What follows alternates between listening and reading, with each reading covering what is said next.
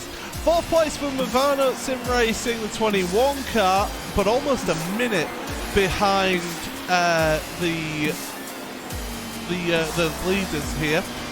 Impulse Racing, they're the last car on the lead lap in your LMP1 category. They're in 5th place with UI Positive Sim Racing, number 6 car in 6th place. So Green Sport Esports Blue are in 7th with Element Sim Racing rounding out the top 8 of your LMP1 category. Lorenzo, take us through your LMP2 category.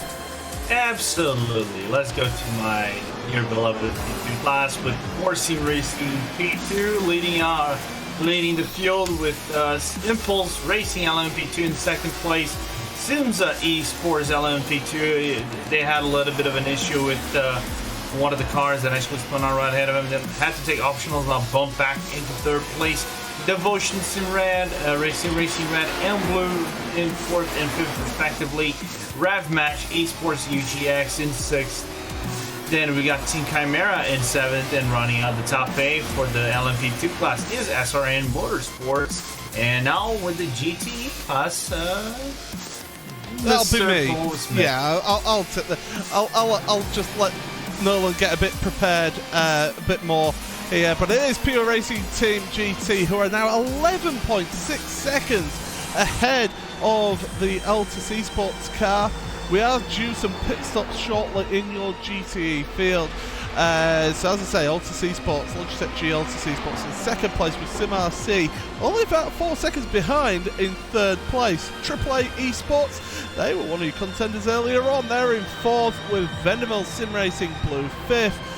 Hubert Racing Esports GTE in 6th place, a minute behind your race leader. Blackstar Racing SCO in 7th, and Simsa Esports GTE round out your top 8 here in that category. And what we will do here is we will in fact give you a little bit of RaceBot TV fan immersion to take us over to the new part. So if you haven't already, head on over, the links in the chat if you're on part 1, because the 2nd part of this broadcast is now live.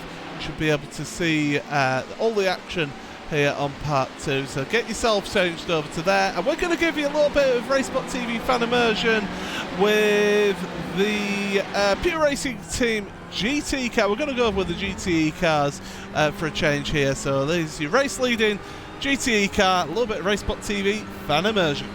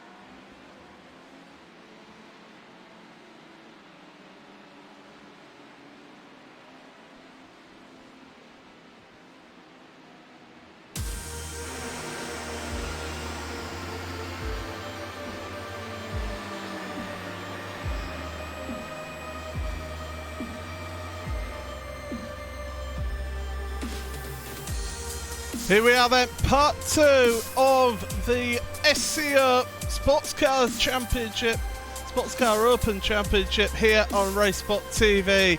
Coming to you from Sebring International Raceway. What a venue it is here. Track conditions as the overcast skies have really kept the conditions a bit cooler on track. But 24 degrees Celsius air temperature, 27 degrees track temperature, so the track temperature is nice and cool for these drivers. Your LMP1 drivers are just going through the pit stop cycle. It's worth noting, by the way, thank you very much to Conor Maddock for his coverage of the first part of this event here today. But with us right now is Lorenzo Bonda and Nolan Rempel, and we'll start off with Lorenzo, who's decided to just hang around for a little bit here. And Lorenzo, great first part of the first half of the race here, and we've got it all to look forward to in the second half. Absolutely, Paul. I probably have. This is probably one of the most action-packed first half of the races of any kind of multi-class race I have covered, whether it's on this format of LMP1s, LMP2s, or LMP3s, or even back when it was SCO GT. It is fully action-packed, and I expect to see something just in the same format, to be quite honest, for the next 3 hours and 55 minutes we have left into this race, the second half, because PRT Black, Mivano Sim Racing 20, they've been back and forth, changing trading punches, slapping their faces off every single time they meet on track.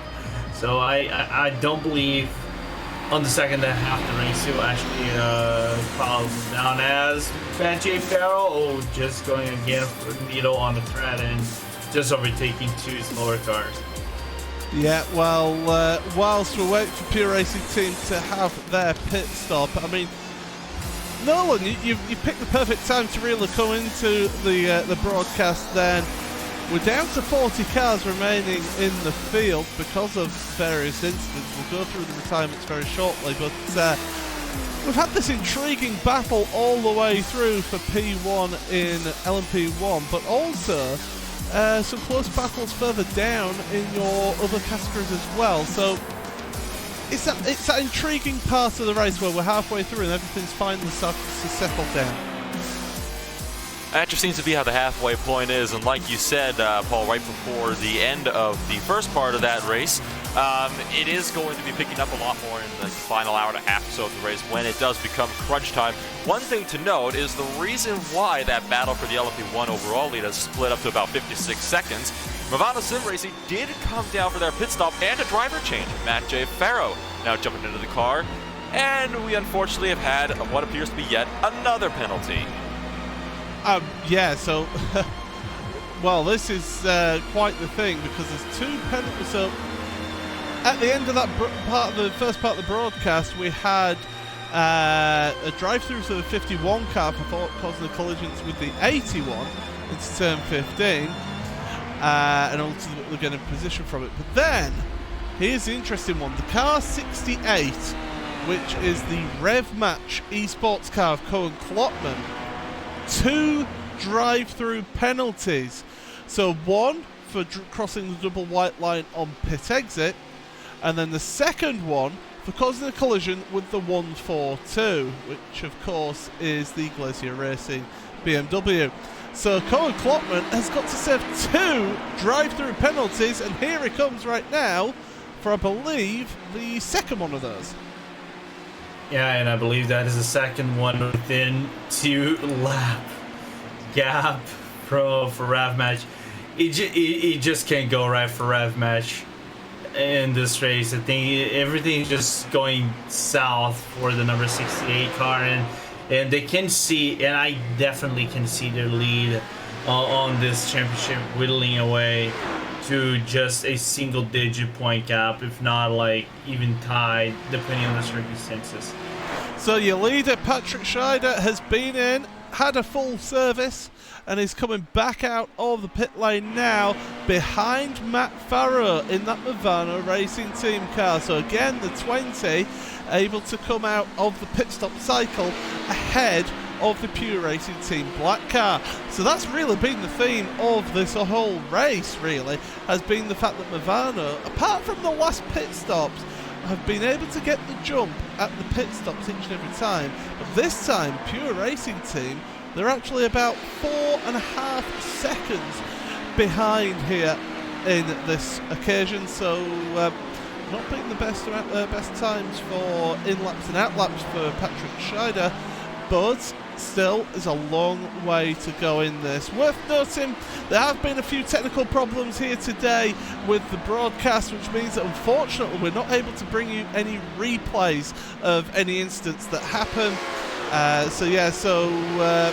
Basically, unfortunately, we're just going to have to rely on, first of all, Lorenzo, and then Nolan as well for during the race, and Randy when he does join us a little bit later. We'll have to rely on them just to describe as to what happened in that one. But yeah, we have been having a few technical issues, which means unfortunately we are unable to bring you any replays of action out there on the track. Or if we do show you a replay, then we have to go to an ad break, and I think we'd rather us not do that. So that's what's happening here in this one. But we said at the end of part 1, we'll say at the start of part 2. We'll just quickly go through your top 8 here then. And it is Movano Sim Racing, I'm so used to saying an old sponsor name there. Movano Sim Racing Team in the lead then, 4.7 seconds ahead of second place Pure Racing Team Black, with Race Clutch in third place with their number 15 car. Movano Sim Racing Team, the number 21 car, they are in fourth place. Will Tregurtha, GT4 racer, Will Tregurtha, he is in fourth place, with Impulse Racing fifth, and UI Positive Sim Racing in 6th place. And then Element Sim Racing and Satellite Sim Racing are currently 7th and 8th. However, they do owe us a pit stop yet here in this cycle. Now, P2, your LMP2 category, it's called Sim Racing, who lead that one, which is a little bit of a surprise because they had a bit of a self-spin earlier on, partway through that first part of the race, the first half of the race, but they are leading by 29 seconds ahead of Impulse Racing.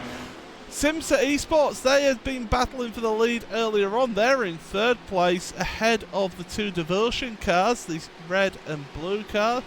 Then Team Chimera, they've been going long on every single stint of this race. They're playing the long game, the fuel saving strategy. It's got them up in 6th place at the moment, but they've got a good 8 laps 8 laps longer so far in this race than the car in front, the Devotion Sim Racing blue car. SRN Motorsports with Scott McGarvey is in 7th, with Riley Sim Racing rounding out your top 8 of your LMP2 category. And then GTE, well, it is Pure Racing Team. They've had to fight for that one to get in the lead. They're now 16 seconds ahead of SimRC with Jürgen Frank, and Jürgen they were actually leading for a while in your GTE category.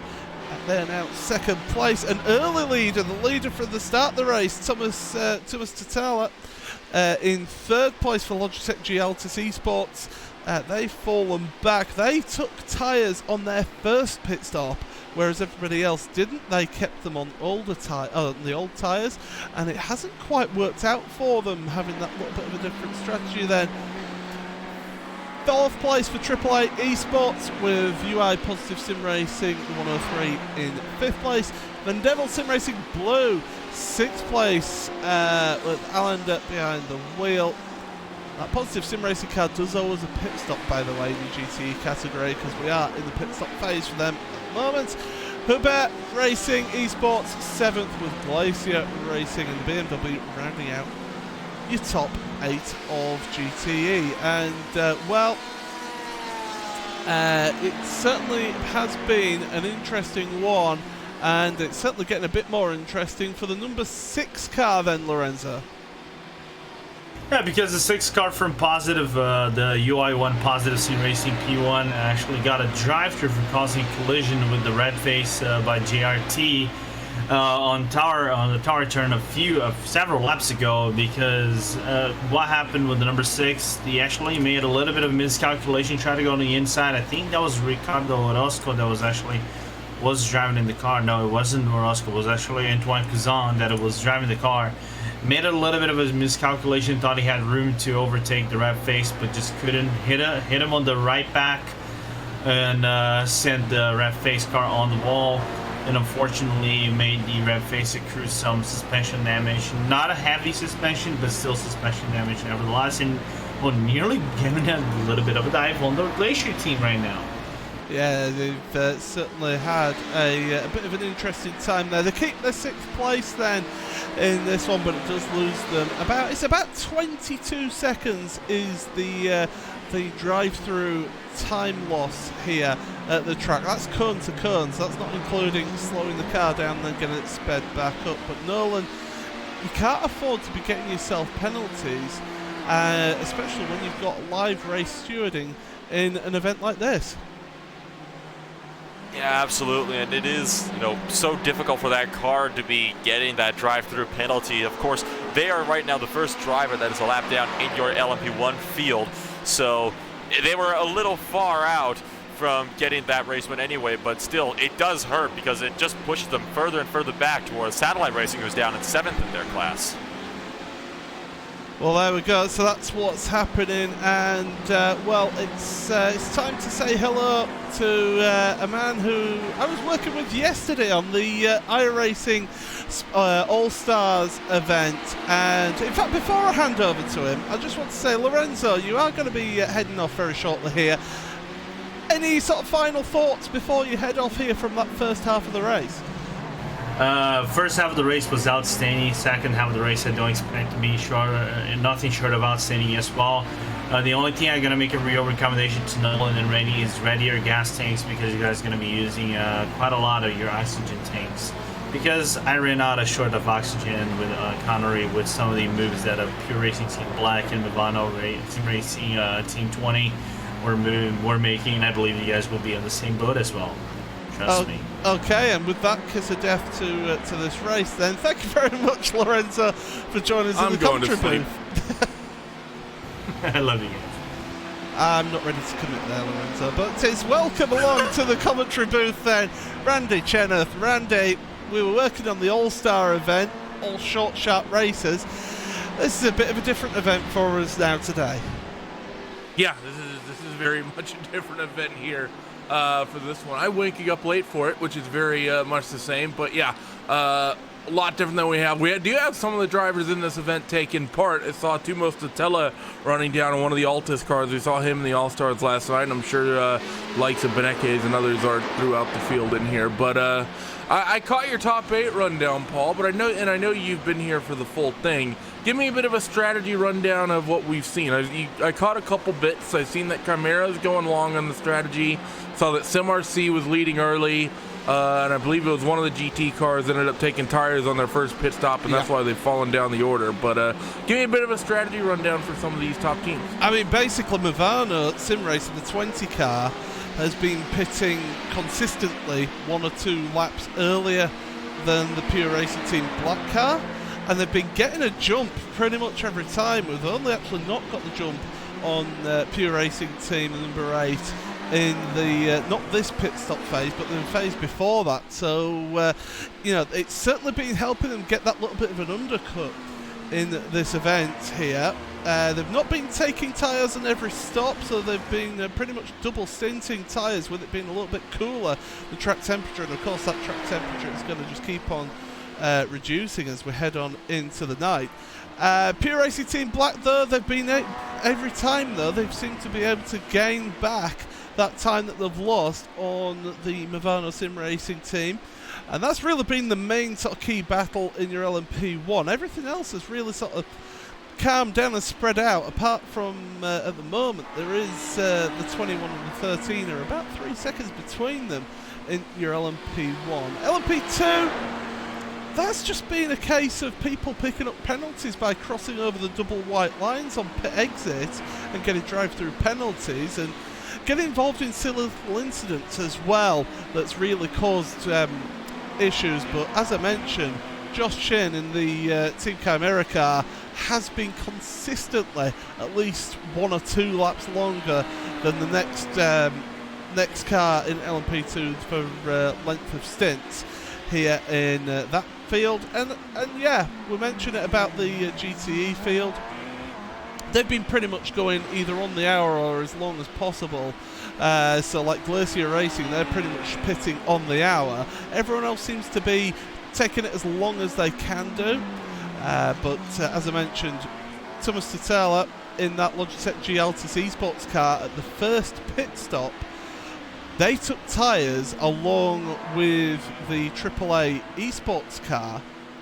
Everyone else in GTE did not take tyres in that first pit stop, and that meant that the Logitech car and also the AAA Esports car, they had to work their way through a lot of their GTE compatriots, which held them back a little bit. They did get within about 3 seconds by the time they reached the second pit stops, but at that point, everyone was taking tyres, so you know, it didn't really work out as well as they would have hoped.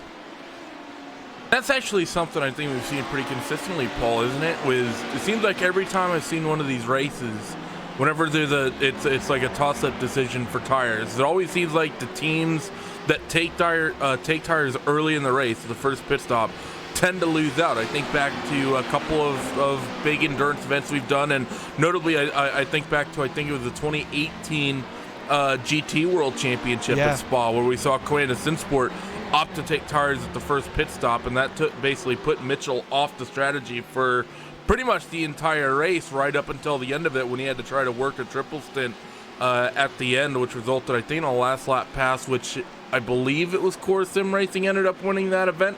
Yeah, it is interesting, especially when an event as overcast as it is. I imagine the track temps have been pretty tame all race. So yeah, that's definitely interesting to me that teams were taking tires at that first stop, especially in GTE, where we know double stinting is very much a thing. Then again, Sebring's slightly abrasive. It's nearly as abrasive as my sleeping schedule. One thing worth noting is up to the halfway point of this race, track temperature has dropped 5 degrees Celsius. Unfortunately, I don't know what the conversion rate is into freedom units, but I do know the metric, which is 5 degrees Celsius. The track temperature has dropped from the start of this race. So it has been consistently getting that little bit cooler throughout the race. And yeah, definitely it's favouring double stinting tyres more and more as you get further into the race here. So lead in LMP1 is coming down, as Mr. Nolan has just pointed out in our production chat. About 3/10 is what the Pure Racing Team LMP Black car, driven by Patrick Schneider, took out Movano Sim Racing Team XX last trip around the racetrack. This time, Mafaro, he falls down into the 140.4s. Patrick Schneider stays in the mid 139. So this LMP1 race lead, Nolan, very, very good spot for you. This gap is shrinking at a pretty acceptable rate here for this Pure Racing Team group. It certainly is. You know, it's been hovering around 6 seconds or so ever since that pit cycle, but now that gap has closed down to 4.5 seconds. And as you see below, he lost about 4/10 on lap 50, then gained another 3/10 and another almost half a second on lap 152. So that gap's certainly coming down, and like we've seen apparently so much throughout this race, and it's going to get very interesting because we've shown that these are two drivers that are not willing to really give a whole lot of room. I saw just before our little swap over into part 2, that Movado Sim Racing car on the front straightaway tried to go for the pass. He got blocked right down to the wall and might have even scraped it as they went through it to go for that lead. Yeah, and these teams, of course, being some of the most competitive in the, let's say, iRacing prototype division. And I know, Paul, you've done quite a lot of these various events that we've seen both Movano and Pure Racing Team be a part of. I mean, these really are the two heavy hitters in prototype racing these days. We used to have Koenda Sinsport being a very relevant power in these sort of championships, both thinking back to the Neo Endurance Championship and even the Sports Car Open, but we haven't seen Koenda in prototype competition in really quite a long time.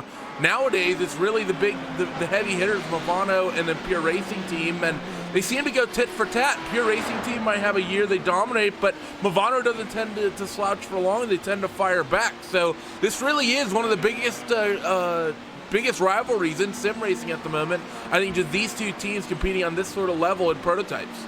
I will say that Movano have really become sort of like a prototype specialist team, haven't they?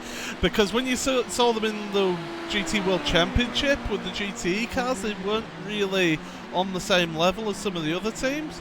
But get them in this LMP1 car, and they're just another level. They just know this car so well, and they can really push it to its limits and feel confident in it. And that's part of the thing with this car, is if you work out that sweet spot of how to set up the car and feel confident in it for an 8-hour event like this one, then that is just going to see you a step above everybody else. Last lap, by the way, there was about 3.5 tenths difference between your leaders and second place, so Pure Racing Team Black are closing up.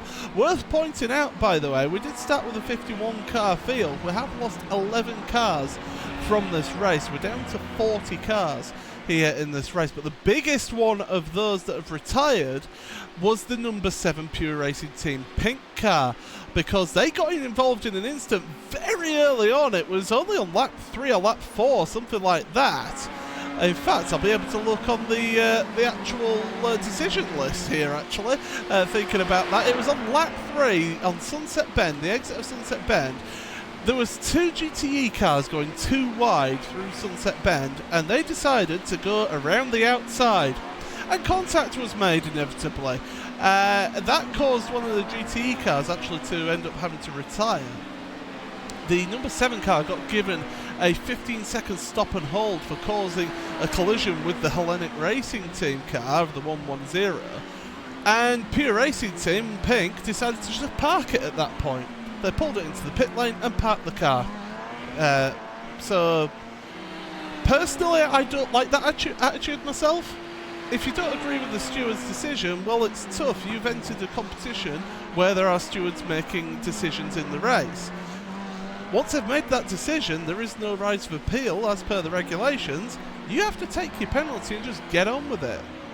Yeah, I definitely agree with that, and it's something I've seen a handful of teams do over the years, and can't agree. As Matt Farrow, Movano Sim Racing Team XX works through Bishop on some lap traffic and heads in towards really the tighter sector of Lamont as he works down the back straightaway now. But yeah, it's definitely an interesting decision by them, especially when one Lowland that involves a team, especially early on. If they're getting big damage or anything like that, admins are very, very likely to hand down a penalty. So regardless, we'll focus on this fight for the race lead, which the margin currently sits at 3.6 seconds. So before they've even crossed the stripe, another few tenths have been taken out, and that gap is still going down as I monitor my live timing, down to 3.4 seconds. Race leader dealing with traffic through turn 1 as well, which is one of the worst places to have traffic in a prototype here, because you rely on the downforce and you lose so much speed going through that turn 1. Nearly 3.4 tenths of a second was reeled in just through turn 1. However, Pure Racing Team, they now have all that same traffic going through this second sector, so to speak, this second sequence of corners, and they drop a few tenths because of it. So despite dropping those few tenths from the traffic, they are still slowly reeling them in, and now they can see the red in there on the horizon, and that's probably what they're going to be looking to at this point in time, because they know that they have the faster car right now. Because while they did come in a couple laps later than Movano, their tires are those couple laps fresher. So the Pure Racing Team LMP Black machine still struggling to put that power down and really trying to run him down. This fight, give it about, I predict about 10-15 laps or so, we'll be right back in the thick of it. Yeah, I definitely think so. Monitoring as well your lead battles in your other classes. We'll start with GTE between Pure Racing Team GT and SimRC.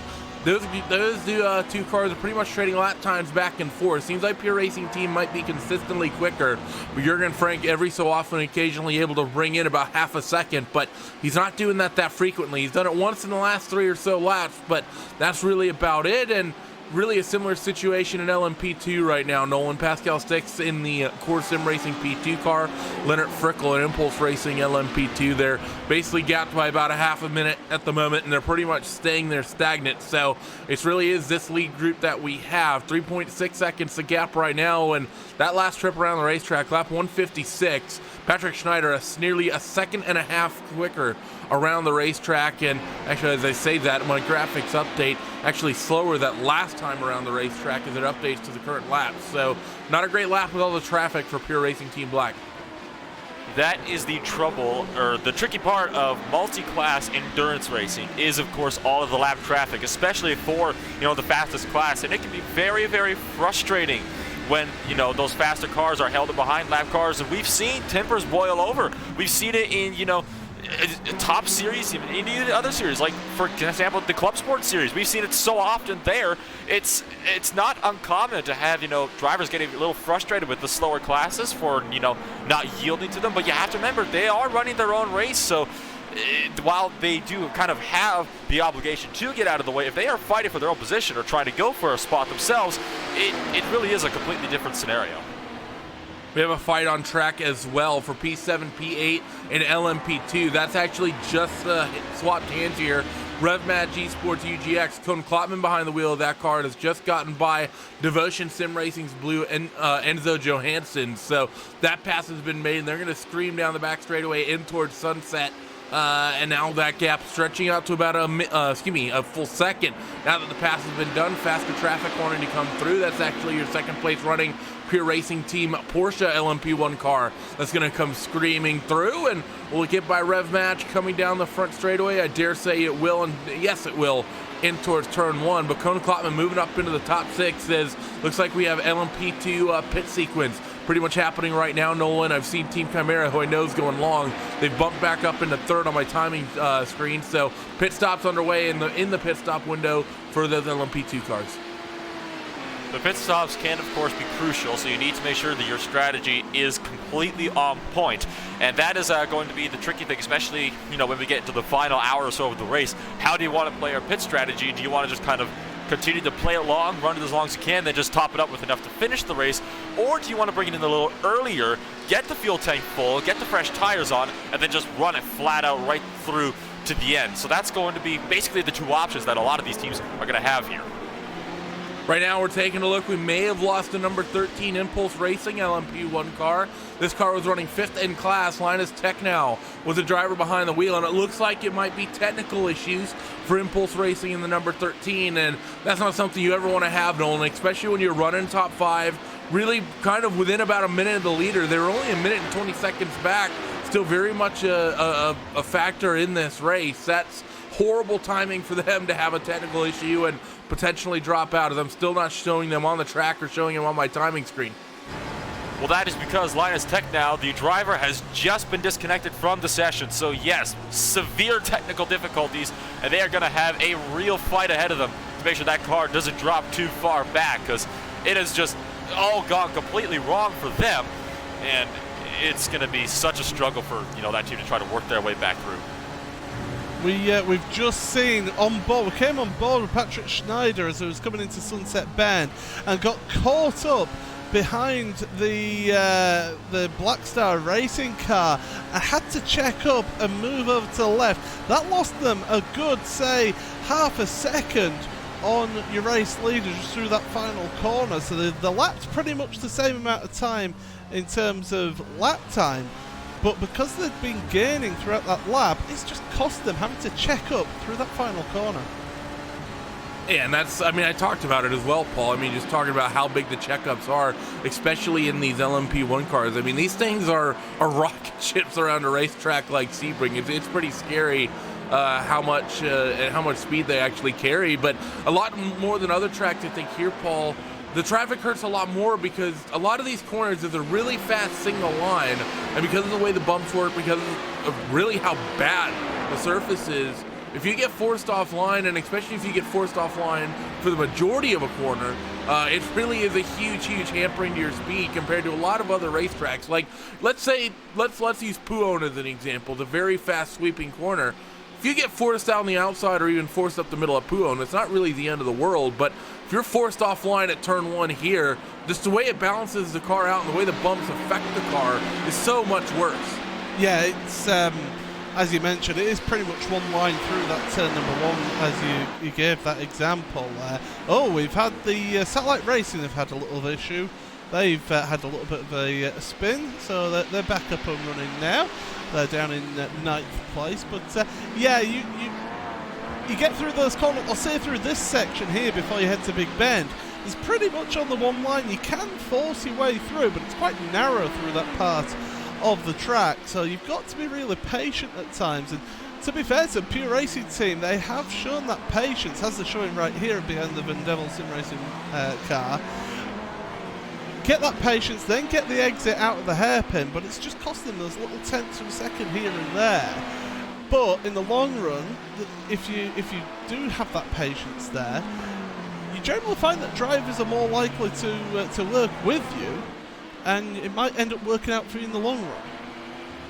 Now, something I'm also keeping an eye on here, Nolan, that I've actually just noticed, while we've been watching the gap between P1 and P2 come down, the gap between P2 and P3 at LMP1 is coming down quite noticeably as well, and something that I think has actually happened. Either Fabrizio Donoso has found a huge chunk of time here, but that gap has come down a couple seconds, I think, in favor of that race clutch number 15. I'm showing that gap at about 18 seconds at the moment. At the start of the lap, it would have been closer to about 19-20 seconds. So we not only have P1 and P2 closing in, but if P3 is chasing down P2 while he's chasing down P1, we might have a 3-car scrap for the lead here as we approach the end of the third hour. And Donoso having to take evasive action around an LMP2, which was trying to lap a GTE. That's one of the struggles of trying to lap these cars. But you are correct with with third place and Donoso trying to run down that Pure Racing team machine. And as we say, that Donoso comes down into the pits for race clutch. But we have seen drivers, able to close down gaps in, about a 3-hour period, over an hour apart. So it wouldn't be the most uncommon thing, but it certainly still would be something, to say the least. So race clutch is going to come down on towards pit road, and Paul, as you've been here for the first 4 hours event, I'm going to be leaning on you for a little bit to get things figured out. Roughly how long have they been going on fuel runs? That was about, it looks like an 18-lap run for race clutch. Has that sort of been about, no, I take that back. It's been around about sort of the 22-23 lap mark in total for a full sort of full tank to empty tank sort of run. For these drivers, so that's what we've been seeing here for LMP1. Your LMP2, they do have that limitation set by the administrators of this championship, and they are set to, I believe it was 84% of their fuel tank capacity in your LMP2 category, so they're not able to go as long as they would normally like to. But yeah, definitely. What does that actually work out to? Because LMP2 is 40 minutes or so. Yeah, because I know we don't typically see LMP2s go to the hour, even when they have 100% fuel. So that's going to feel really short. Yeah, it's basically just you see them coming in a couple of laps or so before the first of the LMP1 start coming into pit road to make their pit stop. So yeah, that's what we've been seeing with the strategy. The GTEs, well, I mean, it's just standard GTE. You either pit on the hour or go as long as you can. Yeah, of course, the interesting thing about GTE, it's not really fuel mileage. Those cars are so heavy that a little bit of fuel here or there, it's really more in the fill times by the time you get to the end of the race. Interesting talking point on GTEs is always the tire strategy that happens there. We saw that in the Team Brit 6 hours that we had on the Race Spot channel a couple weeks ago. That was a fantastic event. 6 hours and tire strategy was a talking point the entire way as Race Clutch has gotten themselves back out and away. Stop time. Where's my ATVO? Because always on top isn't working. Did they do tires? 20.9 seconds for Race Clutch. So no, just fuel only. Yeah, so fuel only for them. And now their pit stop, Nolan, roughly in the window, pretty much in the same window everyone has been going, especially on a lap-by-lap basis. And they really aren't one of the earlier teams come down pit road, but they're only about 2 or 3 laps earlier in the sequence. We should be seeing Movano and Pure here shortly. That gap, by the way, P1, P2, down to about 3.3 seconds as Movano screams down the back straightaway and deals with a bunch of traffic. So Movano, that gap slowly closing on down, but the battle is on for P number 6 overall, as Nicholas Schneider continues to try to run down Peter Zuba for the Impulse Race Machine. They are going to go side by side at the run down to Sunset Bend, and Zuba has to give it up, and Schneider chops down across the nose, and that is 6th place all settled out for the Solar Gren Sports Esport team. And that Audi is going to work down the front straightaway. But look at the power from the Porsche. It's always a talking point in LMP1 of how you manage the hybrid energy. And I think right there, Paul, I think Impulse Racing just flat out managed the hybrid energy a lot better. Of course, this number 13 coming off the back of the technical issue that we've just had. So this is what's kind of created this fight for us. Actually, I'm sure Impulse is somewhat gratified by the fact that they've only fallen down to about P6, but that's one of the first times in a while I've seen that hybrid usage vary by such a wide margin going down that front straightaway. Now the question is, did Sword sort of do the pass too aggressively too early down the back straightaway, or did Peter Zuba and Impulse Racing, did he maybe burn up a bunch of his usage working down the front straightaway? I don't think we'll know until they hit that back straight. It's certainly interesting. Well, one thing worth noting as well is that Solar Gren Sport, they're going to be heading down onto pit road in the next 2 or 3 laps. So it's given us a good battle now as the Logitech GLTC Sports GTE car of Thomas Tatella just splits them temporarily. There's more GTE traffic coming up for these drivers. But yeah, this 23 car is going to be heading onto pit road soon for their next pit stop in their strategy. Oh, that's a very wide line there for the Ford GTE. Yeah, that it was. And you can see that Audi of Nicholas Schneider able to pull right back around Impulse Racing LMP1.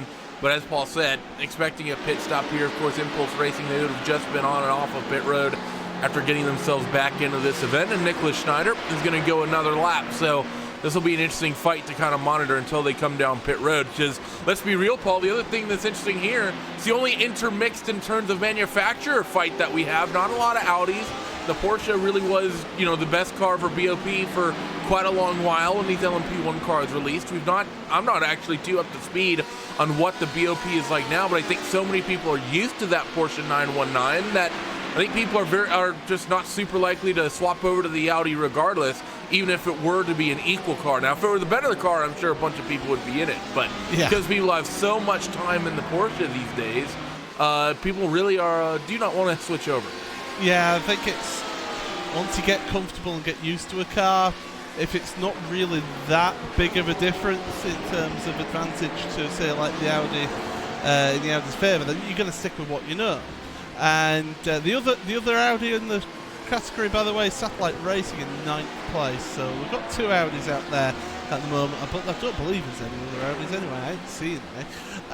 But that Solar Gren Sport car done a good job, able to pull away just that little bit as well here. But they have got a warning. They just got a warning for unjustifiable risk whilst lapping the 121 and the 115. So yeah, unjustified risk for the 23. They've got to be careful because the stewards are keeping an eye on them. Oh, as they nearly end up in the back of that Pure Racing Team GT car, the leading GTE car. Yeah, that would have not been the greatest things to done with the stewards keeping an eye on them is getting into the back of a leading GT car, but they'll work themselves through and it'll all end up working out. But that's one of the things, Nolan, about these cars and on this sort of racetrack is that the closing speeds. I mean, I don't race as frequently as I used to, but I remember doing the likes of Proto GT back in the day, being in GT2 cars and having these the Honda LMP2s screaming up on you to the likes of turn 17 and turn 1, and these the LMP1s, they're going about 10 mile an hour quicker through the apexes of those corners with all the aero they have and all the speed that they have. So the closing rates at a couple points on this racetrack, turn 17 notably as we just saw, turn 1, are absolutely enormous. And then the closing rates down the straightaways are even larger as well when the HPDs are already a good chunk quicker down the straights. And I can say from experience that when you're one of the slower cars and you see that closing distance from the back, it is terrifying. And oh, Peter Zuba for the Impulse Race Machine running really wide out through that corner, so that's going to cost them a good chunk of time. But it is really terrifying really to see how fast they're closing because you don't really know, are they going to try to go for the pass? Should I leave them room?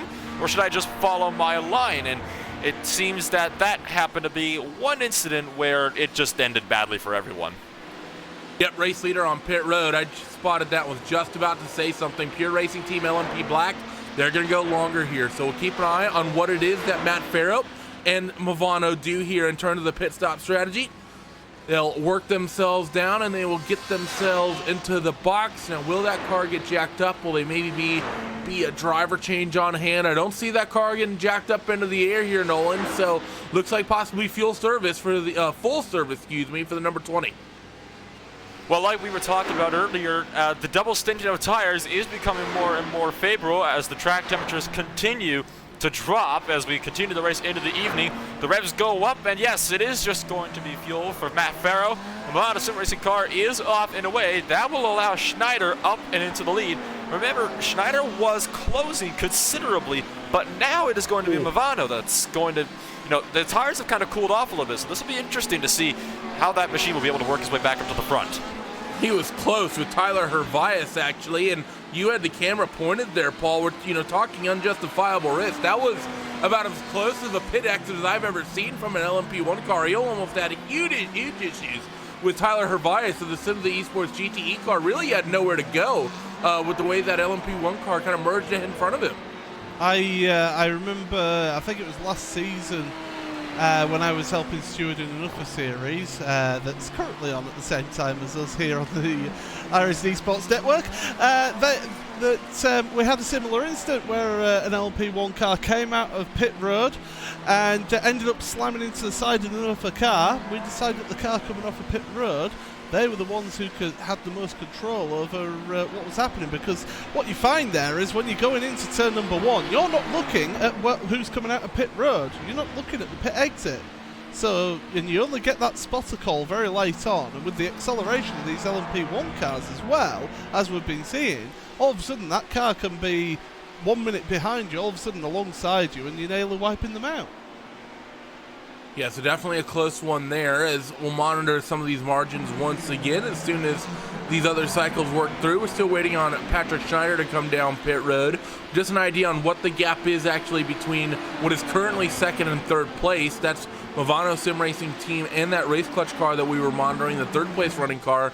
23 seconds to win, and that's about what the gap was between those two cars before this whole pit stop sequence started. And Fabrizio Donoso still seems to be losing a little bit of time, I think, since Matt Farrow has come back out onto the racetrack, but he's wrestling it back a little bit in a couple sectors as well. So this fight for second, third, and LMP1 still very close between these top three, and Fabrizio, even when the car was somewhat heavy with the heavier fuel load, able to do quite well to keep that gap manageable at 24 seconds. Now we just wait for Pure Racing Team LMP Black to see what they do as we set up for the final 3 hours and some change on this race. So that'll be the question is, where will the Pure Racing Black machine come out in the midst of all of this? LMP2 is on for their battle for 5th place between the Devotion Sim Racing Blue machine and the Team Chimera. So Joshua Chin trying to run down Enzo Johansson. This is actually a really close fight as well, because not only is this duo very tight on one another, less than a 1 second gap between 5th and 6th. 7th place SRN Motorsports, currently driven by Scott McGarvey. He's only about 5 seconds down the road as well. So Enzo Johansson works down through Big Bend and up towards the hairpin, hard on the brakes, working past Rafael Razag in the AAA Esports Ferrari. And Josh's going to have to do something as he works in towards the Fangio chicane. But that gap trying to come down, and well, this is actually working out quite well, Nolan, for Team Chimera. I know I've always said, of course, me being a member of Team Chimera, I'm going to be honest, we tend to go the long game strategy more often than not, and it really seems to be working out a little bit for them here today. I believe it's Josh Chen and Ben Tusting who have driving responsibilities this afternoon, and indeed that has been the case. But they're just about on pace at the moment to actually put in a really good result, it seems like, with the way their strategy's working out and the way the timing's looking. So running 6th in class for the Chimera machine, and that does certainly seem to be working out for them. And you got about the top 8 or so from your LMP2 class all running on the same lap. So not a whole lot of lapping has been going on amidst of the LMP2s lapping around each other. We have had another warning given out, meanwhile, to that 81 machine, and that was for dangerous driving while battling with the World of Sim Racing teams number 51. And they pulled right ahead, exiting turn 13, tapped the brakes, and potentially risked that accident. But for TNT Racing, who are already at the very bottom of their field, that is going to be disastrous, but implications for your battle for the lead here as the Pure Racing Team LMP Black Machine comes down to pit road. Yep, so expected fuel service here for LMP Black. Let's see what the pit strategy is going to be here. We've been saying about 20-second pit stops, and I've not seen that car jacked up whatsoever. I'll say it's lucky for Patrick Schneider he's not relying on real people jumping over that pit wall, because there would be no room on the right-hand side of that race car for someone to get over and do service. But regardless, coming through the final corner right now is Matt Farrow, Movano Sim Racing Team XX, and Pure Racing Team already off and away. It's a relatively quick stop and in the window of what we've been expecting, and Movano is going to take that race lead back as we expected, but that gap seems like it's come down a pretty fair margin here, Paul. Certainly does, and we'll be able to see it on screen here as well momentarily. There you go, 2.2 seconds between them, so that's about a second and a half gained there in the pit stop cycle. But Schneider staying behind the wheel of the car. He's been in the car quite a while actually, is Patrick, so he's been certainly he took over Patrick Wolf back on lap 97. We're now on lap 168. So he's been in that car for quite a while. 72 laps. Yeah, so I would imagine that heading in towards the final 2.5 hours, Patrick Wolf will jump back into that car. Yeah, I think you're right. I mean, Pure Racing Team Nolan is a team that has always done super long driver strategy options when they have them available to them. They really like to stick people behind the wheel of their race cars and just leave them there and forget about them, and then be like, oh yeah, there's a person in a race car running out there, we should probably get him some time off. I think back to some Nürburgring 24-hour races, they've frequently just only done 2 driver teams, and they just work in 4-hour shifts, and it's a really regular thing for them to do. So yeah, he's been in the car for a while, but I think it should be just the way that team kind of goes, and the way that team's ethos works, that should be kind of right up their wheelhouse. I would believe it is too, because, you know, if you do the longer driver strategies, you don't have to spend that extra few seconds at the pit stops constantly changing your drivers. The battle for LMP2, though, for that 5th position, has definitely come down, as you saw, running through the hairpin. They almost made contact throughout all of this as well, and the Enzo Johansson nearly get rear-ended by a Ferrari in the midst of all of that. So Joshua Chin for Chimera, that battle once again closing down to about half a second. And Josh is going to lose a little bit of time through that traffic as well, working through Tower Corner. He really caught that Ferrari at the worst place. It's such an awkward corner. You work into that right-hander at the end of sort of that second or third straightaway of the lap, and that's where he just caught that Ferrari right on the braking zone and wasn't able to get clear of it until well and truly by. Now he's going to have some GT traffic to work on. 3 wide for a moment between all your 3 categories, working down this back straightaway. Gets around that Team Glacier Racing BMW, driven by, I believe it's Antitero, currently behind the wheel of that machine, and indeed it is. Next, he's going to have Tumos Tatella, and he's just about going to find a window to slip through, Nolan. So Josh is going to be more than pleased to not have to be losing more time on that Ferrari. But now that gap is restabilized at about the second we were seeing about 8 laps ago, before the LMP1 pit stop sequence. So the battle seeming to stabilize and accordion all over the place as, you know, the lap traffic becomes more prominent, less prominent, and in fact, Johnson is now going to get that gap closed up again, because now he is held up behind the Inertia Sim Racing Corsac machine Ferrari as they try to struggle their way through this long sweeper in the run up to the hairpin turn. And it will be Chin to work his way around, not getting held up in the slightest, down into the braking zone. Bit later on the brakes, it looks like, but he's just not close enough to really go for that move. But if he can find some clean air, he'll be all over the back of him and really harassing those mirrors. Yeah, and unfortunately he was really impaired on the exit by Antti Pajala in that Ferrari, so that really cost him the ability to reel in some time. That said, Enzo Johansson fighting the oversteer on the exit of that hairpin there as they work through and now in towards Tower Corner.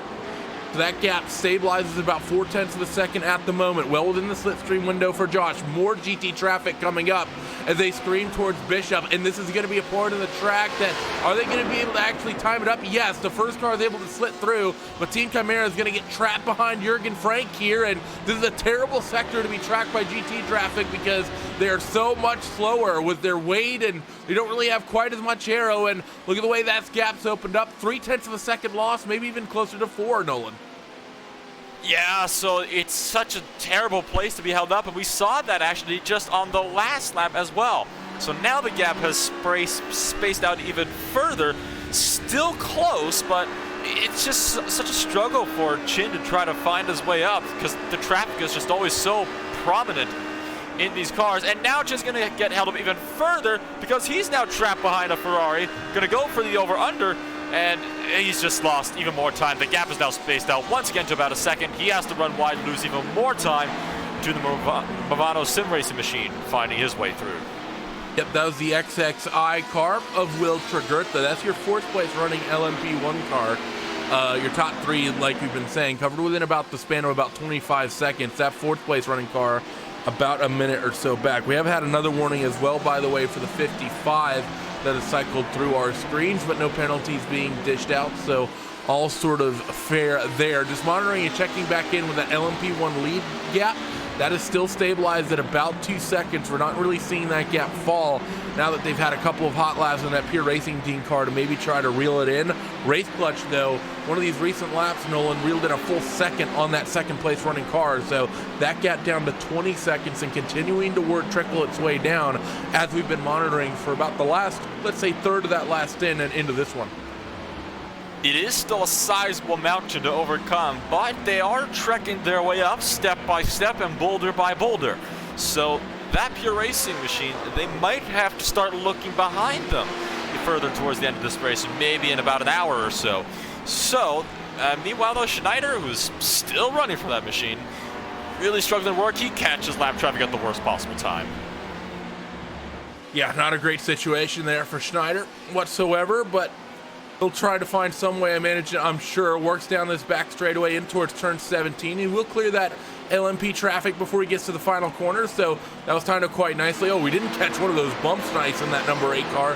Merely tried to spit it around on him. He did well to hold it. He works by one of the SimRC BMWs as well out there on the racetrack. As let's see, in towards turn 1, a little bit of traffic on the entry into turn 1, but as long as you can carry the speed and carry it out to the exit of that first corner, it really doesn't hamper you too much. Checking back in now. Looking to chase down that leader of Matt Farrell. What was that, Paul? Sorry, I honestly didn't catch that. There's traffic in front. The leader caught traffic at the wrong point, and that's brought that gap to within 1 second here. So all of a sudden, this lead battle is starting to heat up now. There's this one, and then once again, getting traffic at the wrong point on this track, and it costs you some big time. Yeah, you're right. 0.7 of a second. That's the biggest single lap gain we've seen Patrick Schneider have in a while, and now that Pure Racing Team Porsche is gonna have the slipstream, but he's got about half a lap to do anything with it. They're also coming up, by the way, on that fight for top 5 in LMP2 we've been monitoring. Joshua Chin is gonna be the first car that they get to, who has, let's just say this, been getting the short stick with traffic thus far in towards Bishop. First car Movano going to work their way through. Pure Racing Team, now they're going to get through on the sprint towards Le Mans, and now down that back straightaway, 0.7 of a second the margin. And it's going to be the Devotion Sim Racing blue car next in line for these LMP1 cars to have to put in the rear view mirror. Movano gets through, and now if you're Patrick Schneider, you're trying to find any way on this LMP2 prototype to try to work your way by through turn 17. Let's see, they're not going to be able to do it until the exit of the corner, so they've lost a big chunk of time there. Gas now out to 1.3 seconds and growing as they work down the front straightaway, Nolan. So if you're Pat Schneider, you're probably not too pleased. Let's just say that lap of the roller coaster of emotions and more traffic through turn 1 as well. Schneider, that gap opens up to nearly 2 seconds. So the gaps just seem to, crunch in and then just reach out and stabilize in a massive accordion effect over the course of a lap. We've seen that in your battle for 5th for your LMP2 field. We've seen it for the overall race lead here too. So it's just such a struggle with the lap traffic, and we're gonna probably keep coming back to this one in the final hours of this race. But it's something you really got to know how to manage properly. And with this battle closing in, you almost wonder how the hybrid energy deployment could come into use as well. Yeah, I mean, hybrid deployment is definitely a big thing in these LMP1 cars. Of course, the batteries are constantly recharging, but you can only use a certain energy amount per lap, Paul. And of course, you've seen the sort of the Porsche 919 celebration effort. I can't remember the exact name of the car that Porsche came up with, so I apologize, or the project rather. And really, one of the big reasons that machine was as fast as it was that they weren't limited to the amount of hybrid energy they were able to deploy. They were also making more power, and I think as well generating more energy than they were as per the WEC rules at the time. And there were some other changes to that car. Of course, bigger rear wing, as Jimmy Broadbent would say, a lot more aero on that machine. But one of the big things that these LMP1 cars were always hampered by, especially in top-level wet competition, was the lap-by-lap fuel usage restrictions, as well as the way that hybrid had to be deployed, and the fact that you couldn't use it in a, you couldn't just use it freely, so to speak, and be constantly regenerating and constantly redeploying. Yeah, it was the 919 Evo. Thank you very much to one of the YouTube chat for pointing that out. I completely forgot the name of it as well, so thank you very much. I will... Luckily the stream delay is low enough that that worked out. But yeah, basically, you were limited with how much deployment of hybrid energy you could use per lap. So, and all of a sudden, when you crossed the line, it would all of a sudden just give you a big full battery again of what you needed. The battery was always full. It's just that you were limited with how much you could use per lap. And as you say, the limitations of the fuel flow throughout the stint as well. So definitely the regulations did hamper those cars and sort of put some reins on them, try to whir them up a little bit. And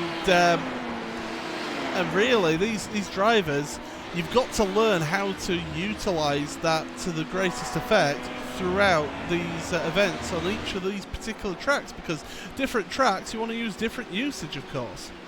Yeah, that's definitely the situation. Is 1.5 seconds at the moment, the margin, LMP1. Of course, the biggest indication, Paul, people, maybe if you're not too used to LMP1, if you want to see what we're talking about in terms of fuel usage limitations, just go on YouTube and watch Nakajima's record lap around Le Mans when he did that in qualifying in 2017. He put down a 3.14. He blistered the lap record on a track that has like 4 chicanes than what it ever had previously. And listen to the onboard, and listen not only to how early he lifts, but the fuel usage limitation. You hear it in full effect, because from the final corner to the start-finish line, he was coasting off throttle because he was exceeding his usage. So that's how much these cars are being hampered if you consider the fact that lap records are being set off the throttle down the straightaways. Yeah, I mean, it just goes to show the level that these cars were built to as well, though. The actual unbelievable speed these cars produce. The downforce that they produce, mainly from the floor effects. A lot of people will see this big wing on the rear of the car and how the front end is designed. But a lot of that downforce came from the ground effects on these cars. And from the floor, was Patrick Schneider giving it absolutely everything on the exit of the corner, over the dirt, and almost ended up having a bit of a catastrophe, but still within a second of your race leader.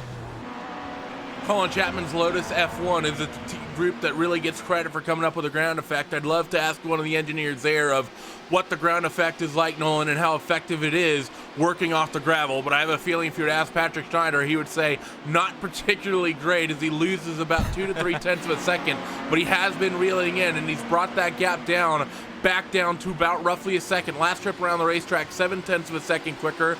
They come across the stripe now. This one will be slower, and really it's only going to purely be... Actually, no, I take that back. He was still quicker by about 3 tenths. But he's definitely lost some time, I think, due to the fact that he had that big issue working through Tower, and he's just caught a little bit of traffic on the exit of turn 1 as well. So that stretches back out to a second and a half.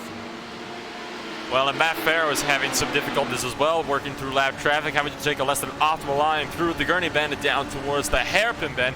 This is a pair of LMP2s that he's trying to work his way through. One thing I would like to mention as we look on this onboard shot, the sky in the little breaks through the clouds, it's no longer blue. It is now a pinkish orange. So the sun is slowly but surely setting, and sooner or later we will be seeing those headlight beams more strongly illuminating the track than the actual daylight itself. Where were you looking in the sky, see blue skies? It's been overcast all race. Oof. There's been a couple of breaks in the clouds here or there. Yeah, 1 or 2 in the entire race so far. But no, I know what you mean though. It is getting darker. It's noticeably darker, and the lights are taking more of an effect here. So that's going to really see how that track develops. And of course, the track has rubbered in a lot here as well as a lot of marbles offline here. There's been a lot of dirt kicked up as well because, of course, this track, unlike, say, Circuit of the Americas or Spa-Francorchamps, as you mentioned earlier, Andy, doesn't have those vast swathes of car park, parking lot, or otherwise known as tarmac runoff, and so you're going to bring dirt and debris onto the track here. Yeah, I mean, there's like you said, at COTA and especially at the modern Spa, we have it to a certain extent within the sim, but it's gotten even more paved. On the road. Oh, that P2 Pure Racing Team LMP black car. Big wiggle through turn 3. He's able to just hold on to that. Is Patrick Schneider, but they're going to lose a ton of time in this fight for sure. I'm not sure what the issue was for Patrick exactly on turn 3, but in the center of the corner, that car, he ended up he clipped the curb on the left-hand side on the tires. Bounced that car around. The suspension did not like it. He's going to lose a ton of time, Nolan, but that gap opens up to 5 seconds, but he just needs to be happy not to be in the wall. Yeah, that was awfully close to going into that wall, and that will definitely space their battle out, and that will definitely allow Race Clutch to close in even more. It's down to about 5 seconds now, so he has lost an enormous amount of time. Going back, though, there's one team that's going to lose a lot of time, though, and it's one that really did not, and it was Team Hoichenfeld in the number 78 machine. They have just been awarded a drive-through penalty. The replay on your screen, there was Patrick Schneider spinning off of the track, and it was such a close one at that, but Team Hoichenfeld, more disaster for their day, causing a collision with the 116 machine. Yeah, so they're not going to be too happy about that whatsoever, as Patrick Schneider will now work through that final corner. Of course, that number 78, they're not going to be particularly pleased as well, themselves getting that drive-through penalty, but it's unfortunate for them. They were on the bottom end of the LMP2 category as it were. They currently sits 23 overall. It'll put them about 13th, 14th in the running order in LMP2. Now that is going to somewhat rob us of our fight in P1, P2 in LMP1, Nolan, but that should reel in the gap between Pure Racing Team Black and Race Clutch number 15. Although that gap's at 20 seconds, I have a feeling that they've had not a great lap at some point because they weren't really able to reel in the amount of time on Patrick Schneider I thought they would have. So maybe an issue for the 15 at some point. I'm seeing that gap stable at 20.8. Yeah, so the gap has, slowly been reeling down, but it has also, stabilized as the time has gone out as well, as that Porsche is now approaching the Audi of the LMP1 field, and it is interesting to see how these gaps kind of flex as the stints go on and as the stints kind of change, and the pit strategies are going to be so prominent in these times changing as well. We've seen that Movano have tended to go a little bit shorter of a stint than the Pure Racing Team Black machine. They have been the ones to go long, and the last stop, it didn't necessarily work out for Schneider's team. Meanwhile, though, the leader in your GTE field is down. Patrick Heinrich for the Pure Racing Team is down onto the lane. Yep, Pure Racing Team. Now that margin was about 20 seconds before they actually came down pit road. Is Tuma Satella, Logitech G Altus Esports behind the wheel, who will cycle into the race lead because of that. So a pair of Ferraris battling out here. Now I am curious here for Patrick Heinrich, what's the strategy call going to be? Should be skipping tires with the way this timing is working out on this pit stop. And we'll wait. I think I hear the revs in that car building. He's definitely playing with the throttle pedal, and that's the rev limiter, and he is rolling off and away is Patrick Heinrich. So it's going to be about a 30-second stop. He'll be out and away and cycling back in towards traffic. In the background, AAA Esports, they're also in pit lane. Venderball Sim Racing Blue, they currently were set fourth, about 6 seconds behind Jurgen Frank from Sim RC. I believe they owe us a pit stop soon as well.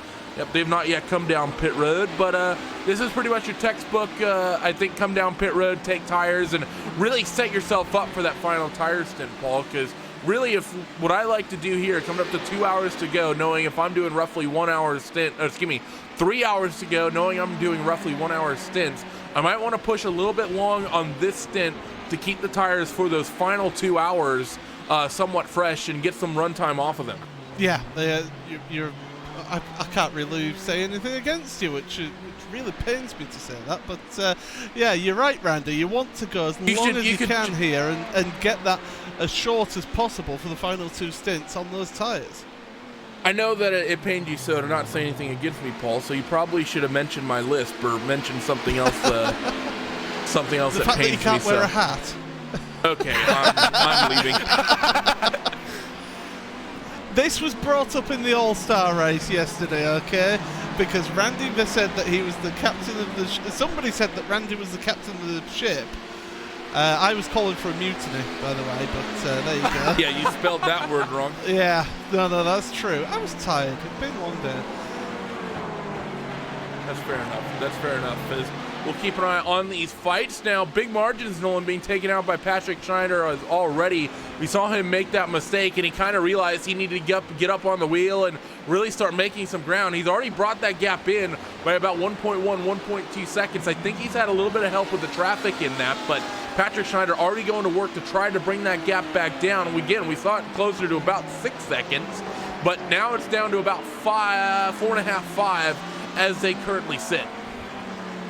So Schneider is definitely putting the power down, and that mistake on the curbs has shown that despite that error, that car has definitely not lost any pace. If anything, it has given them even more pace to try to run their way down, and you saw a little bit of a flicker in that shot. Now you can see there's a little bit of an illumination on the track from the headlight beams, so it is now getting to the point where the headlights are going to be taking over the sunlight, and it'll be interesting to see what Schneider can do as we race into the dark. Actually, do we know what expected sunset time is? Paul or Nolan? I know that it was around now because it's getting dark. By the way, your race leading LMP2 car is coming in. Sim Racing, a change of driver, and it's Maxime Pauly who will be getting into that car. Maxime Pauly getting behind the wheel of that machine. That car has an enormous lead over the whole rest of the... They're the only car on their lap, I believe. Actually, take that. Where is their grid box? To actually see if Impulse Racing, no, they're going to tick over and they'll be on the same lap as well, but it's about a 30-second margin. But LMP2, Paul, seems to be a constant thing that, unfortunately, LMP2, not that, I don't want to say competitive, but it's been a long time since I can recall seeing a really close LMP2 fight, if I'm honest. Yeah, I think the last one was basically Josh Chin, wasn't it? Trying to get past the Devotion blue Well, I'm car. not even talking in this event. I'm talking like on a yearly Have we scale. got an LMP1 car coming down pit lane without a front clip? Yeah, I was about to mention Sorg Wrenchpot, they've had an issue. Well, good luck, everybody. Let's see if we can try and find this. Well, we've tested the replay gods once, and this actually right at the end of the lap. Yeah, this happened at Le Mans. That was Francisco Asensio in the Zenith Esports car. I'm not sure. That was a rejoin. I'm not sure what happened here with Francisco Asensio. He lost it all by himself in Le Mans. So I'm looking on the onboard here then. So he's coming back on. Oh, the worst possible way to come back on there. It's just a Paul Tracy rejoin. 90 degrees to the track. That is absolutely appalling. I'm sorry, I'm calling that. That is absolutely appalling, is that rejoin. That's going to be a penalty for sure, if you ask me. No doubt in my mind about that one.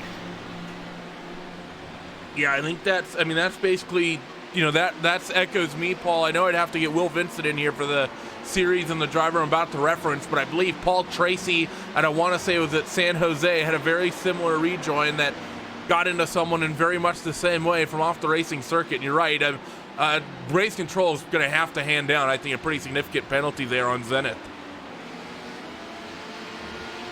Yeah, it's I was unmuting my microphone actually, but fair enough. Yeah, that is just. I can't remember if it was Paul Tracy or not. I racking my brain and I can't come to it.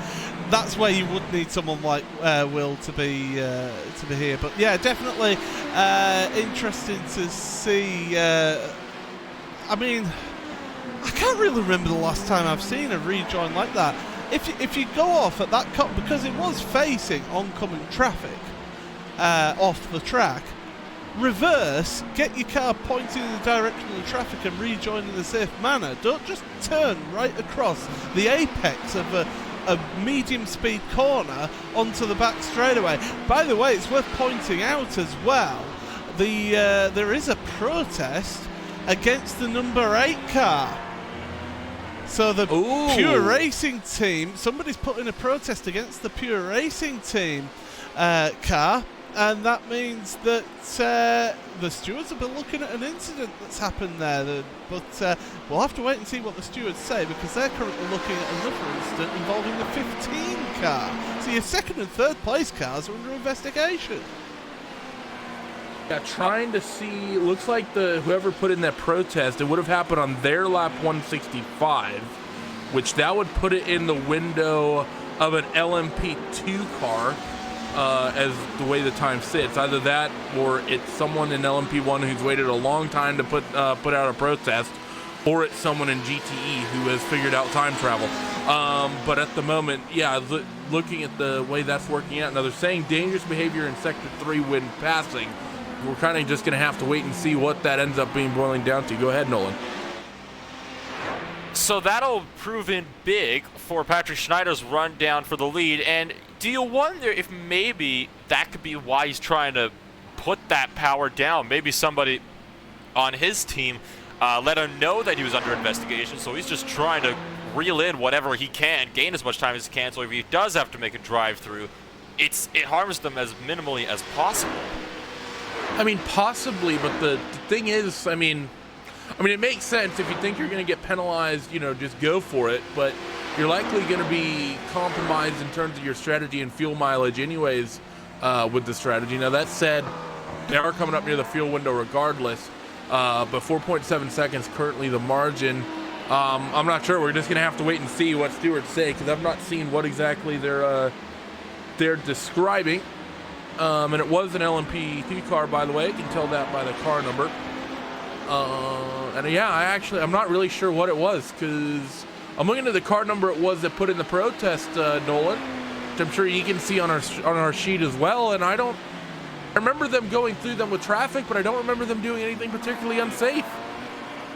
I can't really recall anything either, if I'm being completely honest with you, but I'm wondering if maybe they thought that maybe the number 8 tried to cut across a little bit too close, or what the deal would be for there, but I don't have an answer for you on that one, Randy. Well, it seems that replays have ended up working here. I'll have a quick little peek, and actually, if you wanted, it's about 3/4 of the way through that team's lap 165, or Patrick Schneider's 180 for the help of Mr. Paul Smith. I will say it was a very close moment with the LMP2 car actually going through Bishop, is what that team's going to be complaining about. It'll be near the end of the lap. There's a close moment, Paul. Maybe you can work your magic here on the replay. I'm having to go through the whole lap here, but that's yeah, fair we'll play. have a look at this just to see. But by the way, we appear to have lost the 87 car from LMP2, Artifacts Racing. Oh, they're having a few technical issues, I think, in this one. But we're on the replay. We'll keep it on the replay and just see. You say it's near the end of the lap. Now, replay, you've been mentioning about the fact that replays have been broken, and now you get them, and now we're just going to sit on replay for 2 minutes. We're making up for all that lost replay time. Yeah, it's, no, to be fair, no, at the start of the broadcast, there was twice we've had to actually come out of the session and come back in because we were getting a very big issue with I know, with the replays, but we're able to do it now. I think it's because we've had a few drivers drop out of the race here, and now it is coming up, I will say, because that's actually the blue car ahead is one that's put in this protest, and it'll be through this sequence of corners right here. You're going to watch that blue car cycle over to driver's left, and it's a squeeze. It's close, but the way I honestly kind of see that, the LMP2 car really left that door open, and Patrick Schneider's always kind of going to go through there, and I think that LMP2 car could have potentially given a little bit more room there through the center of the corner, knowing that was likely to happen, Paul.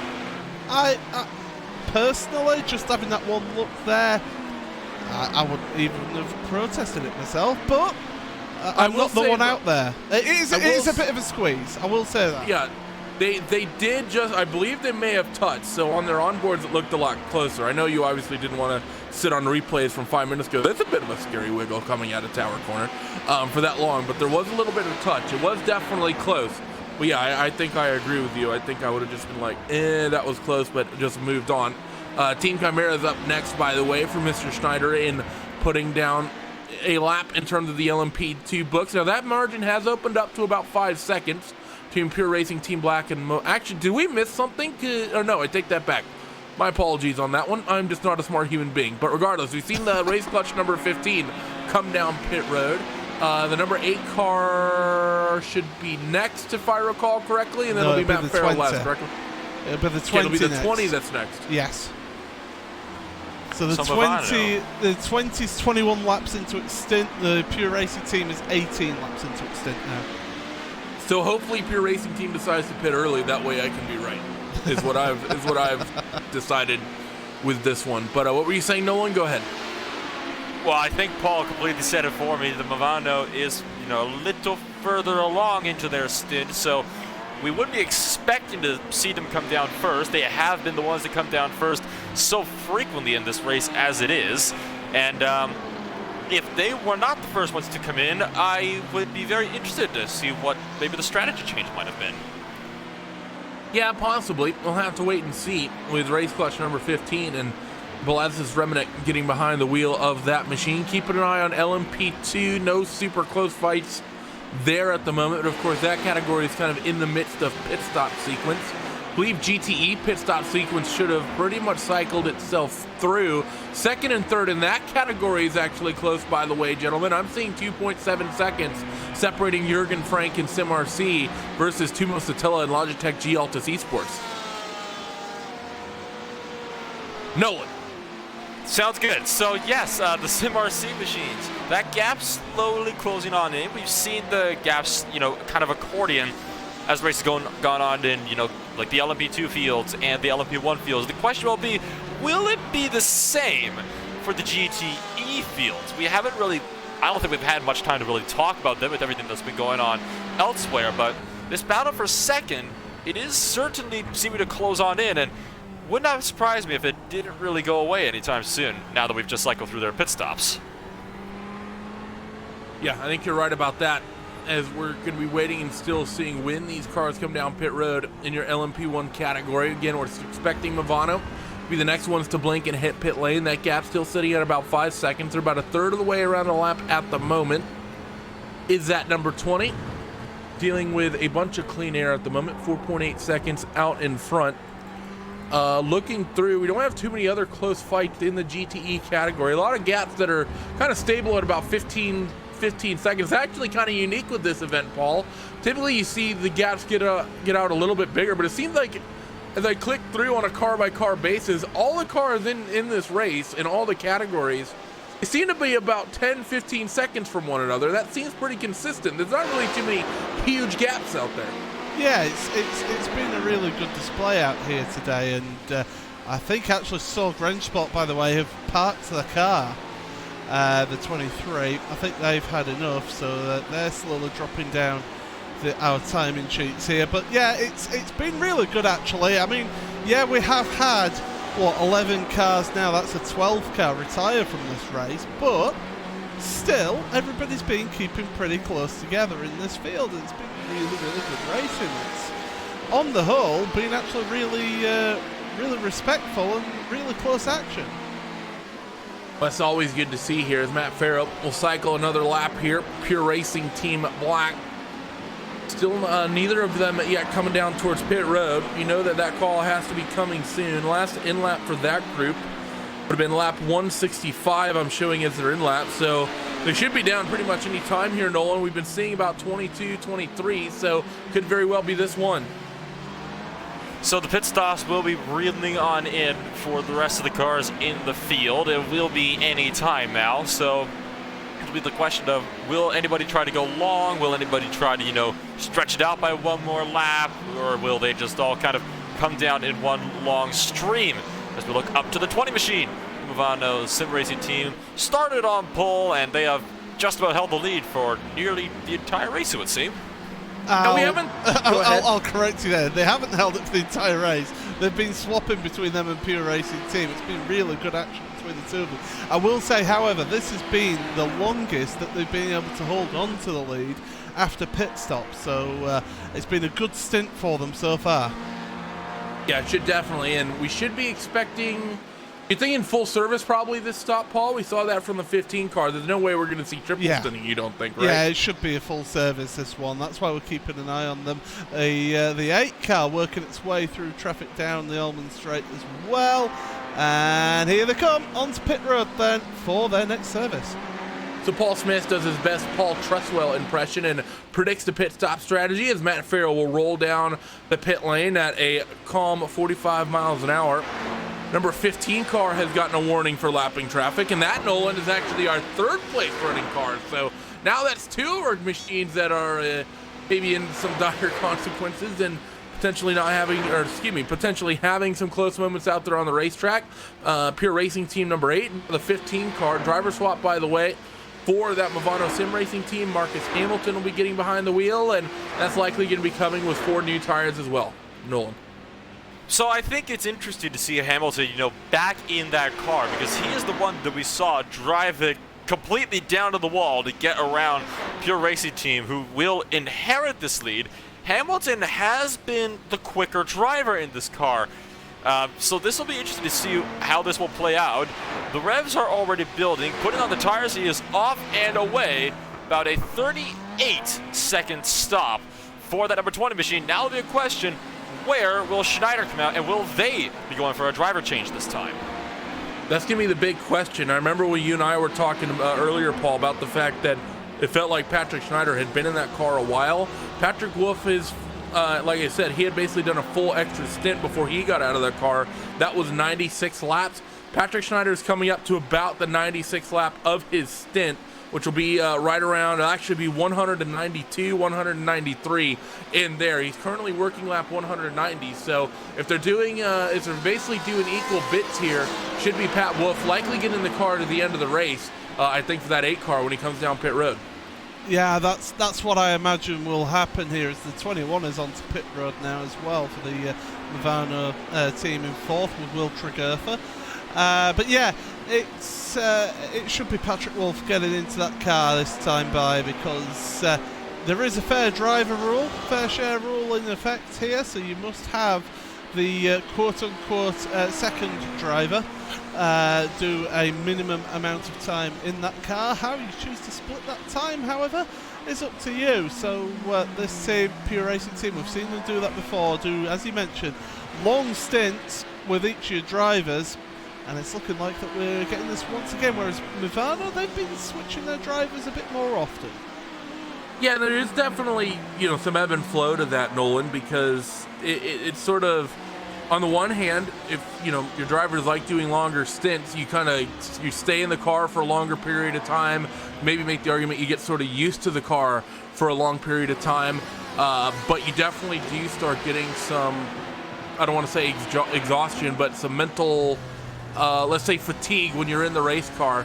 I'm one, from my racing experience in the past, 2-hour stints always felt nice, but when you start pushing 3 and 4, those second and, that third and fourth sort of hour tend to drag on, it feels like. I always remember doing triple stints, and the first hour seems like it takes a while. The second stint feels like it takes about 3 minutes. And then the final stint feels like it takes about 4 days is what it always was like for me. But some drivers can just get in and they more or less go man mode and just really deal with it. And that's one of the things Pure Racing Team really likes. But we're really liking to see the fact that not only are these two teams on different tire and fuel strategies, but the way they're deploying their drivers is very different as well. So two different teams that have been on very different strategies that have been swapping back and forth for the lead. So it might be a question of which strategy would prevail. You saw that shot as they went through Sunset Bend. Schneider's eyes were looking a little tired, it looked like. So that Pure Racing Team machine could be coming down to the lane soon. They are going long on this stint. It's, of course, a very common sight for them to be running, about 3 laps longer than the Movano team. That's something they have been doing all race so far, and even, just all the way in this second part of the race as well. So will it be coming down this lap, or will they try to hang on for one more? We'll have to wait and see the stint graphic there on screen, and they're right in the window from what we've been seeing from LMP1 cars thus far through this event. It is important to note that as that track temp comes down, Paul, you're going to be struggling with the fuel mileage a little bit because, of course, cooler temperatures means more grip, means you can use that throttle a little bit more. So as we get into the darkness and as this track finds a little bit more speed just through the temperature, of course, there's a lot of rubber that has been added onto the circuit over the course of the event that we've not seen as much but from earlier on in the day. But still, this track's going to have a lot more grip, and you're going to be using that right foot a lot more than you were earlier on, as we should be seeing that 8 car, I think, in this time, and indeed we are. Yep, absolutely spot on, right on cue, as we expected, that 8 car onto pit road, and hopefully this track map should work. Yes, it does. So you can see the track map up on the screen there, the number 20 car at the top of the track there, coming into the second half of the lap, the number 8 car finding its pit stall. Bit of an update, by the way, for you regarding the number 8, and that's word from the stewards, and that's a warning for the number 8 making contact while lapping the 98 in turn 15. So there you go. So a warning for the number 8 from that incident that we did see the replay of. Yep, and there's going to be a driver swap on hand as well. Patrick Wolf is going to be getting behind the wheel of this machine. So Patrick will be climbing in, and Movano Sim Racing Team XX should surely be retaking this lead here, and that's the way it's going to look. Deployed now is the number 8 car, allowed free, and Movano will slip through as they work back in towards turn 1. We'll keep an eye on what that gap might end up being. Going to be about, I think, 5 seconds, what we saw before the pit stop sequence is already 3.5, and that'll open up by the time that Pure Racing Team car gets down there to turn 3, maybe stabilizing at about 3.5 seconds. But now what's the gap back to Race Clutch? Still trying to wait for my timing to update on that one, but seems like Race Clutch, that gap's still stable as well, Nolan. 17 seconds, they've actually brought it down a little bit, but not a huge amount. So it is looking like time is slowly running out for the Race Clutch car to really be able to make his way through. And I think it's also notable to say as well that Hamilton's gap was about 3.2 seconds down to, the Project Black machine. So this will be interesting to see how things will shape out for this battle for the lead when Patrick Wolf can get that car back up to speed. So we've had the leaders completely cycle through. We're going to do your top 8 rundown here in the category as the cars run out there on track. We'll start with LMP1, Movano Sim Racing Team number 20, currently out in front of the field. That's Team XX. Pure Racing Team LMP Black in second. Race Clutch number 15, they sit third with Movano Sim Racing Team XXI. That's the 21. Rounding out your top 4. Impulse Racing is in 5th in your LMP1 division. UI Positive Sim Racing is going to be in 6th. Element Sim Racing in 7th. And Satellite Racing P1 will round out your top 8 in the LMP1 division as things sit. You see the headlights really getting noticeable now as those cars screaming down the front straightaway. Now they work through Big Bend. Now we look at your LMP2 leader. Cord Sim Racing P2 in P1. That's not confusing at all, is it? Impulse Racing LMP2 runs 2nd. Simza Esports LMP2 runs 3rd. Devotion Sim Racing Red runs 4th, with SRN Motorsports rounding out your top 5. Team Chimera in 6th, Devotion Sim Racing Blue in 7th, and Rev Match Esports UGX rounding out your top 8. As we move over to the GTE division, Pure Racing Team leading the way there, so very competitive in both categories, which is a Pure Racing Team trend, isn't it, to have a couple cars winning or nearly on the podium in an endurance race. SimRC, they run 2nd spot in that GTE division at the moment. Logitech G's Altus Esports Tumos Totella, probably wondering why this doesn't have the suspension and body roll of the trophy truck he would have driven yesterday, sits in 3rd with Rafael Rezag in AAA Esports. They sit in 4th. Vendaval Sim Racing Blue in 5th. Huber Racing Esports GTE in 6th. Glacier Racing 7th. And Black Star Racing SCO round out the top 8. Nolan, it's time for another RaceBot TV fan immersion. Who we feeling like we might want to go by? Who have we had for, and maybe actually Paul's probably the person to ask. He's been here the whole time. Who have we had fan immersions with? And is there any category that we've maybe omitted thus far? So we've had it with the Pure Racing Team 8. We've also had the Pure Racing Team GT. Oh, we've got an issue. Yeah, we just had an incident. Impulse Racing LB2 was just completely turned by Mike Barrington in the Movado Sim Racing machine, and that was in the middle of Sunset Bend. And the LB2 car just barely missing the barrier. Oh, that is a big incident. And that was Marcus Hamilton, you're saying? The race No. It was the XXI car. Oh, Mike Partington, sorry. Well, I'm getting on board with him, Partington as well, from that one. But, the car was one to try and get down on pit road, it appeared. And that gap was just always closing there, wasn't it?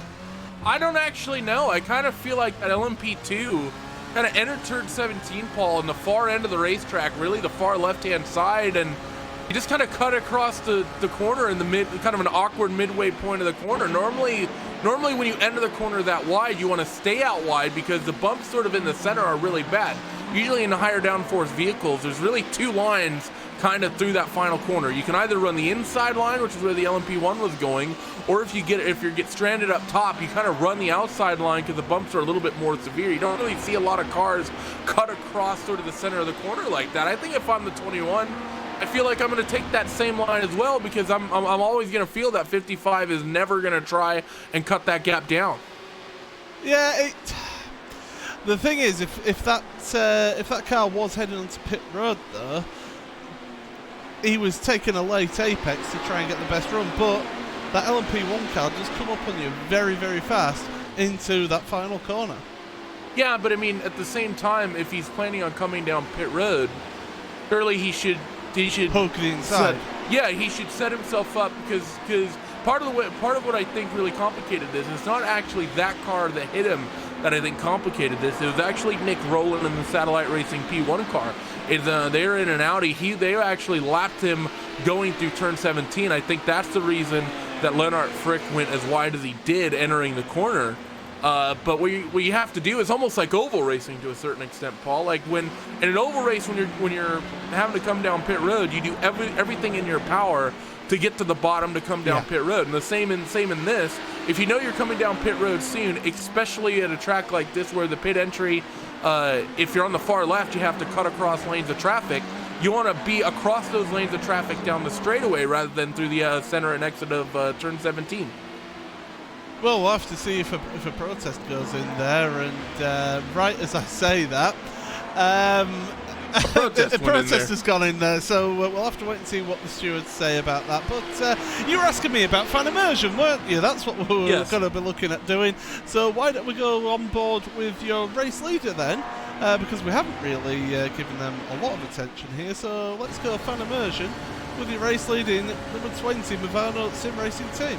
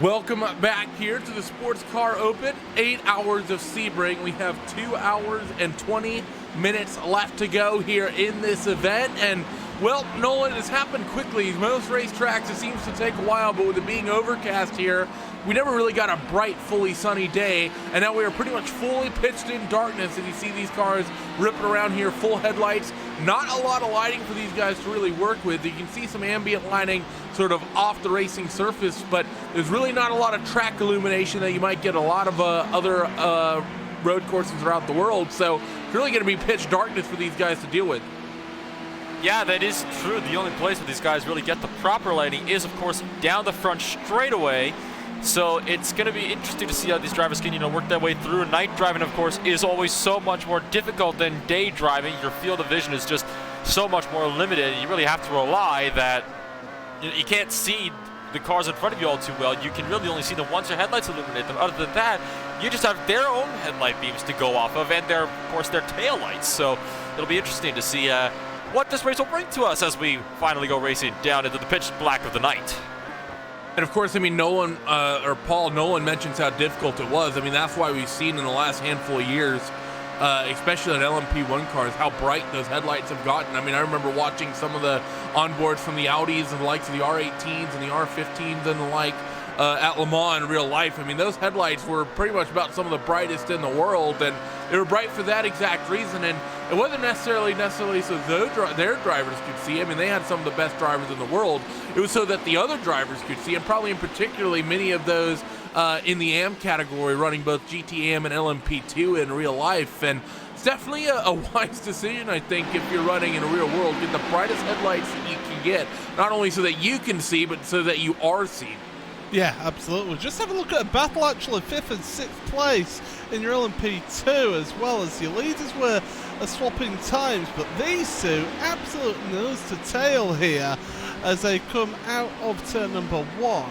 And they're not that far behind Team Chimera either, so putting on a great display of these two.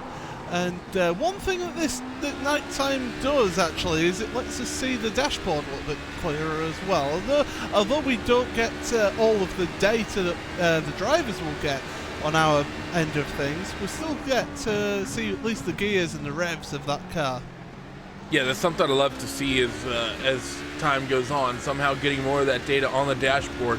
The fight we're watching, by the way, P5, P6, that's SRN Motorsports' Scott McGarvey and Impulse Racing's Timo Hayden. That is the car, by the way, that is involved in that incident we saw just before that RaceSpot TV fan immersion that went around as a result of the contact of the Movano sim racing team Double XI. We mentioned the fact that there had been a protest put in when that incident happened. There's not yet been a decision on what the call is going to be from race control on that incident. Down this sort of back straightaway, they're going to work towards Bishop. I swear to God, I feel like every straightaway here, I call it the back straightaway because there's so many of them around this lap, Nolan. I mean, when there's a lot of back straightaways, there's a lot of back straightaways, I guess. So a lot of road courses are like that, and I guess Sebring is by far no exception for that. Which one would you say is the real back straightaway, though?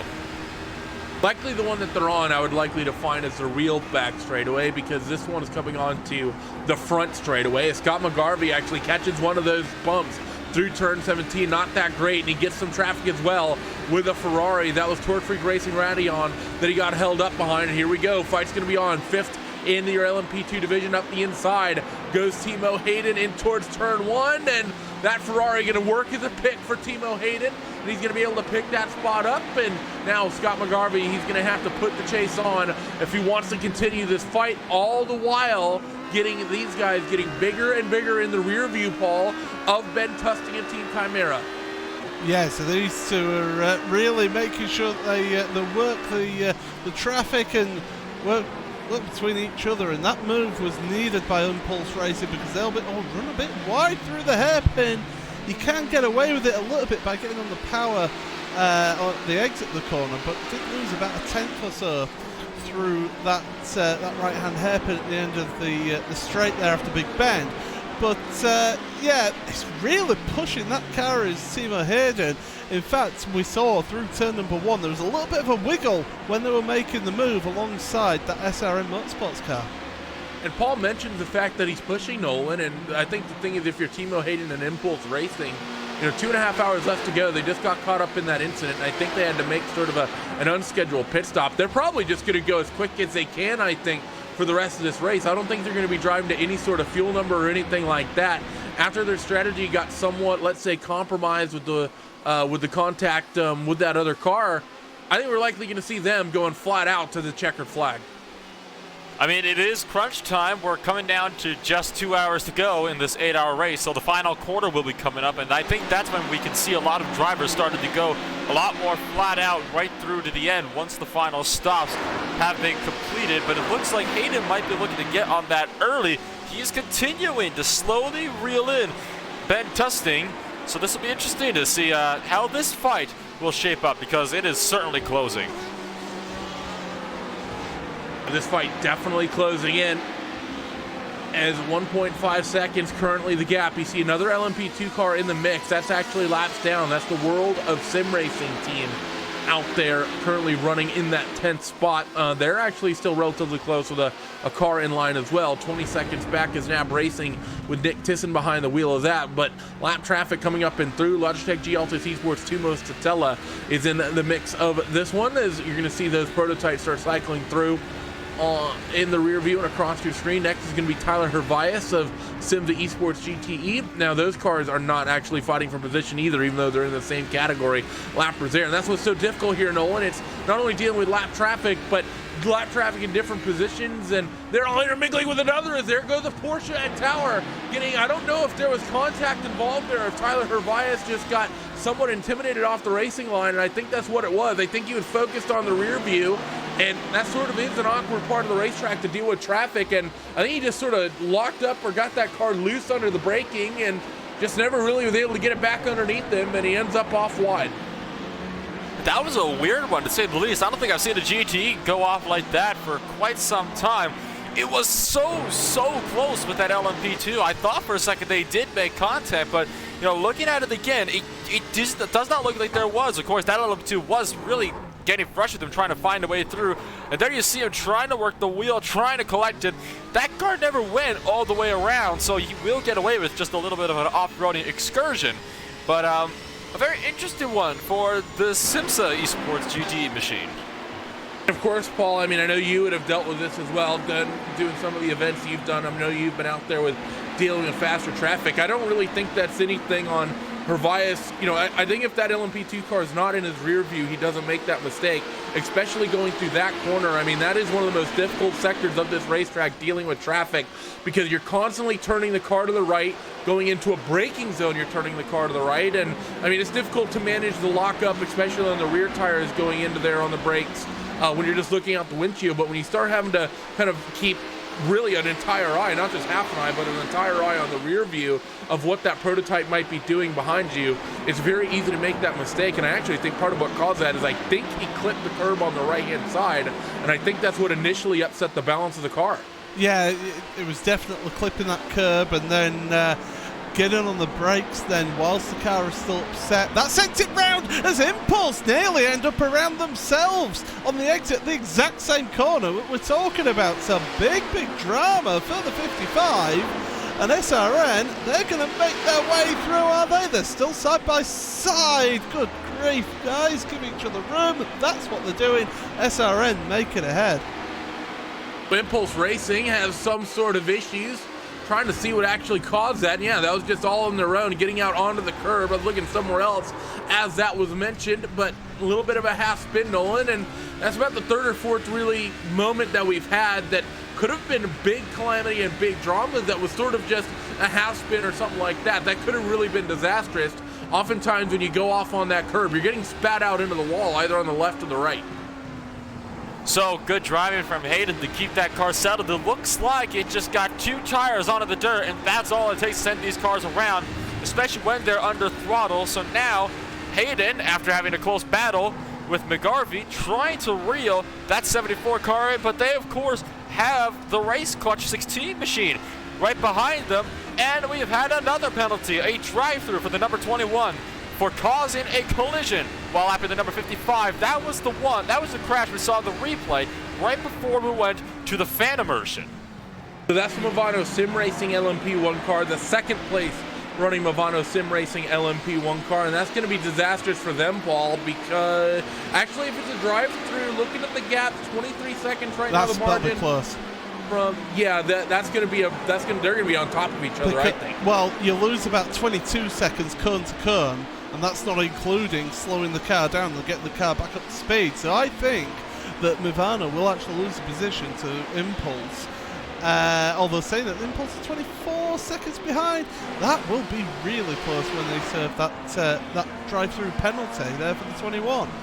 As you said, you mentioned the fact that the way our timing works, it measures when you cross the cone to when you cross the cone at the other end of the racetrack, but doesn't take into account the time lost before you get to that first cone and after you lose the second cone. So let's see, through the final corner now comes that number 21. Are they going to take that penalty now? No, they're going to wait a couple laps here, and I think this is smart, Paul. If you've been sort of managing your pace, you now know that you have a drive-through. Take a couple of laps to serve that and try to open that gap up a little bit. It's already out to 25 seconds. They've already found a few tenths. Yeah, and we have seen, though, earlier on in this race, it was actually the 23 car ended up getting they had a drive-through penalty, and they ended up getting a further penalty because they actually went too long past the start and finish line and ended up getting a stop and hold for 30 seconds for failing to serve a drive-through. So you've got to keep an eye on when that penalty was actually issued, and keep an eye on the laps that it was for that penalty. So while we keep an eye on when that number 21 will be coming down pit road, we'll keep an eye. I believe we've had LMP2 pit sequence kind of happening in the midst of all this drama. We're trying to keep an eye on the likes of course, Team Chimera was fighting with that Impulse Racing car. That's Team O'Hayden. They had their mistake, so that gap's opened up, and SRN and Impulse have had their fight. They've actually, I believe, just about swapped. No, actually, take that back. That gap's now back under a second, Nolan. So this fight in LMP2, P3, P4, starting to boil over as well. So things are going to start heating up then for Team Chimera, SR Motorsports, and the Impulse machine. The question is, who will win out for that one in the end of this, as the SR Motorsports currently running on the podium spot, the final podium spot for the year LMP2 field, trying to catch up to, or fend off the Impulse racing machine while trying to run down Team Chimera. Yeah, they're definitely trying to do that. Like we said, these guys currently in the midst of, these cars currently in the midst of the pit stop cycle. So that's why we're seeing their positions maybe bumped up a little bit from where they were. Of course, Sim Racing P2 should be the next that owes us a pit stop, though we're likely expecting Team Chimera to be the last on pit road with the way their strategy has played out all day here. I will say, Paul, I'm a little bit shocked we haven't seen this LMP1 lead fight boil over yet. Patrick Wolf has gone behind the car, behind the wheel of that number 8 car. He seems to have the pace over Marcus Hamilton. He's been consistently quicker, and that gap is now back down to 2 seconds. But seems like since I sat down, now coming up on 2 hours ago, we've been talking about this being a 2-second gap, and it's felt like Pure Racing Team has been quicker the entire time, but they just haven't been able to get there. Yeah, it's not been the consistency that they needed, and of course we had that issue through this section of the track as well for that number 8 car, so don't forget that as well. That cost them a good 4 seconds or so, and so really 1.2 seconds traffic has really affected the number 20, and well, into the hairpin. Patrick Wolf is saying, right, enough is enough, let's go for it. Yeah, I was seeing that that P2 car and that GTE machine 2x2 going through Big Bend, and there wasn't much of a gap to be found, but I knew that if there was one, Patrick Wolf was going to look for it. Luckily for Patrick, they sort of single filed out in front of him. If he lost any time, it wasn't very much, and that's going to sit at about 1.5 seconds right now, the gap, as they work in through Tower, come off that corner, now scream down towards Bishop. Let's see if there's any other traffic working up. Seems like there might be some. GT car, maybe an LMP1 car up the road as well, but nothing really major in terms of amounts of traffic ahead of these guys, Nolan. So that may be what they want to be seeing here as they approach 2 hours to go. Wolf might be approaching this Porsche at the wrong time. Can he get by him before the sunset bend? That'll be the question. Headlights flashing furiously. Get out of my way. Goes up inside and manages to complete that pass on the lapped car. Now Hamilton has caught a Ferrari on the exit of turn 1. gets him sorted. So this battle hovering around 2 seconds, and I agree with you. I definitely think that Wolf is faster in that Pure Racing team machine. It's the lap traffic that's causing him to fall back, and that's the reason why he really hasn't gotten his way through yet. And he's caught some more traffic as well through the center of turn 1. There's a Ferrari there that was his teammate. Yeah, the Pure Racing team car, and that's cost him nearly a full second. And that's the other thing, Paul. It's not just the closing rates. We always talk about the closing rates. It's I mentioned a little bit here. I made a comparison to Pujon earlier.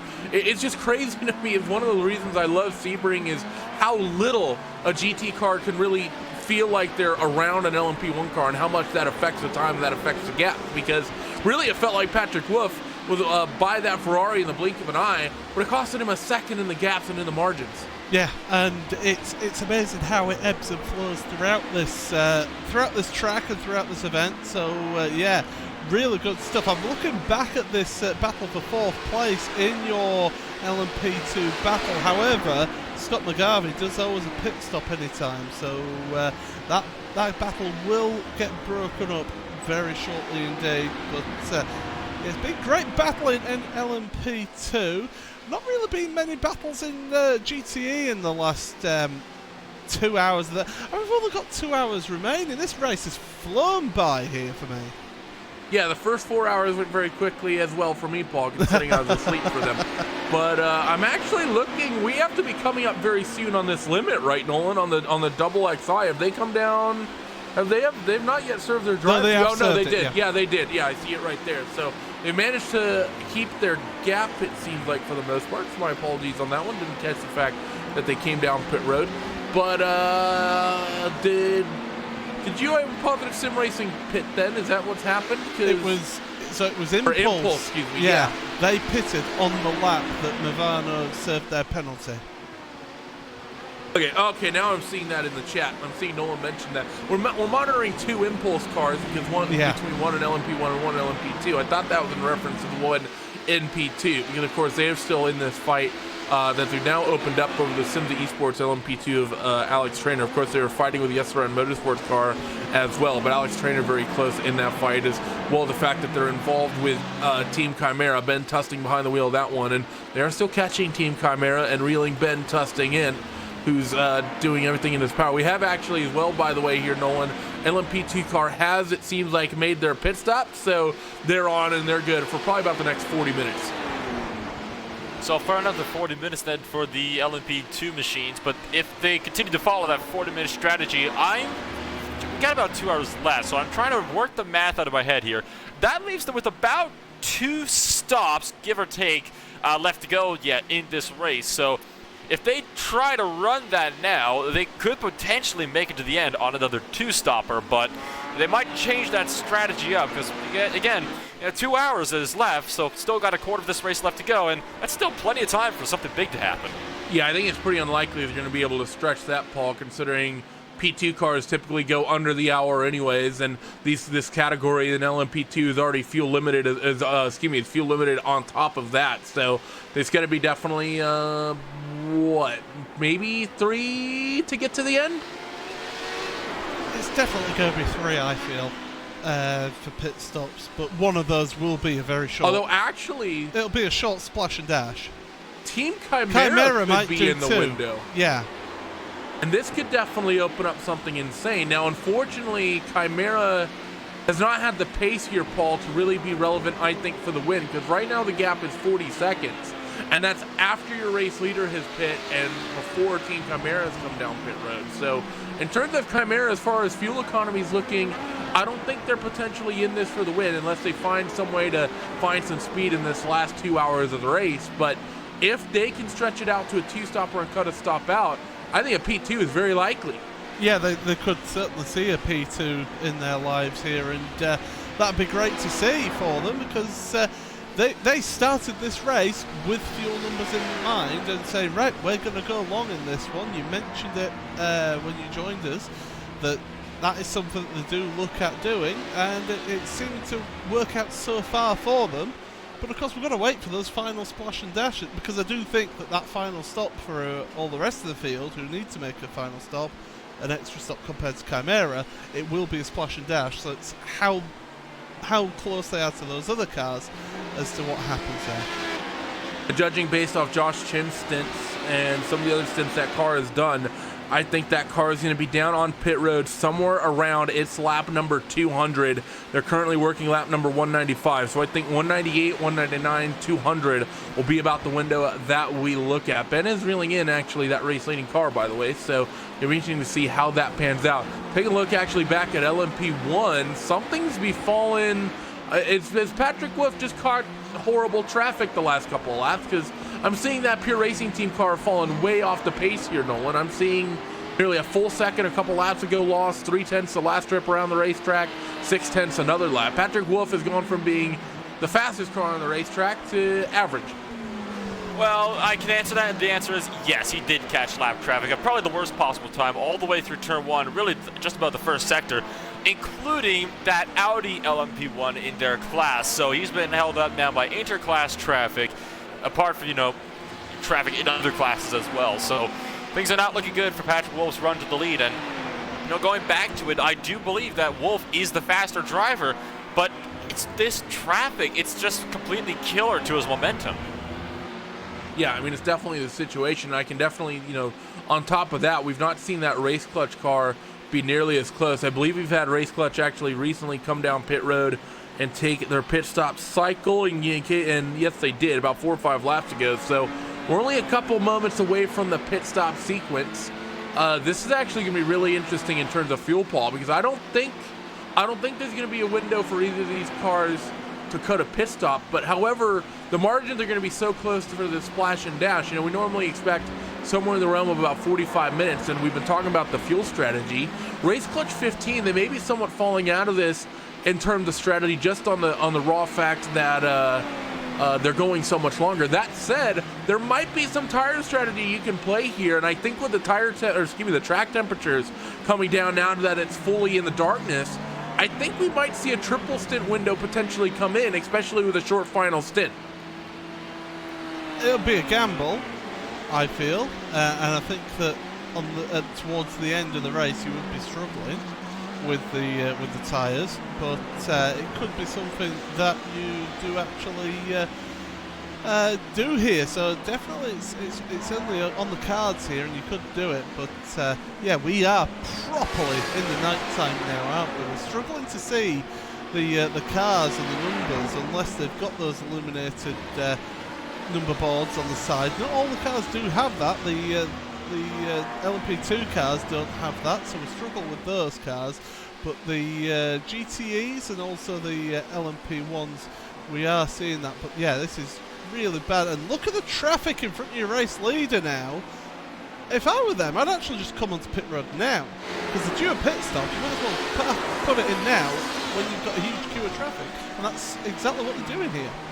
Well, Paul Smith is apparently the Movano engineer. He's going to come down on towards pit road. Something I wanted to note as well, last time they were on pit lane, race clutch did not take tires, so I don't think triple stinting is going to be in the cards for them whatsoever. Your top two cars did take tires. Now, Movano and Marcus Hamilton, he's going to come down pit road right here. We are likely expecting them to skip tires on this pit stop. So we're expecting somewhere in the realm of about a 24-second stop to get themselves to the end of this motor race. Pure Racing Team LMP Black, they should be coming down soon as well, right, Nolan? Because they've been running the shorter strategy, I think, compared to Movano. So now that Movano comes down early, it shouldn't be that much longer until they hit the lane. That's true. We've seen the Pure Racing Team machine. They usually try to stretch it out a bit longer by about 3 laps or so. That seems to have been the usual factor, and you were correct in your 24-second prediction. 23.7 was the stop for Marcus Hamilton in the pit lane. So now all eyes are going to be on your current race leader to see if Wolf will be able to maintain that lead after he comes down to the race stop. It's probably crunch time now for that number 8 machine to try to work his way through this traffic and pull those extra couple seconds he needs out of the car. Because in what I've seen, is usually the gap spaced out to about 3 seconds, but when they come out, they're usually actually about only 1.5 seconds apart. Yeah, you're definitely right about that. But Paul, I mean, talking about the tires, I actually really like what Race Clutch is doing in terms of how they've managed their tire strategy and when they're changing their tires, because I mentioned the fact that they're going to be doing a pit stop here relatively soon, and that's going to put them, or excuse me, on their next pit stop rather, they're going to be taking, probably a full service. And I like the way that this is going to time out in comparison to what we're going to be seeing from Movano, Sim Racing, and Pure Racing Team Black, because the timings for them is just going to be really awkward, I think, in terms of the double stint. I don't think they're going to get the full effect of it, so to speak, because that second stint's going to be so short. I like the pacing of Race Clutch about the way, just the length of the stint that they're going to have, and I think Race Clutch might even be putting themselves in a window to almost triple stint it to the end. I just don't think that they need to take that risk there, really, because they've got a lap behind them. But they got 20 seconds in front of them. At the moment, it's actually 32 seconds in front of them. With the Movano car has made their pit stop as well. So half a minute. Are you going to gain? Because you only gain about 11, 12 seconds taking tyres in terms of the actual extra time in pit stop. Are you going to gain 32 seconds by not taking tyres compared to the others? Maybe. But then you're going to be slower towards the end of the race. If you feel confident in it and you feel like that you're going to get it, there's a potential of it, roll the dice there if you think that you could get a win out of it. But at the moment, they're secure. Oh my goodness, and we were on board with the Pure Racing Team 8 car. They nearly ended up in the gearbox of a GTE car then, but yeah. That was their teammate. Yeah, that would have been, as they're pitting as well, so that's possible why they were so slow on the Sunset Bend. But if you feel confident and you want to take that risk, try it, but I don't think they'll gain enough time to be able to get ahead of the two that are in front, let alone then be able to stay ahead. Yeah, it's going to be interesting to see. I mean, unfortunately, I've never been much of a prototype driver, so I don't really know what the fall-off is like. Taking a look at Patrick Wolf's laps, he's actually not really been seeing much fall-off. Still down in the mid-39s, kind of been there the entire stint. Been more impacted by traffic, I think, more so than anything, but we're going to have to wait and see. Still keeping half an eye, by the way, on this LMP2 battle, Nolan, between Team Chimera and Impulse Racing LMP2. A couple of the last few laps, Timo Hayden's actually brought in some huge gaps. He's reeled in nearly a second per lap on 2 of his last 3 laps. One of the laps he lost a couple tenths, but that kind of is what it is. But that gap's still coming down, and we're still waiting for Chimera to make their next pit stop. I said somewhere around lap 200. Ben Tusting currently working lap 199. So it looks like Chimera will be right on the edge of their next pit stop for Ben Tusting for that Chimera machine. So Hayden, he could be looking to pounce here in a few moments if he can continue to reel in those gaps. Like you said, he reeled in almost a second in 1 lap alone. So he's going to be trying really hard to continue to keep that pace up. And it looks like some clear track has been opening up, not just in front of these LMP2 cars, but in front of your leader as well, as in fact it is the leader that has just come down in the pit lane. This will be the big question here. Will he be able to stay in front of Movano this time, or will once again Movano take it back? I think they're probably going to stay line astern here, Paul, if I'm honest. I think this Pure Racing team is likely going to cycle this race lead away because you don't want to make your strategy call at this point, I think, in the race. I'd rather, play my cards close to my chest about what my fuel economy looks like. I'd rather come down pit road, do kind of my usual pit stop here, and just come back out onto the racetrack. If I'm going to pass them through a strategy call, I want to give them as little time to respond to that as humanly possible. 21.2 seconds is going to be the lane time for them. That is, it's a little shorter, but it's not a huge call from them. And Movano, where's Movano on the front straightaway? Yeah, they're going to actually take this race lead. So Pure Racing team will have the lead, but not by much. Yeah, so that's changed things there, Patrick Wolf. So they're deciding, right, well, we're going to have to do a splash and dash at some point in this race anyway. Just take a little bit less on this pit stop, and then you can work that out towards the end. So that gets them in front, 1.1 seconds. Hey, this race is on for the race lead. It was never really off, to be honest, because these two have been so evenly matched. Yeah, this has been an absolutely close fight. I did get the number bang on the nose, by the way. Ben Tusting down pit road on lap number 200 doing full service. And actually, Paul, I want to ask you this. Has Impulse Racing, remember they were caught up in that incident? They're actually on a very similar fuel number now, I think, as Team Chimera, because they came down on lap 180. They're getting actually, I think, better fuel economy. Lap 180 last time I'm showing them down pit road. So they're currently working the 20th lap of this stint. Impulse Racing could very well be giving Team Chimera a run for their fuel economy money. Yeah, it's going to be close between those two. Absolutely. So, yeah, we'll have to wait and see how this all pans out. But, of course, we're into the final 2 hours of this race here. And halfway through this portion of the broadcast, it's been fantastic action here, I have to say. And, you know, these drivers keep on delivering. Speaking of delivering, Glacier Racing and Hubert, we've not really touched on GTE for the last 2 hours. So let's give this a little bit of an attention while we keep an eye on those battles in your prototypes. But 0.3 of a second in this positive sim racing, they're due a pit stop, so I wouldn't actually bring them into equation here. But Glacier Racing, they're on lap 12 of their stint. Hubert Racing just out the pits. Yeah, and this is a BMW on Ferrari battle. So you see some LMP1 traffic cycling through. This is one of the more narrow ends of the racetrack that the LMP1s, if they're given clean track, they will have a huge advantage in pace. And fortunately, when you have a big old thick maid out and ahead of you, as Paul Smith has seen them relatively recently at our BMW event, they're pretty hard to find their way around. But Patrick Hahn and that Hubert Racing Esports GTE Ferrari running a slightly different line there through turn 17, and that's what I always love about this corner, Nolan. I've always said it. I love that final corner at Sebring just because of the way the bumps work. Everyone uses generally about the same braking zone. Usually, you're usually hitting the brakes at around the same marker board. But everyone else from there takes that corner completely differently in terms of how they roll off the brakes, how they steer in, how they use the bumps of that corner. Of course, everyone always drives their car differently, but it's more sort of showcased in that final corner at Sebring than really any other corner in the world. I agree with you on that one, actually, because Patrick Hahn, he has been driving that corner. It looks like he almost drove it a little bit tighter than the Glacier Racing did. In Sunset Bend, it is one of those corners where there's about 1 million lines through there, and nobody's sure which one is the fastest. So that's what makes it such an interesting corner to race through. You can find speed on the outside, you can find speed around the inside, you can really find speed anywhere. Right now, though, line of stern, nose to tail. It looks like Hahn going to try to step to the inside of the BMW. Later on the brakes, side by side, down to the tower bend. It looks like the BMW going to get pushed a little bit wider. Has the upper hand, though, as they run on down. This will be close here. Still side by side up to the tower turn. Will the BMW be able to pull ahead? No, he will not. The Ferrari muscles his way through. And it looks like the the LMP1 Mazda, or Audi will find his way through, along with the Riley Sim Racing LMP2 machine on the way through to split this battle up.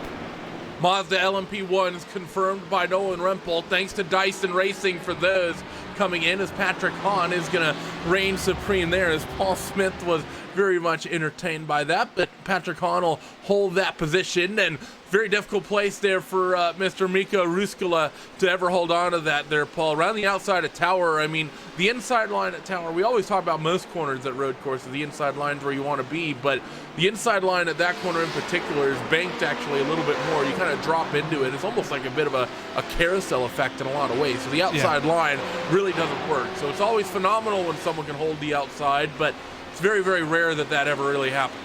Can we not try and start rumours, by the way, for iRacing? We nearly had that in the BMW 120 event that we did before the road at before Pinty Le Mans, when Connery started saying, "Wouldn't it be nice if?" So yeah, let's. Wouldn't it be nice if we could wake up? That's what Paul was saying with about 4 hours left to go in this race. Wouldn't it be nice if Randy'd wake up? I tell you what would really be nice is Randy never singing ever again.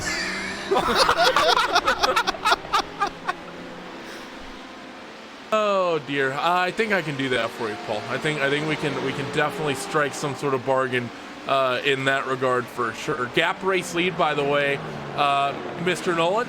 Patrick Wolf, they made the strategy called get themselves clear. They've actually stretched out themselves a 2-second advantage over Movano Racing and Marcus Hamilton. Marcus just had a plethora of traffic to work through. I see a bunch of LMP2s and GTEs in the rear view, and it should be relatively clean track in front of him for the moment. I see a couple of cars, but nothing like the cluster that he's had to just deal with. But you know, the strategy working out for Patrick Wolf at the moment, but you still have to keep in the back of your head, if they made a 2 second less, if they take 2 seconds off the fuel fill at that last stop, that is 2 seconds longer they will have to take at the end of the race. So it is something that Movano is now going to have up their back pocket potentially as we get deeper into this thing.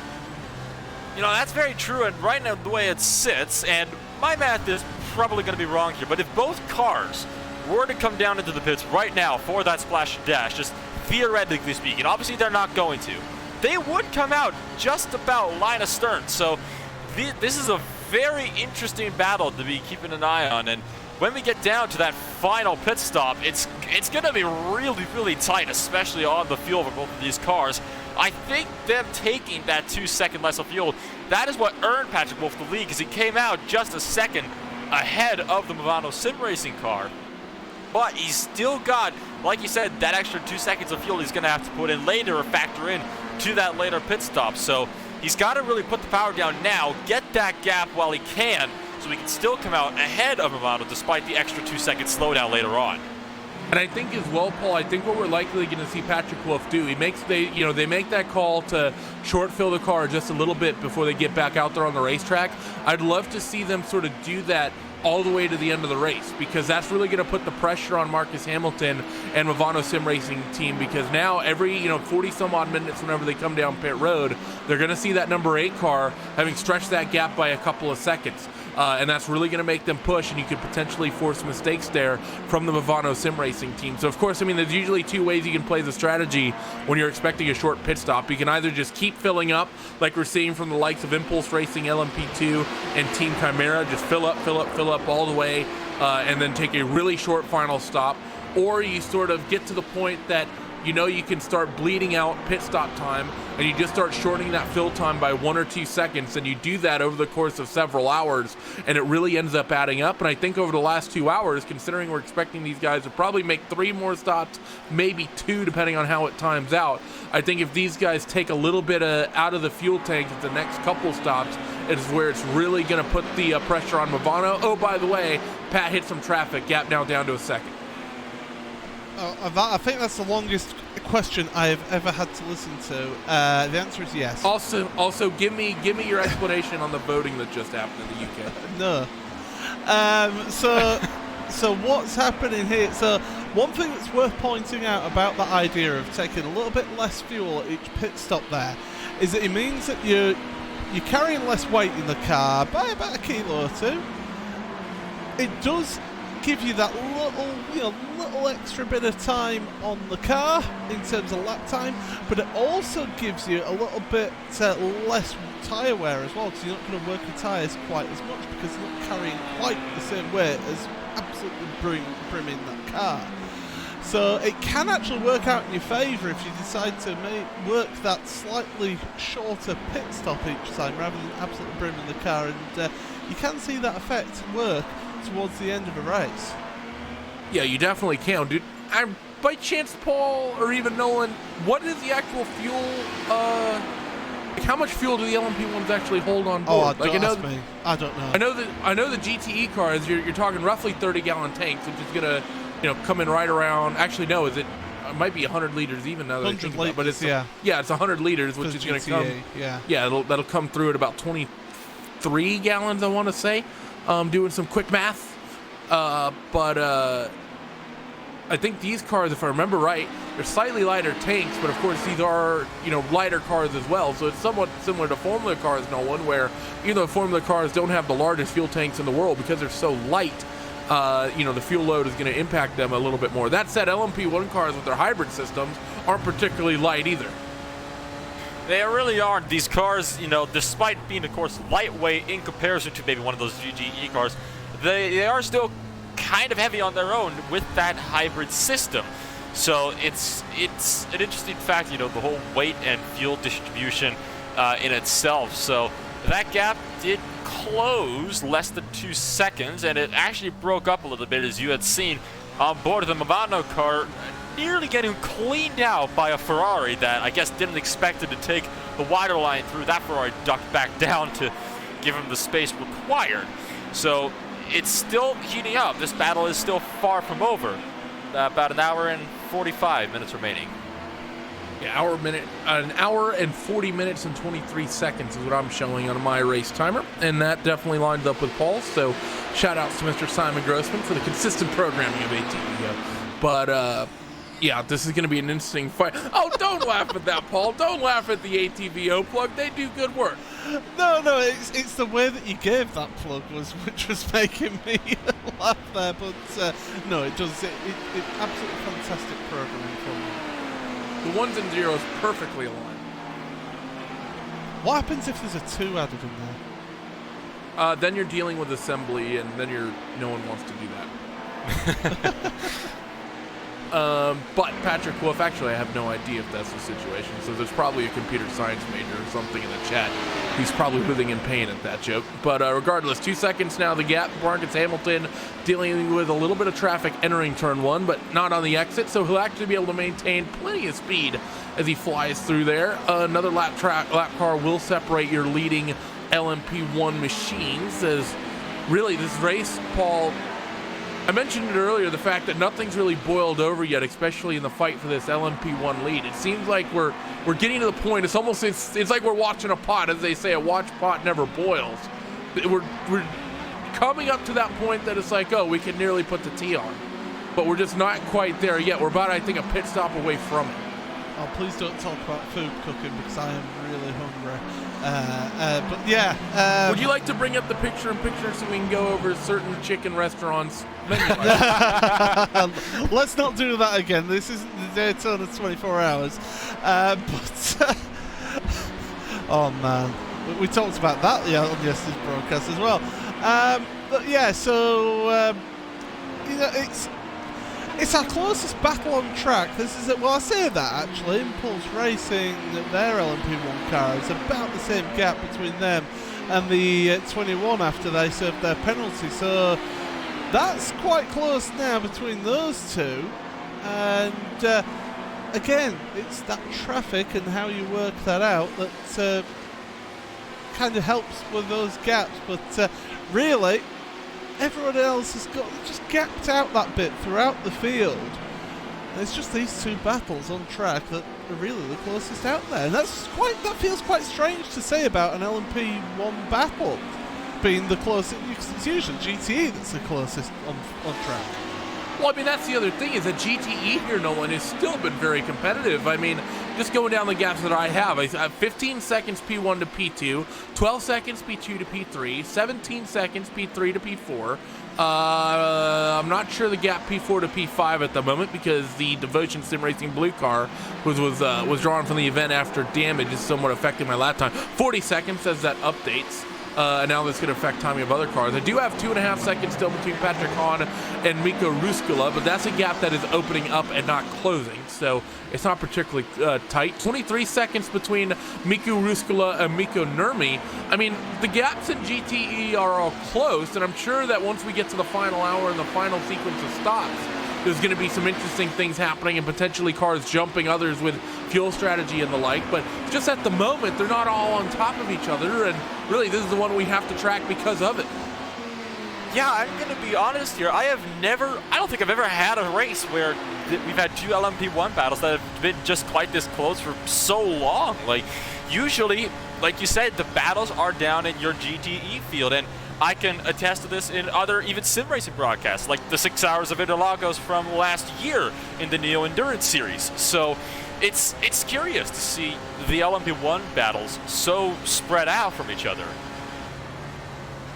So through turn 1, that fight for P4 and P5 is actually going to close up, I think, here, gentlemen, between Movano Sim Racing Team and Impulse Racing LMP1. Actually, no, I take that back. I thought that was the Impulse Racing headlights I was seeing grow bigger in the rear view. That's a lap car in the background on the number 21, so my apologies there, but I thought that fight was about to get interesting. Fight for your race lead has grown, by the way. Mr. Marcus Hamilton having the short stick once again, drawing the short straw with the lap traffic, and that gap now opens up to about 3 seconds, Paul, and we're, I believe, coming close to the next pit stop sequence, I want to say. We're about midway through this stint. So for your LMP1s, Race Clutch, the 15 in third place, are due a pit stop in the next, say, 4 laps. Then it's this car that we're on board with now, the Impulse Racing car, is due on in about 5 laps. LMP2, your lead is about 6 laps or so, but second and third are about 3 or 4 laps. Well, yeah, that's going to be interesting based on when Impulse and Chimera come down, I think. Because it's going to depend, how long have they been out there? They're 8 laps into the stint, roughly. Impulse has gone a little bit long, they came down slightly later. They're only about 4 laps into the stint now, so about half the distance currently covered. Of course, that won't stay half the distance as time goes on. But I think what's going to be more interesting about this coming pit stop, Paul, is going to be when cars come down pit road, and not necessarily the end effect, because they'll still be having about an hour or so to go, and I think they'll owe us another stop. It'll be that final pit stop where things really kind of get insane, with the exception of Team Chimera and Impulse, who we're thinking it's interesting when they come down pit road, if they can stretch it to the end of the race. Yeah, that's going to be basically those two we'll keep an eye on for that. By the way, World of Sim Racing team, drive-through they've got a drive-through penalty for causing a collision with the 146, which is the Sims or Esports GTE car, whilst lapping them. Now they've just had a pit stop of 21.5 seconds. That should not count as their drive-through penalty. They will have to come down pit road again, and they've got a car, the 83 car, is only 8.5 seconds behind them. Yeah, that was a scheduled pit stop, and I'm just looking at their stint link, Paul. I think that was likely a required fuel stop for them. Oh, what do you got? Artifact Racing, down at the hairpin, have had an instant. We'll have to go on board, I feel, because we won't really see much off board, so we'll have a look at this one, and it's Artifact Racing then, down into the hairpin. Is there anybody else around? No, this is going to be all on their own here. Onto the brakes. Could have been that blimp. Yeah, could have been the blade. Oh, lots of rears going down the gears. So the rear brakes lock up as they went down the gears into first gear. And it's so easy to do, actually. It's surprisingly easy to do in this car. Yeah, it really is. Especially down into that braking zone, Nolan, because there's all sorts of bumps. We've been talking about it all day. We've been talking about the bumps on this racetrack. Matter of fact, thinking about it, just about every race I've ever done here, I think the session password has been somewhat related to the bumps in some way. This one, however, not. But just talking about this car and what these drivers have been going through, that hairpin in particular, you're on the racing line, there's bumps all over the braking zone, which is pretty much worst case scenario for you. Yeah, and it's so easy to lock the rear tires, like Paul said, and I've done it myself, not quite in an LMP2, it was actually in a Formula 3 on my end, but I did mine the exact same way. It's such an easy thing to do. You wouldn't think, it's a straight line braking zone, you just brake hard, and then turn it in. Well, it isn't that easy, specifically because of the bumps. They can unsettle a car so unbelievably easy. As we ride on board with the Impulse Racing LMP machine, riding right behind Movado SimSport by about 1.8 seconds as we look back to your battle for fourth, but it's easy to do, and it can catch anybody out. That was close there. I believe that was Impulse we were on board with, or I'm not sure who we were riding on board with, but they had a close moment with the traffic there as they were able to dice through. They managed to get it done, but you talk about keeping the margins tight. They are definitely doing it. And one thing, Paul, that I think we need to keep in the back of our head, we somewhat let things slip because of the fact that they took this tire strategy, and because of that, a different tire strategy, and because of that, they've kind of fallen by the wayside in terms of our live timing. Race clutch number, go ahead. I'm going to cut in here. There's no decision made, but there is one outstanding protest on the protest Stewart Street, and it's car number 8. Now, car number 8 has had a warning already previously, and there's now been a protest put in against them. So it's LMP2 traffic that has protested them here. So this could, if there is a penalty given, and it is a very big if at the moment, if is the biggest word in motorsports, but if there's a penalty given, that's going to be the end of our race league battle.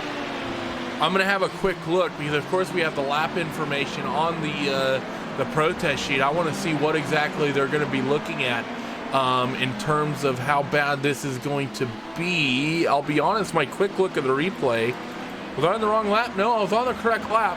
Am I on the correct car? Yes, I am. I didn't see anything taking a quick look at the replay, but there may have been a close moment there. Okay, that's Patrick Wolf. I found it. It would have happened on the protesting cars lap 208, Paul. It would have been Pat Wolf's lap number 226. Would have happened down at Bishop. And I think that's going to be an NFA, if I'm honest. Now, you've not seen the replay up, but oh, Paul's actually stepped away. But no, I'm not sure if you can bring it up, but it would have been, like I said, excuse me, it would have been Patrick Wolf, lap number 226, happening down in towards Bishop. Did you just sit back down, Paul? Nope, take that back. Sorry about that, but I have a feeling that's going to come through as an NFA. It was sort of a late move, but I don't think it's going to be enough that they end up getting tagged for a penalty or a drive-through. I agree with you on that one. I did go back and I gave it a look, and from what I saw, I couldn't see anything wrong with that. That was just what Paul's been doing this entire time. It's what the LMP2s and the GDs have been dealing with this entire time. So I saw nothing wrong with how Paul was lapping him there. I did see there was the smallest of twitch. Paul is our producer. Right? Excuse me on that one. So Patrick, I'm tired. It's still the morning for me too here. But oh, hello. I remember that this is getting hard. There's a sword fight in our producer's microphone. Yeah, I can't even get my sentence out anymore. Paul, I'm not sure if you're aware, but there are two medieval knights having a duel of some sort in your room. We could definitely hear that. Paul has food, so that wasn't swords. That was much more expectedly the clanking of silverware that we were able to hear. Nolan. This is. I'm just completely dying over here from that. Trying to go back to what I was saying, there was a little bit of a twitch from the Devotion Sim Racing car, so he might have started to turn in and then bailed out, but I think it's going to be an NFA too, because I just didn't see anything wrong with that. Yep, I think so as well. We've also got, no, I take that back. That's not on a car who's, excuse me, one of our leaders. I saw a digit that matched one of the car numbers of one of our leading cars, but the second one did not. So everything works out. Now, something before that got brought up, Nolan, something I was wanting to mention. We somewhat forgotten about this race clutch car, and it's sort of easy to do. And they've actually just come down pit road, I believe, has the number 15, and done their pit stop sequence. One moment, I want to see what their service actually was. So they've gone and they've done a full I'm confused. Because last time they came down pit, so Race Clutch has just come down pit road once again. And looking at what I'm seeing on my live timing, they've done a full service, is what I'm showing. Or they've somehow lost a bunch more time that I'm not sure how they've lost. But I'm showing them as having 2 full pit stops in a row. And if they've done that, I think Race Clutch has just gotten the strategy completely wrong. And yeah, they have to come down pit road because there's been a driver swap there as well. I'm not sure if it was a mistake last time they came down pit road or the time before, but I'm showing 2 full services for that number 15 back to back. And I was about to just mention the fact that they had a really interesting tire strategy going, Nolan, and I think they've in some way maybe thrown it away. Now, that said, they were still going to have to take tires once, I think, throughout this final sector of the race. So maybe just choosing to do so then rather than at the next pit stop. So it could end up equaling out, but Fabrizio Donoso getting now behind the wheel of that car, that gap's going to stay, I think, pretty much at what it is up till the next stop. Yeah, so it was a full service for the race clutch machine. They had a really close call with the Ferrari as well in the middle of all of this. We also have the 5th place machine of Impulse Racing down onto the lane now for their stop. Will this be a full stop? I wouldn't expect it to be. It looks like they're going to be taking fuel only. Of course, the tires are put on after the fuel. We're going to have to wait and see, so we'll keep an eye on if that car gets jacked up, and should be, yes it does, so it's going to get jacked up. Full service going on for that one. We did get a result, by the way, of that penalty on the number 8. NFA, the number 8 did not behave in a dangerous manner, so I think that was pretty much expected there, Nolan. It was, I mean, I could see how someone driving could have perceived that as a close moment, but in all honesty, that one was pretty clear cut. Yeah, that was, I think it was kind of, we expected that to be an NFA. You and I were both calling it already, and that's exactly what ended up happening, because I didn't see anything wrong with that. He kept way to his own portion of the track, and he really didn't impede on the LMP2's line at all for part, the 0.2 of a second that they were alongside. Yeah, now I am really curious. Is this the fight? No, that was another LMP1 car. Sorry about that. I'm getting confused with Movano cars. There's 2 of them out there, and I looked up on screen and I saw a Movano car Movano LMP side by side with a Pure Racing LMP, but it was the wrong Movano LMP to be excited about. So that margin still stays at about 2 seconds. Marcus Hamilton behind the wheel of that Movano Sim Racing Team XX car, and I don't know. I'm just somewhat still confused here about the race clutch strategy here, Nolan, because obviously that's going to be the final set of tires they're going to put on that car to the end of the race, but I would have figured with them taking tires at the last pit stop, they probably should have just double stinted that set, in all honesty, and brought that gap down to the group in front of them. I'm not sure changing tires when they did was really that great of an idea, because now, you think about it, they're just going to be on the same sequence as Movano and Pure Racing Team from now to the end of the race, basically. And I don't see how they're really going to bring in much time. I thought their staggered tire strategy was going to be possibly their opportunity to reel in some time. Yeah, I think that they kind of got the strategy wrong on this one, so that might come back to bite race clutch hard, though. One thing that will also come back to bite somebody, though, is, of course, that number 22 machine, which has just received a very unfortunate drive-through penalty. That was Satellite Racing that has received a drive-through penalty for causing a collision with Riley Sim Racing while lapping them some time ago. So another penalty being handed down, and this one a bit more unfortunate. It falls upon our only Audi in the field. I thought we had another Audi somewhere. Oh, you know what? I think that was actually withdrawn from the event, so I think you're correct.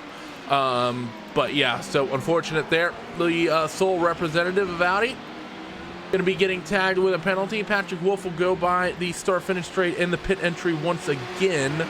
Believe we should be seeing those cars down pit road relatively shortly here. They're about 18 laps into the stint, 17 laps into the stint. Thereabouts, so they are coming up near the end of this final stint. Now, really the big thing here, Nolan, is what is Marcus Hamilton and Movano Sim Racing Team XX going to do?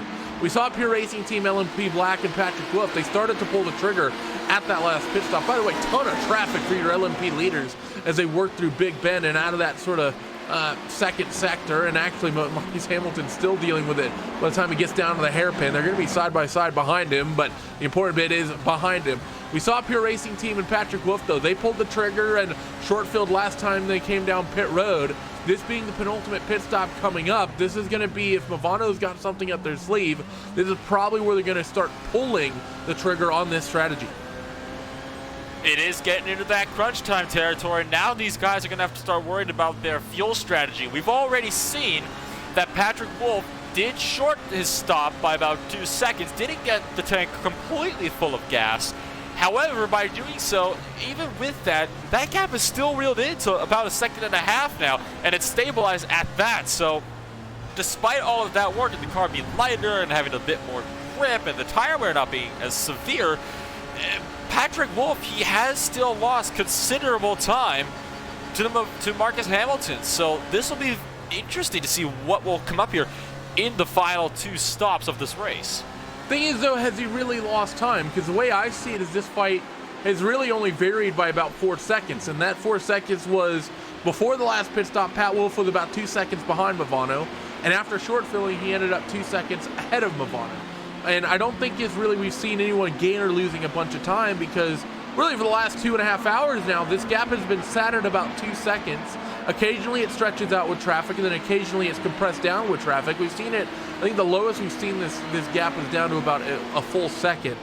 I'm not sure if the situation is that anyone's lost any time. This is just sort of how this fight and how these two have been gapped and how it's been ebbing and flowing really for the entire duration of the event, it feels like, is Pat Wolf 3 wide for a moment there. Indeed, and there was actually an incident somewhere. It was down at the hairpin turn. Artifact Racing's machine went around again. It was again under braking for the hairpin turn, locked the rears up. This was on lap 214 down into the hairpin. So it was another case of, the back end slides out under braking. And the same exact thing. And he almost impeded the leaders as they were on their way through trying to get those tires cooled down. Arjuna Kankapati has been in that car for a while. The first time he got into the car was lap 158. He's currently working lap 214, and so he's been behind the wheel for a bit. And I have a feeling here, Nolan, he's likely struggling with some fatigue and maybe just struggling with the handling of that race car as well. He's definitely at the point where I think next time come down pit road, you've got to get someone else into that race car if he's having that sort of mistake twice. Although no, I take that back. Luke Pfeiffer is in the sim. I checked their roster of who's in the sim, and they looked initially like they didn't have anyone lined up, but that is actually not the case. But they should be getting Luke in there here. And I mentioned this lead fight opening and closing back and forth. The Marcus Hamilton's dropped another 8/10 over this lap. Well, the reason why Marcus Hamilton dropped 8/10 was because on the exit of the Sunset Bend, there was a GTE that actually cut off an LMP2. The LMP2 dove right and nearly ran in to Marcus Hamilton, causing him to check up. So that's where he lost that time, was on the exit of the Sunset Bend. And now that gap goes down to about 3 seconds. And honestly, the gaps for this battle, they're just so evenly matched. Replay now up. This is where you'll see the LB2 getting completely cut off here by the GTE. He slams the brakes and then jumps right into the path of Movado, who had to take some evasive action. But I'm thinking at this point, the only way that Movado will really be able to reel in that gap is if they can get in within slipstream distance. Remember, Nolan, we still have strategy at play here, because we know that Pure Racing Team last time down pit road, they took a short fill, and we know that they're likely going to have to, they're going to have to pay the price for that at one of these later pit stops. It could be the upcoming one that's likely coming in the next several laps, or it could be the final one that's going to be in about an hour. I will say though that moment we just sort of had with Movado coming off that final corner, that looked really close. That was really well read by Marcus Hamilton and well recognized that was going to be happening. But if you watch closely, he was reacting to what that LMP2 car was going to have to do before that LMP2 car ever did it. So it's one of the really important things, really, not only just in sim racing here, Nolan, but in a lot of things. You have to kind of recognize that you're going to be in trouble before you're in trouble. I think back to some of my IndyCar days. It was the same thing there when you're in traffic fighting dirty air and struggling tight. You have to know that you're going to get tight and potentially push out towards the outside wall before you do it, because if you wait to react until it's already happening, that's when you're going to hit the wall. But you have to be you have to be predictive, not reactive, as gap down to 1.4 as your leader all over the place with traffic, 3 wide out of the hairpin, and then swings to the other side of the racetrack to get around a Ford GT. Patrick Wolf slicing through the traffic beautifully, as now Movado is trapped behind a chunk of it. So everything really beginning to kick off for Hamilton. He gets held up by a big chunk of lap traffic, including an LMP1 that went screaming off of the corner at the hairpin turn, left the brakes, looked like about 25 meters too late to make the corner, went off, and that's what caused some of that traffic checkup for Hamilton. Managed to get that all said and done, but going back to the pit strategy, it is going to be crucial, because like we said, Movado does have the 2-second edge when it comes to the pit stops that the Pure Racing Team, they're going to have to give up at some point or another. So we'll have to wait and see how Movado will be able to navigate with that traffic. Yeah, it's going to be interesting to see. Now, talking about actually that Artifact Racing car, number 87 here, Nolan, we mentioned the fact that maybe Mr. Arjuna struggling with some fatigue, and one of their team members in the chat has brought this up as Movado actually comes down pit road. So sorry, Arjuna, but you're going to get cut off, and this is where it's going to be interesting to see on the strategy. What are they going to do? Is there going to be a short fill? Will there be some weird tire games? Car is going to get stopped. Fuel's going to be putting in, but what's going to happen next is the timer counts down 5 seconds. If it's if it's a full fill in tires, excuse me, it's a full fill only, Nolan, we're probably expecting about 25 seconds. If we're going to see some short fill with tires, we're likely going to be looking at about 30. So we'll have to wait and see here. Will there be tires going onto the car? There will be tires going onto the car, and it looks like it was about a full fill. Might have cut it short like Pure Racing did just a little bit. Not as much and not as severe, but it definitely was a longer stop or a shorter stop on the fuel side of things. About 38 seconds when he leaves the lane. Yeah, that's a completely full tank of fuel going onto that race car. So what Movano has done here, Nolan, is they have actually responded the exact to what Pure Racing Team is doing, but they've kind of responded the opposite way. They've seen the fact that Pure Racing Team is likely going to have to take a full fill, and if it's not a full fill, it's going to because it's going to be a longer stop to at the end of the race for sure. They're trying to, I think, get that final pit stop as short as they can possibly get it while going out onto the racetrack and not having to save fuel, because they're well within the fuel window. There's no reason for them to go out there and save gas. They'd just be losing themselves time for really no reason. Coming down, filling it up, and getting back out there on the racetrack with a new set of tires is really going to put the pressure on Pure Racing Team Black. And I'm going to be honest, I'm really interested to see what Pure Racing Team Black does here on this upcoming pit stop. This, of course, expecting to be full service. Are they going to do the same thing? Are they going to fill it as much to the brim as they can to try to get back some of their disadvantage? Or do you think they might try to keep it up and maybe we might see a pit stop in the window of maybe 33, 34 seconds? Oh, that'll be the question, to say the least. And Patrick Wolf, he is in a very difficult position right now, especially when it comes to the fuel from that 2 second shorter stop on the last one. So it's a tricky business right now. It's a very tricky type of scenario that the Pure Racing guys are dealing with, and they're no doubt trying to run the numbers in their head as we speak and trying to get strategies figured out, because they've come so close so many times with Movano. If they were to throw it all away on a pit strategy gone wrong, that would be painful to watch.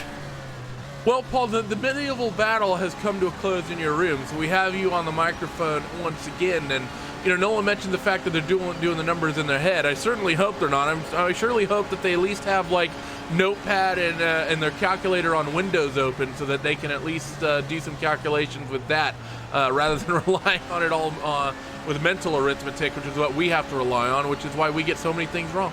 It's probably back of an envelope arithmetic going on right now, but no.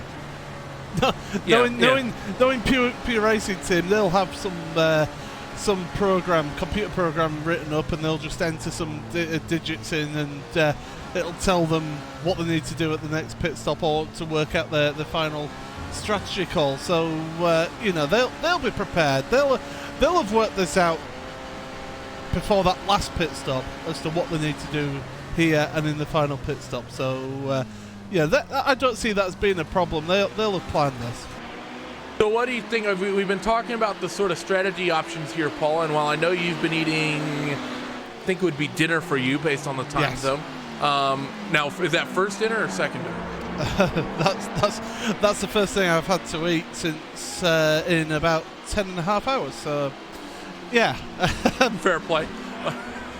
But regardless, we've discussed the strategy options.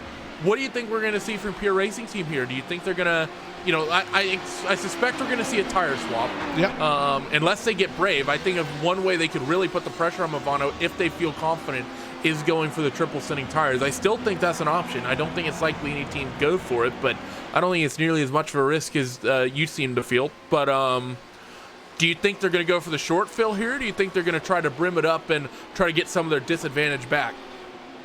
You potentially look at brimming it here, and then at the final pit stop going for that short fuel as they come on to pit road now, taking out that end cone. That cone was getting ready for retirement after today's race, but never mind. But yeah, so this is where we get to find out what happens here. What is the strategy call then in the end? We'll have to wait and see and find out. But these drivers and this team, they have made some really good. They have some really good people behind the scenes to be able to work out those strategies.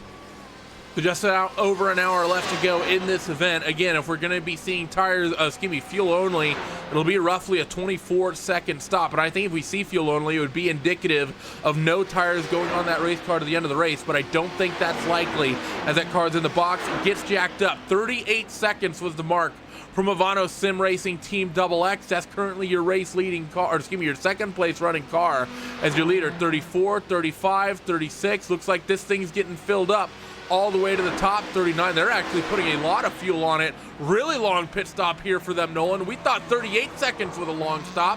They go 41, and Movano might have a chance here of taking this race lead back as they sweep through turn 1. I tell you, it's going to be really close as they come off turn 1. The run through turn 2 and 3, Movano will have the race lead, but just by about a car length, Nolan. Oh, this is going to be good here. Coming down to the hairpin turn, Patrick Wolf will have the slipstream in the run down through the Gurney Bend. It was a long stop for Patrick Wolf, so they decided to get that 2-second time over with and decide to fill the car up all the way. Hard on the brakes. You got one LMP looking to the inside behind them, but that is Peter Zuma a lap down. I don't know why he was looking to the inside. Patrick Wolf not able to find his way through, but now this is going to get interesting. Well within the slipstream, might get something here into Sunset. Important to note here as well on Pure Racing Team's outlap, Marcus Hamilton, shout outs to Mike Davies in the chat for this.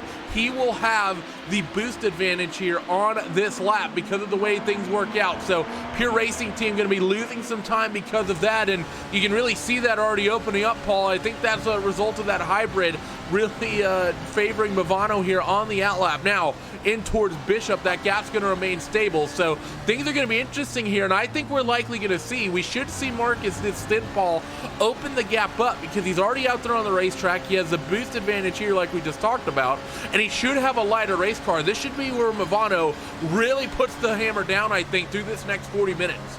Yeah, this is where they really need to push on now. They need to make as much of a gap as possible, because the Pure Racing Team's final pit stop should, in theory, be just that little bit shorter than the Movano one. Here they're going to turn 1, diving the inside. I believe that was the Chimera car that they went down the inside of then, did those two. So they're pushing on. Worth pointing out as well, we've not really sort of brought attention to it. Impulse Racing, the 55 car, has been sat on pit road for 2 minutes now. So they've had drama in this final 2 hours of this race, so drama for them. But here's your race lead battle. Yeah, they're going to go side by side up into the hairpin around the outside. Pure Racing Team tries to move, but we're not able to make it stick. They'll have the run now as they go through the Fangio chicane on the run towards Cunningham. Outside again is where Marcus Hamilton is going to lock out Patrick Wolf, and up the inside goes Movano, inches between them both as they rip through Cunningham. Side by side through this long left-hand kink, and Marcus Hamilton will hold on to the lead for now. Can Patrick Wolf get the run off a tower? Traffic will compromise their runs both as they work their way towards Bishop, and they'll stay line astern. But Marcus Hamilton will just hold the race lead for now. But Patrick Wolf definitely has a little bit of top speed. Fighting understeer is Marcus Hamilton through that left-right section as now they come off Le Mans and down the back straightaway. We saw Patrick Wolf slipstream down that last top speed sequence, and here he comes, defensive. Goes Marcus Hamilton down the middle of the back straightaway, side by side into Sunset Bend, the bumpiest corner in the entire world, as it would feel as they work through this final corner. The bumps will favor the outside line, and Patrick Wolf will have the race lead. Patrick Wolf completed the move for the lead around the outside of Sunset Bend. It's a move we've seen done before, and it worked out perfectly for that LMP1 machine. Now, though, it's a question of can Marcus Hamilton fight back? It looked like Wolf maybe had a little bit of that hybrid deployment through the corner. He's going to get checked up here, though, by a Ferrari GTE, so this is detrimental to that gap for the race lead that Wolf has started to build. Now he's got Hamilton right on his rear end. Lap traffic definitely favoring Marcus Hamilton here. Patrick Wolf a little bit held up, but it seems like something's up with that Movano car. New tires, I think, Paul, aren't quite up to temp. It's one of the not great things about when you're running at night. It's great when you've been on the racetrack for a while because the tires sort of get grip and they never go away, but it takes a while for it to come in, and I think we're starting to see those new tires struggle and start to come up. Although actually, that said, I'm incorrect. Patrick Wolf is on the new tires, so Marcus is the one struggling. Yeah, it's so Marcus, of course, has been on those tyres for 3 laps longer than Patrick Wolf, but you do get that initial bit of grip from the car and from the tyres, and Wolf is a man on a mission right now. 7/8 of a second is the gap between him and Marcus Hamilton's Pure Racing team, trying everything they can to build out that gap now, because they're in the prime seat here. This is what they need to be. They need to be in the lead at this point, because they can dictate when their final pit stop is. Movano, however, they'll have to go as long as they can, make their pit, but you could guarantee that Pure Racing team, they'll pit basically a lap after. Yeah, I definitely think you're right. The strategy there is going to be mighty close. We had a couple fights as well at LMP2. One that's close right now is Devotion Sim Racing. Nope, never mind, I take that back. I was going to say Devotion Sim Racing Red and Team Chimera, but Ben Tusting has just cut down towards pit road, so that gap has opened itself up back out. As things work. I'm kind of checking back in with GTE. As Paul has said, we've not talked much about GTE, which is really weird, Paul, because normally you're looking at these GTE gaps and you're like, wow, this is a really competitive race, but you can't do that when P1 and P2 overall are separated by 2 seconds. Second or third time we've made that point, but it just shows the level of competition throughout this entire championship in all of the categories. Yeah, absolutely, and we're waxing lyrical about this, and quite right we are, because this is fantastic racing, fantastic action. We've still got 36 cars out actually on the track at the moment with Impulse Racing LMP2 sat on pit road. So 37 cars in total still actually officially in this race. So it's been a bit of an attrition rate, but not the worst attrition rate of all. And driver change for Element Sim Race as well in LMP1. They're in 7th place, but yeah, just giving a little bit of love to your GTEs, as that lead battle now has actually got within a second again. Yeah, the traffic definitely favoring here Marcus Hamilton. It seems like maybe the tires evening out here, actually, rather for Patrick Wolf, may have had some ultra grip when he gets on the new tires, but after a couple laps, maybe favoring back in favor of Movano here as they work down this front straightaway and off of turn number 1. Marcus Hamilton pushes a little bit wide, but not too bad as he works the track out point of turn 1. 7/10 of a second of the gap entering turn 3, but it opened up through the center of the corner. Patrick Wolf really hooked it up, but turn 4, turn 5, a little bit rougher, back to 7/10 of a second for Marcus Hamilton as they work through Big Bend. What do we got for traffic out in front of them? Relatively clear track for now, Nolan. But the question is going to be for how long, because of course Sebring, a relatively quick lap around here, and cars seem to gaggle up around this place, and we've seen that several times tonight. And we'll probably see it several more times, as looks like just 2 LMP2 cars in front for now, and only one of them is really a threat, I feel, at the moment. So Wolf is going to be probably thinking ahead at this point, trying to think, where's the best point to get through to keep Hamilton behind me. There is your overall track record at the bottom right, kind of showing where cars are at on your screen overall and all over the racetrack. So it's a very interesting kind of, mix of colors we've got in there. And is it just me, Randy, or does it look like those LMP1 cars of Hamilton and Wolf are flying through just a little bit faster through these corners now? Yeah, they're going about as quick as they can. I think if there's any fuel economy and any fuel strategy at play, it's pretty much gone now. Gap down to half a second. Couple tenths reeled in down that back straightaway by Marcus Hamilton, maybe being a little bit more aggressive with the hybrid deployment, maybe having a little bit more at the end of the lap than what Patrick Wolf had to play with, but Patrick's got a better run down this front straightaway and through turn 1 and opens that gap up for about another 3/10 of a second. We haven't done it in a couple hours, so we're going to do it for the final time for this event. We're going to set ourselves up for the last hour, and it's hard to put it anywhere else. Let's do some fan immersion. We'll go back and forth between these top 2. Let's kick it off on Marcus Hamilton trying to chase down Patrick Wolf in this final hour of the race.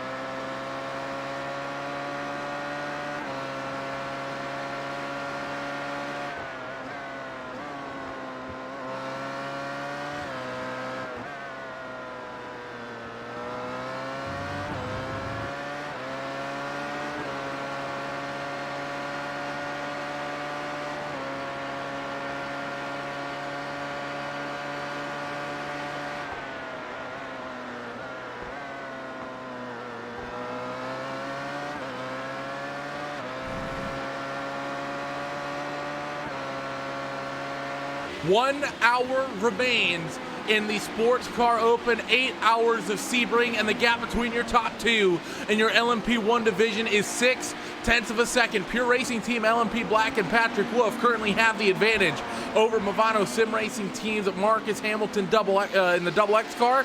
Let's do a quick top 8 rundown in all of your categories as we set up this final hour of the event, and we'll go over what we're expecting in this final hour as well. Top 8 in LMP1. LMP1 cars have to make at least one more pit stop depending on their fuel window. Pure Racing Team LMP Black, we're expecting them to be down probably the soonest of all as they currently lead this race. Movano Sim Racing Team Double X, they sit in second. They took a slightly shorter fill at the last pit stop sequence.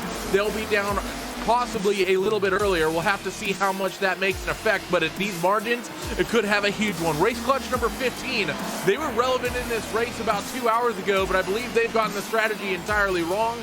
They went from being about 15 seconds off the back of this fight to 45 seconds off the back of this fight. Movano Sim Racing Team Double XI, they sit in the 4th spot with Impulse Racing LMP1, UI Positive Sim Racing P1, Element Sim Racing, and Satellite Racing P1, rounding out the top 8 in the LMP1 category. LMP2, it's been all core sim racing. It's a 16-second gap currently between Pascal Stix and Alex Trainer in the Simza Esports LMP2 car, but I believe we might be seeing an ode pit stop by one of those machines, as core sim racing has not been challenged. Actually, I take that back. It might be an alternate strategy here with Simza coming in late, although it does look like core has recently made a stop, and yeah, Simza does definitely still owe us one. They're about midway through their stint at the moment. Devotion Sim Racing Red, they sit in the 3rd spot with Team Chimera in 4th. Now, Team Chimera is an interesting one in this situation. They've been doing the long game in terms of fuel economy. We do not think that they're currently on for a top winning finishing position, but depending how the fuel game plays out, they could be on for a 2nd or 3rd place and getting themselves onto the podium. Then you have Rev Match Esports UGX. They're only 2 seconds off the back of Team Chimera, so there's a close fight for there as well. And then SRN Motorsports in the 6th spot, World of Sim Racing Team 7th, and Riley Sim Racing will round out your top 8. GTE has been really competitive. The gap's down to only about 30 seconds, 15 seconds between cars in category, but things have been so tight. We've been focused on LMP1. Pure Racing Team leads over Logitech G Altus Esports. Then it's going to be AAA Esports. Sim RC will round out your top 4. Vendaval Sim Racing Blue in 5th. Huber Racing in 6th, Black Star Racing in 7th, and Simza Esports GTE will round out your top 8. So we'll check back in with that half-second margin between your LMP1 leaders, the Patrick Wolf and Marcus Hamilton, as they work the back straightaway, as they work down now towards that final sequence of corners at turn number 17, Nolan, and to really just get on the throttle and go for these guys. There's really no strategy at play here. We're expecting a short fill maybe for one of these cars at the final pit stop compared to the other, but besides that, you're not driving to a fuel number anymore. You're not driving to maintain the tires. You're getting into that race car and you're driving it as hard as you can until that checkered flies.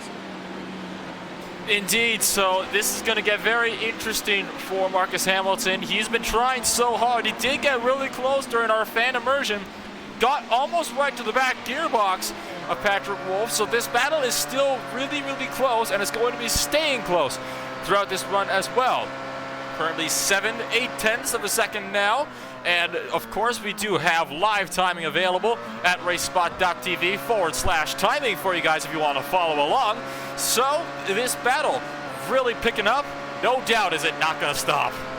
Yeah, you're not going to need timing to see how close this fight is, although it's getting ready to get separated out. Lap traffic divides your race leaders, and this could be imperative and really important to the results of this race.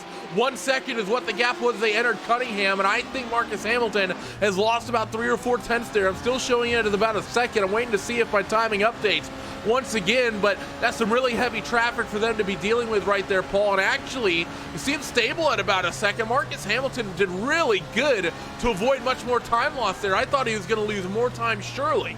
But this is where the time will be gained, because the leader caught Black Star Racing right in the middle of those corners, then that SS section, and that means that they'll have lost some time here. Speaking of losing things, we've lost the 22 Satellite Racing. They are not out on track at the moment, so they have packed things up and look to be out of this event. an Eric Andre was a car that was, with the driver last behind the wheel of that machine, and he's not out there on track at the moment, and he is actually disconnected from the servers. So unfortunate for Satellite, that's the last of our Audis that we had running. So it's going to be all Porsches here up at the head of the field in the final hour of this event. So Marcus Hamilton has dropped back a little bit. Patrick Wolf, not a great sort of end of the first sector, if I'm honest. So that's going to allow Marcus to bring this gap back up and in a little bit. And really, I think the big talking point over this one, Nolan, while we're seeing some separation definitely in strategy, as we've seen a little bit over the course of this race, really, I think what's really going to change up how this LMP1 fight is dictated is going to come down to the lap traffic. I think that's going to be what's really big in terms of if, whichever team is going to end up leading after the final pit stop sequence, if they're able to maintain a gap, if they're able to open up a gap, if a gap's allowed to close down and in, I think it's entirely going to be on the traffic more than anything as close as this fight is. Oh, we can't forget that they do still have that final pit stop they need to run, because I can almost guarantee you that I don't think either driver are going to be taking the same fuel load. So that'll be the big ticket question for, these drivers of when do they come down the pit and how much fuel do they put in? Do they want to maybe play it safe, fill up maybe a lap more, not too much, just about a lap or two more than they need so they can run flat out? Or do they want to try to get it bang on? But it's a lot riskier, because if you do run out with 1 lap to go, it's a long way around until the start-finish line again. And talking about that upcoming pit stop, Paul, I think we're likely going to be seeing very similar things from both teams. And this is sort of echoes from their previous round of the pit stops, not only just the last time down pit road, but the time before that. You think 2 pit stops ago, we had a situation, Pure Racing Team came down pit road. They took about 2 or 3 less seconds of fuel than Movano did. They came back out onto the racetrack, and Movano had a slightly heavier car. Next trip down pit road, they did the exact opposite. Movano then did the short fill, that time down pit road. Patrick Wolf and Pure Racing Team, they were on the lane for about 3 seconds longer. I think what we're going to end up seeing on this final stop, I think it's all going to equate to these guys, these teams are probably going to be doing pretty much the same thing at this final trip down pit road, because they've kind of done the same thing, over 2 hours. They just did it on opposite ends of those 2 hours. Yeah, I just feel that Pure Racing Team are in the prime seat right now because of the fact that they can wait and see what I keep on saying their old team name. What the Movano car is going to do strategy-wise, so they can wait and see when they pit. And I mentioned it earlier, they could just basically pit the following lap and do the pit stop that they were going to do anyway. So they've got the more flexibility in their pit stop strategy compared to Movano. Movano are going to be the first ones who have to blink as Race Clutch for 15 come onto pit road. That'll be close as to whether they can finish on that fuel tank. Yeah, this is going to be really close, but what's important is that Race Clutch has usually been the indicator of what the other teams are going to do. It's been about 5 to 6 laps early every single stint, so somewhere in the next 5, maybe 10 laps, I think, is where we're going to be expecting our leaders to come down, to end up coming down pit road. Now, I do have to say, Paul, you laughed at me for all the promotion I gave Peak yesterday in the All-Star event. Now here you are doing the same thing. I'm sure Thrustmaster is loving it, but now you know my pain. Yeah, absolutely. Yes. It's hard to get out of old habits, especially when you've had that name for a long time associated with one thing. But yeah, so apologies to Movano Sim Racing Team XX and XXI. So thank you. Now sponsored by Roman numerals. Yeah. We have got a battle in your P2 category, by the way, for 4th and 5th. They're pretty close together, half a second between the two of them. Yeah, that's Ben Tusting of Team Chimera and Jordan Queckel of RevMatch Esports UGX, P4, P5 as they run down that front straightaway. And this one's actually, like we've said a couple times, Nolan, this is important because we're really watching this number 54 car for the fuel strategy. Now, what's interesting is that Ben Tusting made a pit stop recently on lap number 25. He's only about 8 laps into the stint, so that would have been about 10 minutes. You kind of add that up, maybe 15 minutes he's been on track thereabouts. That would have put him at about an hour and 2 minutes. I'm going to be honest, I don't think they're going to be able to stretch this to the end. Well, I agree, because they can't make it to the hour, and if that was 10 minutes ago, that puts them at just under the hour. So I think they're going to be about 2 or 3 laps short of fuel here. So it looks like Tustin might have made a bit of a judgment error on the fuel strategy, or maybe they came down because they had to, because they would have run out later on. But this will be interesting come the later portion of the race and that final pit stop, because I think that they are going to owe us one more yet.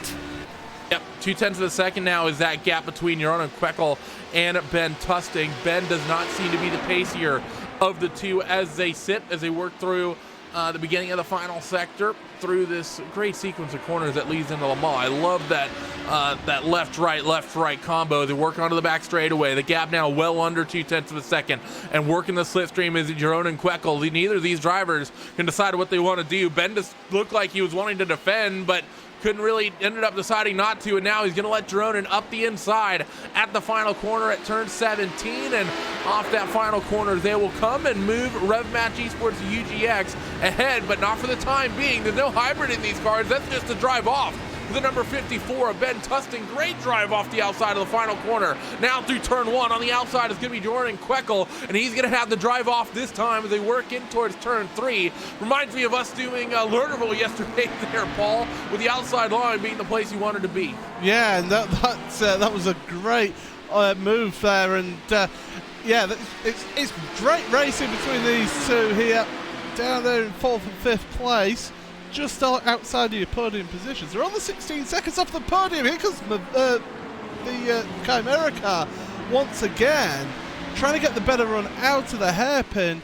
Not going to happen this time, although he's in the draft once again. Looking to the inside of the exit of the Fangio chicane, and now into the hairpin.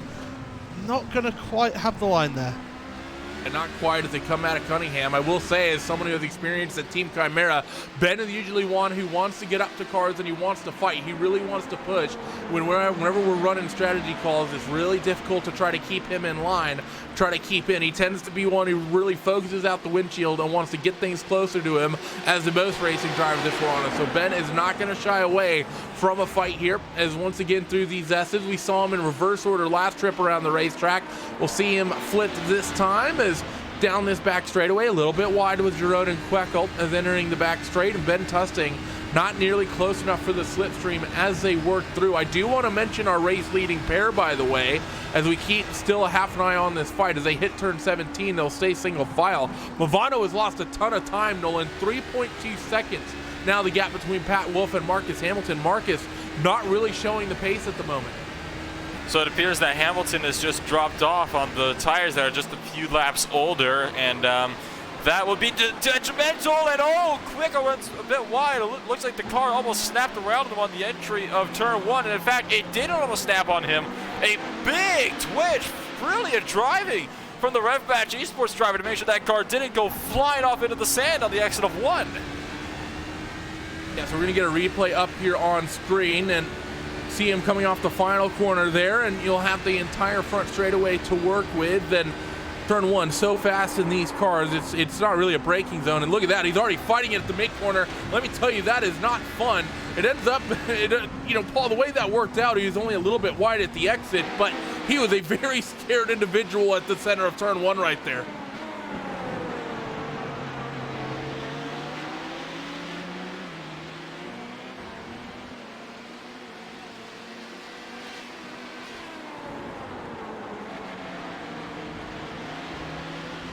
Now, I do want to talk a little bit about this LMP2 strategy, Paul, because right now we have most of our leading cars are either coming to the end of their stints or they're coming onto pit road right now for the most part. So, for example, we have Simza. They've just come down on towards pit road. They won't be making another stop for the rest of the race.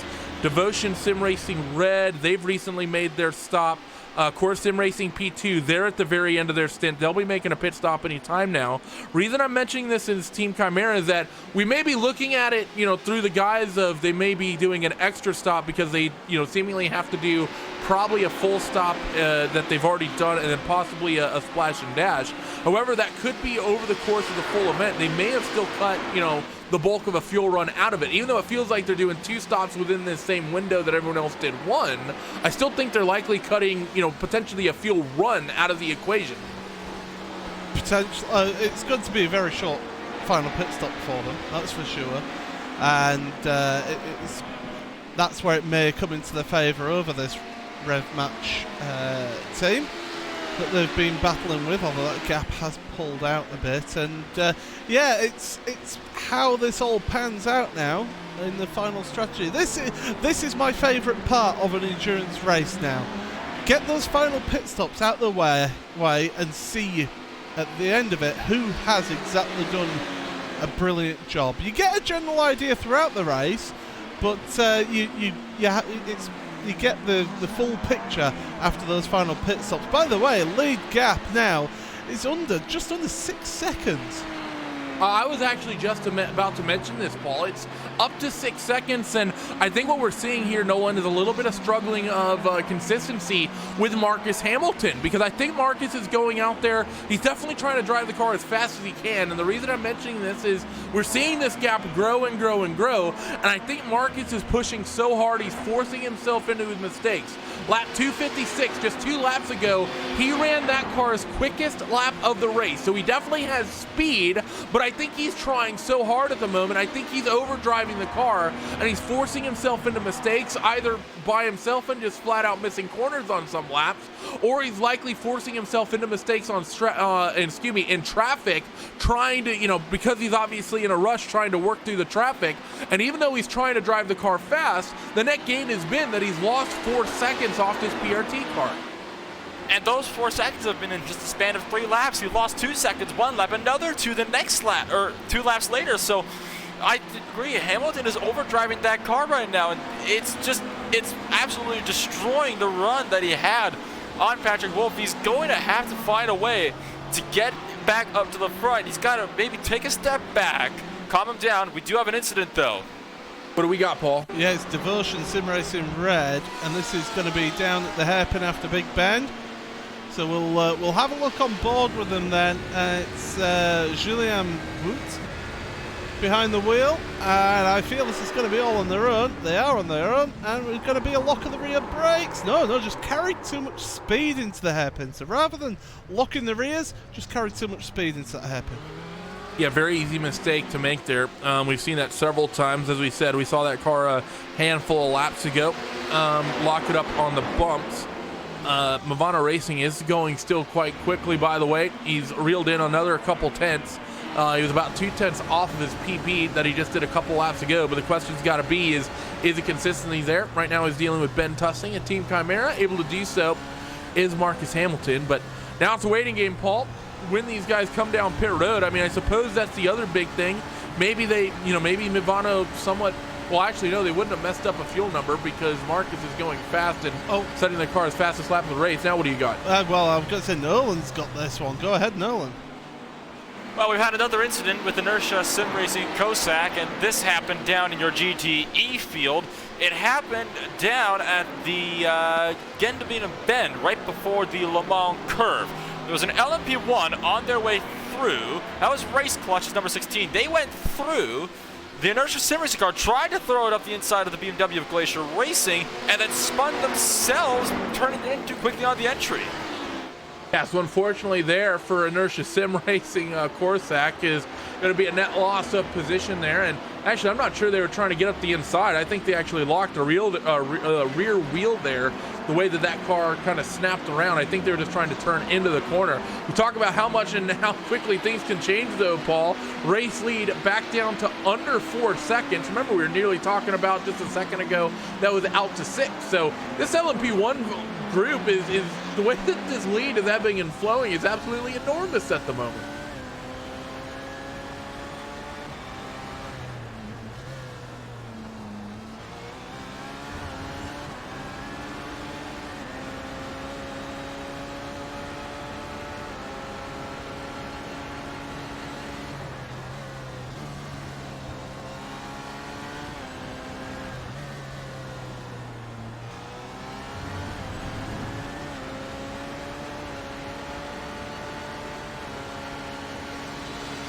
Yep, we're expecting a pit stop shortly, and remember, we have seen Movano be the first car to pit every single time they've come down pit road. You're not going to see Pure Racing Team pit until Movano pits, and they know what the game is and they know what the play is.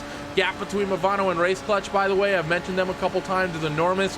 Race Clutch no longer a factor in the fight for this race lead. 4 seconds to gap. Patrick Wolf held tight on the exit of turn 1, able to actually throw that lead. So Movano and Marcus Hamilton, Nolan, I think they're just flat out getting the short stick in traffic. It seems like Marcus Hamilton might actually have the speed, but he's just always catching cars, it seems like, in the wrong places and at the wrong times. And because of that, he's not consistently bringing this gap down.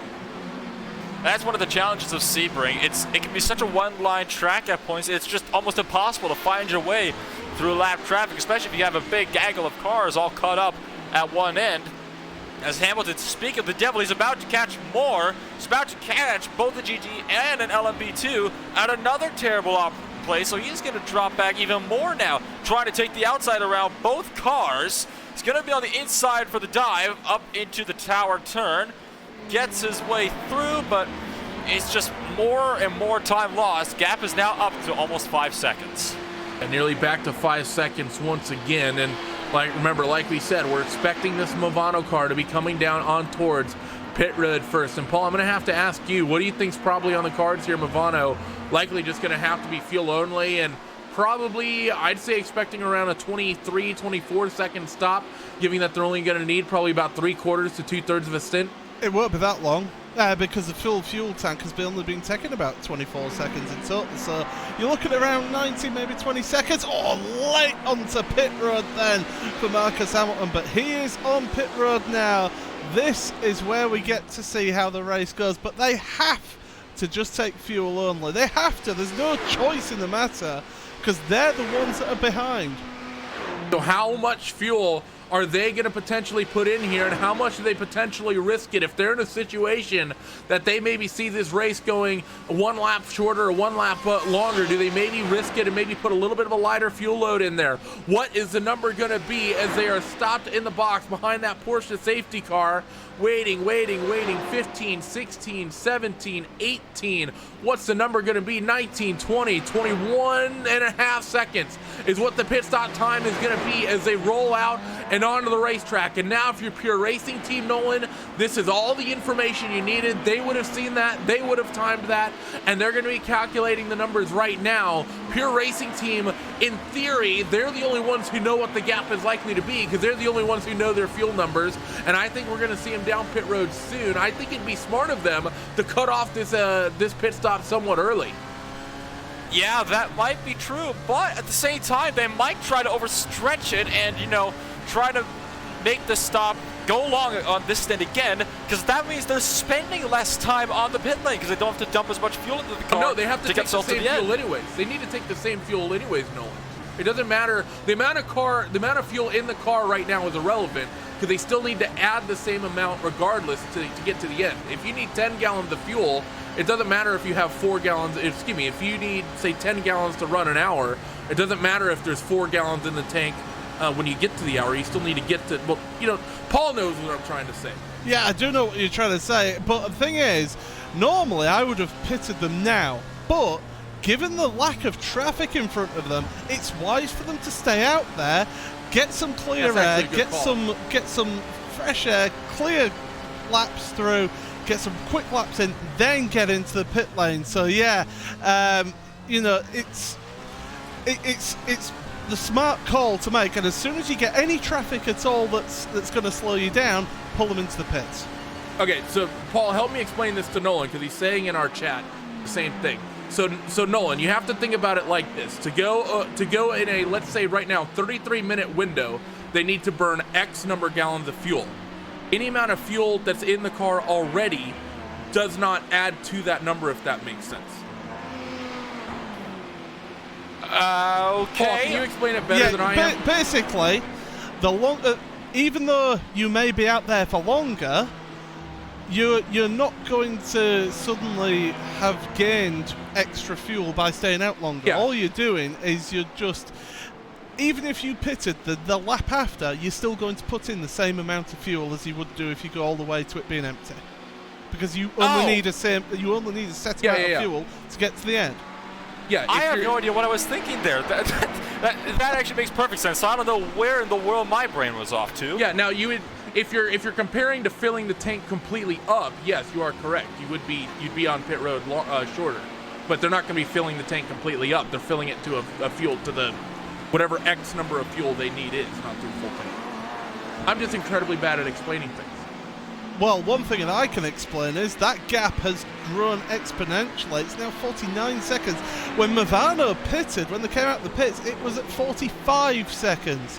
So they've gained about 3.5, 4 seconds here just on these couple of laps out with the waiting for their pit stop. So yeah, so it's Pure Racing Team who seems to be at the advantage at the moment.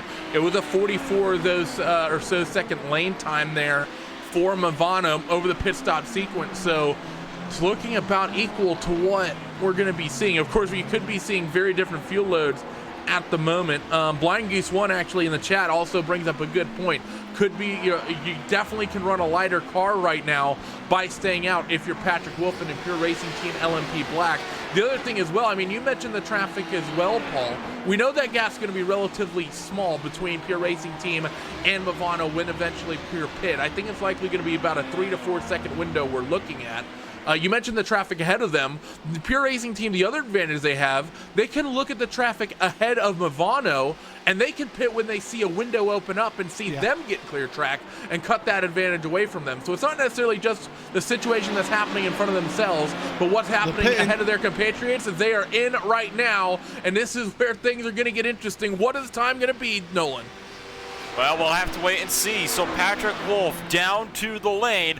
Where will he come out? This is the money stop right here. I'm thinking, based on the gap that they pulled, the only way they won't come out in front is if they slide their pit stall, which based on what we've seen is not going to happen, and in fact, it does not. So Patrick Wolf down into the lane. The last stop, correct me if I'm wrong, was about 21 and a half seconds. 21.4. So 21.4 seconds, so we're looking for that time. Will it be longer? It probably will be. The question, it is going to be about the same amount of time. And there you can see, oh, it's much shorter actually. It's not 19.2 seconds. So that will leave Patrick Wolf with an exponential gap from Movano to climb. And look at this gap, it's enormous. Movano Racing's only about a third of the way down the front straightaway, and Patrick Wolf and Pure Racing Team, they're already breaking in towards turn number 3. So this is the strategy call we were talking about, and Pure Racing Team's Patrick Wolf is going to have the bigger point of a 10-second gap, 9.8 seconds, Paul, in the final half hour. Marcus Hamilton needs to get on it, but he has just been getting held up lap on lap in traffic. He did a 41.0 on what was Pure Racing Team's in lap. That was expertly timed there by Pure. Absolutely. You look at they've been scoring their fastest lap times all the way through the these final part of the race when the track is at its coolest, and right now Movano, they needed to be getting a 38-second lap on the on that lap when Pure Racing Team were making their pit stop here. So definitely Pure Racing Team, what a drive from them. It's not over yet. There's still 28.5 minutes remaining in this one, but that is a great strategy call.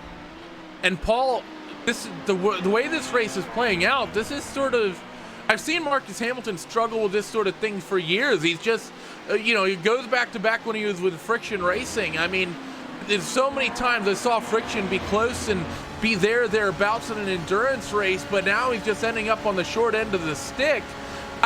He's just been struggling in the traffic because it's not been entirely the strategy that we've seen. Yeah, Patrick Wolf and Pure Racing Team, they spent 2 less seconds on the pit road, but Patrick Wolf, he's opened this gap up on the racetrack. I think Patrick just simply has been better on the getting through the traffic, because even if all were equal, that's still only 2 seconds. When we were looking at a 4-second or so gap, 2-second gap thereabouts when they were close to each other, Patrick Wolf by himself has opened up that gap 7 or 8 seconds even without the fuel strategy. Well, and we just saw right there through the middle of turn 1 catching a broken Ferrari halfway through the corner. It lost them the best part of a second, did that, as we've seen previously. The race clutch 15 is behind by about a minute, about 53 seconds, so they're not in the fray here. But yeah, definitely it wasn't just the pit stop that was won them the race. it was the fact that they had the fastest driver in the car consistently going faster laps, and having that little bit longer with a lighter car, as was pointed out, that made the difference right there. They gained the best part of those 5 seconds right there.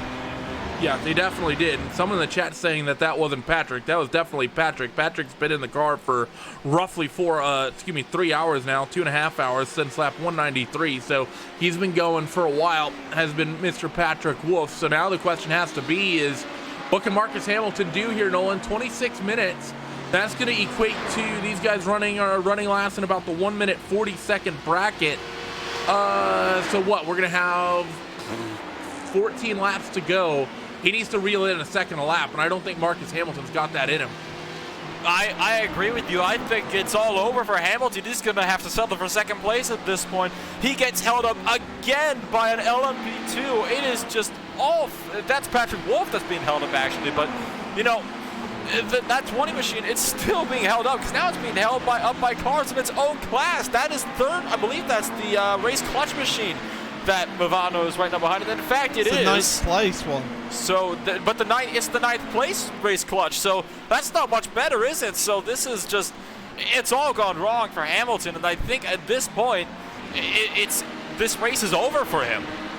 Yeah, definitely going to be a second place run. Now, remember, I did mention we have other strategy things playing out here in your other classes. Remember, we're still keeping an eye on Team Chimera and their fuel strategy. They currently sit third in class. They've just passed Devotion Sim Racing Red, who is on pit road. That gap is in the mid 20 seconds at the moment, but it's growing because Devotion is still exiting the pit lane and running up towards turn 3. I believe we still are looking at Simza Esports, who, no, I take that back. They have made a pit stop. They should be good to go to the end. And I believe Core Sim Racing, they've recently come down pit road as well. So right now, Paul, they've been out there for about 7 laps. I'd wager they're going to be go to the end. So now the big question is going to be is does Team Chimera have the fuel here to get to the end, Paul? And no. If they don't, here's the next question. If they don't, will their splash and dash be enough to keep them on the podium? I think probably not at a 26-second gap. It's going to be now. That said, they could have enough of, depending on when they bring them down. I think if they do need to splash and dash, they should bring Ben down sooner so that he has time to fight with that race car behind him. Basically, I think they'd come out ahead of Rev Match. So I think that'll be okay for them there. But the Devotion Sim Racing car, they won't stay ahead of, because you're talking the best part of the 26 seconds to have a fuel service. It takes the best part of 26 seconds to go down the pit lane. By the way, third place Race Clutch are on pit road. They're only just coming off a pit road now after a 51-second pit stop. So either they had damage. They must have had damage. They had damage on the left front. They had made contact with something somewhere. I'm rewinding my... Oh, it happened at the final corner. Fabricio Donoso. He lost it all by himself at the final corner right before he came down pit road. He locked it up. He got a little bit of oversteer, and that car just would not turn. He couldn't get it slowed down because of the slide, and he tried everything in his power to get the car stopped, and he found the outside tire wall. It's going to be hard to see because of the darkness, but he basically just goes straight on into the tires after the snap oversteer on entry. Yeah, we'll have another look then, this time from up above on board. And it's coming into this final corner, Sunset Bend. We've said about it being the bumpy corner. Oh, he just completely missed his braking. Tried carrying way too much speed in there, and straight into the tyre barrier. Let's get it down on pit road, get some repairs. You should get some Foley work there, Paul. Absolutely. Oh, it's a late pit entry there, it must be said as well. I think he really didn't have much time to realize the car was broken, and I think he immediately just hit pit road the moment he did. But that's unfortunate there. And Nolan, I mean, that's an easy mistake to make. We talked about the darkness, and we've talked about fatigue. Once the sun goes down, we mentioned how dark some parts of this racetrack is. Some are relatively well lit. The exit of that back straightaway is not one of them, especially on this version of Sebring that we have that does not have the WEC pit lane. Of course, with the WEC pit lane, that entire area is lit up, much like this front straightaway is that we're looking at, but no lights on the back straightaway. It is really easy to miscount those cones on the left, which is what all the drivers really rely on. It really is. The Sunset Bend is one of those corners where if you have no idea where the braking markers are, you just got to kind of eyeball it. But that's impossible to do when the only really line of view you have is right in front of you, not at the apex of the corner. So just completely misjudged it. And I hate to say it, but, you know, it's another mistake from the race clutch machine. And it's a shame to see that as well. And looking back up now to your lead, or down, excuse me, to the lead of your LMP2 field. So with our lead fight being so spread out, we will keep half an eye on it, but we're taking a look at the GTE leader right now. This is Pure Racing Team's Johnny Vecchio, 32-second margin over Jürgen Frank. Similar situation there. I think that gap's going to be absolutely enormous. I do, however, see a potential impending fight here in our GTE division, and this will be the battle for 5th between Vendaval Sim Racing Blues Dakota Fripp and Huber Racing Esports GTE Patrick Hahn.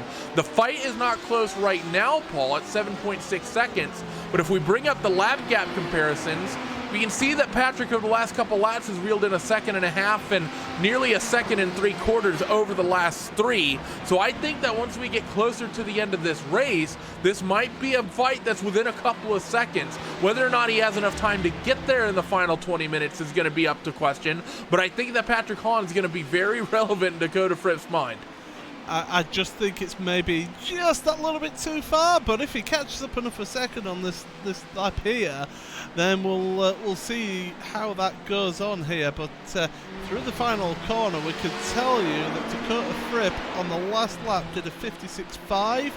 This lap here for Patrick Hahn was a 56.5. 5 thousandths of a second faster than Still 5th counts. place. It still counts, yes. Still counts, but yeah, I mean, that's not anywhere near the rate that we were seeing previously, and definitely out of the question, Nolan. If he needs to keep up that 0.5 second to a full second per lap quicker he had on lap 229 and lap 230, dropping down to a nearly 007 James Bond levels of faster per lap. He's not going to get it done. You almost wonder if with that gap being formed, if that's almost kind of reverse slapping in a sense. You know how we were talking about how the LMP1s were constantly getting held up and according in their gap because of all the lap traffic.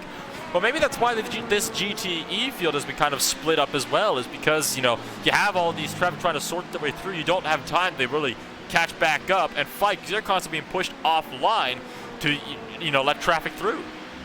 Yep, you're absolutely right about that. And as I click through all of our fights, that's really the only fight I see, Paul, that might be relevant. Actually, P9, P10, and GTE, I'm seeing a gap of 3 seconds right now, and Ilka Katalowski in the Inertia Sim Racing Corsac car, given the Russianness or Eastern Europeanness of that name, I can only assume that I've butchered it.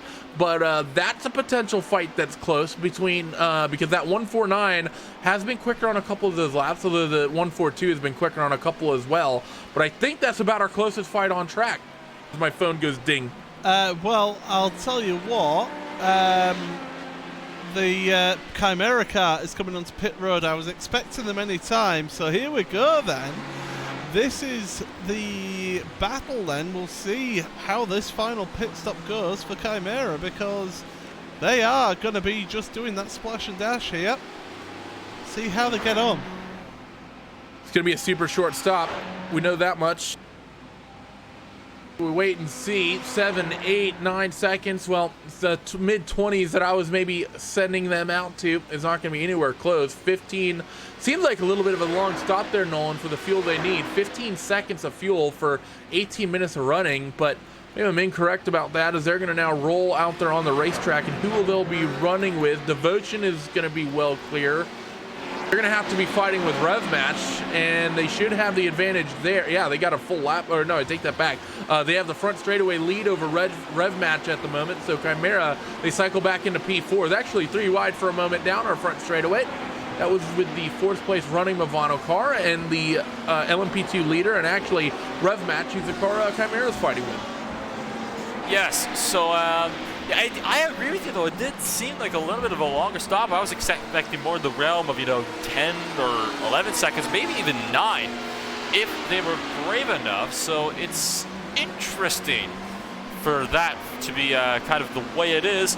we had a protest filed, though, somewhere in the racetrack. The 47 machine for the Leo Racing team protested by the Race Clutch number 16 machine. So that was 8th overall being protested by 9th overall. Interesting there. Yep, so not exactly sure what happened there, but we'll see if there's anything. Go ahead. I could tell you it was, they've accused them of crossing the double white line on pit exit, which is an automatic stop and an automatic drive-through, as we've seen throughout the early part of this race with these drivers. Now, as we've been mentioning, you're talking a drive-through of being about 26 seconds, maybe, perhaps, in time. That would still leave Race Clutch about 10 seconds behind. And there we go, drive-through number 47 for crossing the double white line on pit exit. The drivers were told about this in the pre-race briefing, and that's what's happened. Yep, I'm having a peek to see when he would have crossed, and yeah, he definitely did. And yeah, that's a mistake that's really easy to make, Paul. And we've seen, you see so many of the sim racers do that because they just they angle off towards that final cone, whereas in real life, the painted lines really do reign supreme. I know the technical in-sim kind of pit exit limits are pretty tame here, but it's not infrequently that league admins will kind of edit that, and I'm going to be honest, that wasn't even close. It's immediately after the final cone. He didn't even waste any time to do it. I was expecting to maybe see it as a merger crossing the double white, but no, it was just, he straight up just turned left the moment as he possibly could. I think that's just a mental error on his part. Yeah, as you mentioned, the potential fatigue coming into play here because he's been in that car quite a while, since lap 215. So, yeah, Leo Racing team suddenly find themselves with a drive-through penalty. And as I said, well, that gap has come down to about 34 seconds between those two. We could see a battle for P8 overall by the end of this race. Well, that's what I'm about to say, is P8 and P9, Paul, and normally when you start getting down to the end of the races, and really throughout the entire race, is, by the way, Leo Racing team does come down pit road to serve that penalty pretty much immediately at their first possible convenience. Now we wait to see what kind of gap Race Clutch will have to work with. Problem is, Race Clutch is only just now entering the back straightaway, and Daniel Pizzo, is only about three-quarters of the way down this pit lane, nearly to the exit. Let's see, he surely won't make the same mistake twice as he'll exits pit road, and yep, he's well clear of that double white line and now truly clear. So that gap will come down between the Leo Racing team and Race Clutch number 16, but I don't think it's going to be too close for Race Clutch to do much with it. But at the end of these races, Paul, your competitors are always going to be looking for those mistakes, especially easy ones, like crossing a double white line at a racetrack where people will often cross that white line on pit exit.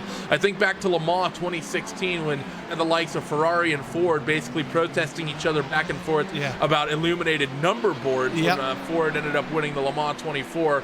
They're going to look for any infringement of the rules. They will look for to call you out on, and that's exactly what the Race Clutch team has done.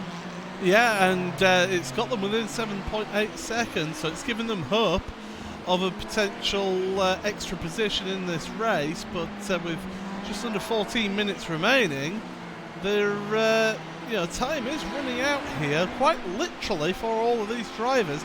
Chimera, by the way, 11.8 seconds behind the Devotion Sim Racing red car. They have been slowly catching up that gap, but I don't think catch up by enough. Yeah, I think the problem is a lot of those big gap jumps, Paul, are coming from a lot of the traffic. Because I'm seeing like a 32 seconds lap quicker and 8 seconds quicker. That's mostly from the lap situation, and 800ths of a second was Ben Tustin quicker last time round over Devotion Sim Racing Red's Julian Boot. He's going to need, we only got 8 laps of this race remaining. Ben's going to need about 3 seconds a lap to have any hope of catching him, and I'll be honest, I don't think Ben's got that in him at the moment. Nolan. Yeah, at this point it is looking like Ben will have to settle for 4th place, and in my opinion, it's looking like the Julian Boat for the Devotion Sim Racing machine will be getting the final podium position in your LMP2 field. So Team Chimera, they've definitely had a good run, but it's looking like they will be in the top half of their class. So that is still good for them, but they are not going to be able to really have the pace to get to that podium position. Your battle, though, for 9th place in your GTE field, like you talked about earlier on right now, how that was slowly closing from 3 seconds. Well, that's about 2.8 seconds or so now. That has slowly been climbing down as well. Problem is it's not been coming down consistently. It's come down in one big chunk of about 3/10 that Ilka has only just recently brought back in, and he lost 3/10 just a couple laps previously over that Glacier Racing car of Marty Sapila. So even though that margin is close, Paul, just looking at the lap trends of the the recent handful of laps, I don't think that's a gap inertia is really reeling in. They're kind of holding station, and maybe the traffic may be finding a chunk of time. Maybe this fight could be interesting between P9 and P10 if a chunk of traffic comes in, but I think that inertia is going to need that in order to get up to that big Finnish BMW of Glacier Racing. And don't forget that car as well has got a little bit of damage on the rear of it. In fact, we'll see. We'll break it out wide open one more time, just on this corner here, on the left-hand side of the driver's right, should I say, but it's on the left-hand side from how we see it. Just that bodywork just pushed in just that little bit. Oh, a mistake there's a as wiggle. well. So yeah, that's not really ideal, and that's not going to gain you any time. Yep, that's a good way to do the opposite of gaining time. There is just a little bit of overshoot there on corner entry. He had an LMP1 passing him up that I think he was a little bit distracted by, but he snatched one of those rear wheels for sure and got to balance that car all sorts of wrong, and now he's got more LMP traffic actually to deal with, and that car does not look particularly entertaining to drive. Look at this battle. At the moment. What do we got, P8, P9? Yeah, that's really closed up. So what's happening to Leo? I know they had that drive-through penalty, but they've lost like 4 seconds in the last 2 laps or something around that mark. Could it possibly be that Robert Bandon knows that gap came down and he's just now getting on it because he realizes that that's now a feasible gap to reel in? I mean, we could ignore the lap 263 and 264 because that's when the penalty was being served. But the last lap, 2.5 seconds faster for Race Clutch, and that gap is closing as well. So we've got a battle on for P8 here. Yeah, so 8th place overall. It'll be Leo Racing Team's Daniel Pizzo and Race Clutch's Robin Bandon as they work through the final corner. 2.1 seconds the margin. We'll see what the gaps were last time. Is a 41.4 for Daniele Pizzo. It's going to be a 41.0 this time. Compare that to Robert Bandon. He's going to come across the stripe. He goes to a 39.5. So keeping up this pace here, Nolan. He's only 1.6 seconds back. He'll be there by the end of the lap at this rate. So this is exactly what Bone Dunners wanted to see for that Race Clutch team. This could get interesting, so it seems like with less than 10 minutes to go, the fights have not stopped yet. The racing is still on. Leo Racing Team, of course, they would not be in that position had they not had that little mental error and crossed that double white line. So, and it looks like Pizzo is going to run a little wide off of the exit as well. Take some dirt back onto the track with him. Lucky not to get a slowdown there through all of that. That would have been absolutely disastrous for that gap. But Race Clutch, they've got some clean track ahead of them now. Plenty of space to run down that number 47 machine. Robin Bonda needs to be patient here. The gap's only a second, and he's reeled in so much time in so few laps that he knows he's going to get there and probably is going to get that job done. Last thing you want to do is rush yourself and force yourself into an unforced error, which is a contradictory statement. But through this right and left-hander, they will go near the end of the lap up towards Le Mans. Let's see, Danielle Pizzo is going to get the run, but Robin Bandon's going to get a better one through that sequence of corners.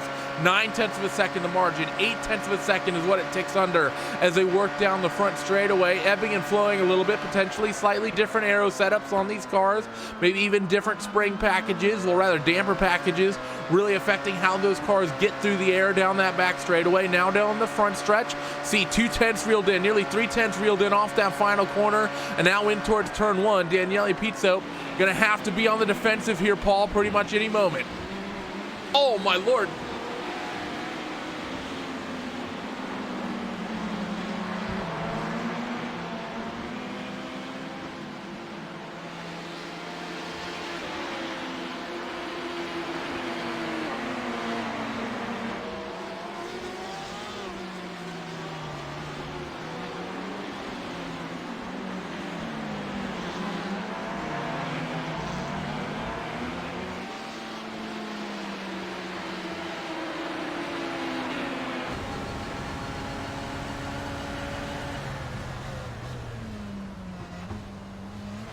Yep, you see that blink, blink, blink of the headlights there as the driver's out in front getting notified. 1 second now on the margin for Daniel Pizzo, so it's somewhat stabilized a little bit. I hear some traffic in front of Danielle, and it's Yannick Lampkin, third place running GTE car, able to sort of deal with it in a timely manner, but does lose maybe a tenth of a second on the exit of Tower Corner through that little left-hander and through these S's once again on the run towards Le Mans as they hit the back straightaway.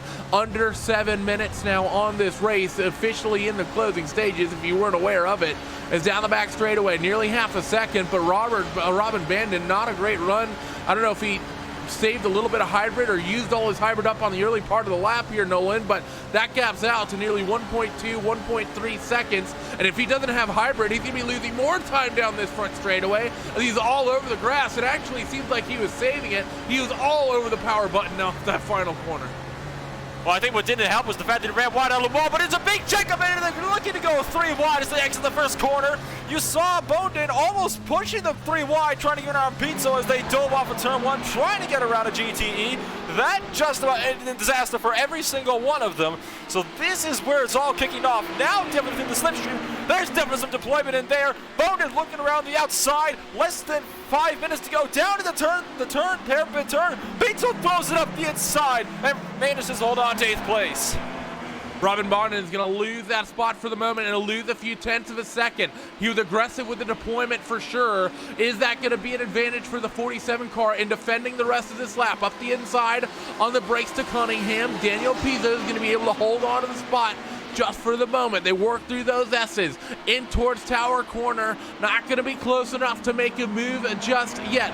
Riding the bumps, both of them at the center of that corner. Gas now under half a second, 4/10 of a second nearly as they work through this double left and in towards the braking zone at Bishop. Hard on the brakes, quick right, quick left as they get ready for Le Mans, and this has got to be the best opportunity Robert Bandon is going to have for a while. 3/10 of a second, he's got the run, and he's closing all over the hybrid deployment for sure as they scream down this back straightaway, pulled out to the right-hand side. Daniel Pizzo is trying to defend. I think a little bit more used into the button late and dives up the inside. He's got it clear. That's one of the most decisive and quick moves I've seen in a long time, and he's got the run out of the corner too, Paul. That puts them P8. That was a great move, was that one. Fantastic stuff here in the closing stages of this race. Speaking of closing battles as well, LMP2 is getting close between Chimera and Rev Match as well. So there's only less than a second between the two of these two. So really, Chimera coming under pressure now.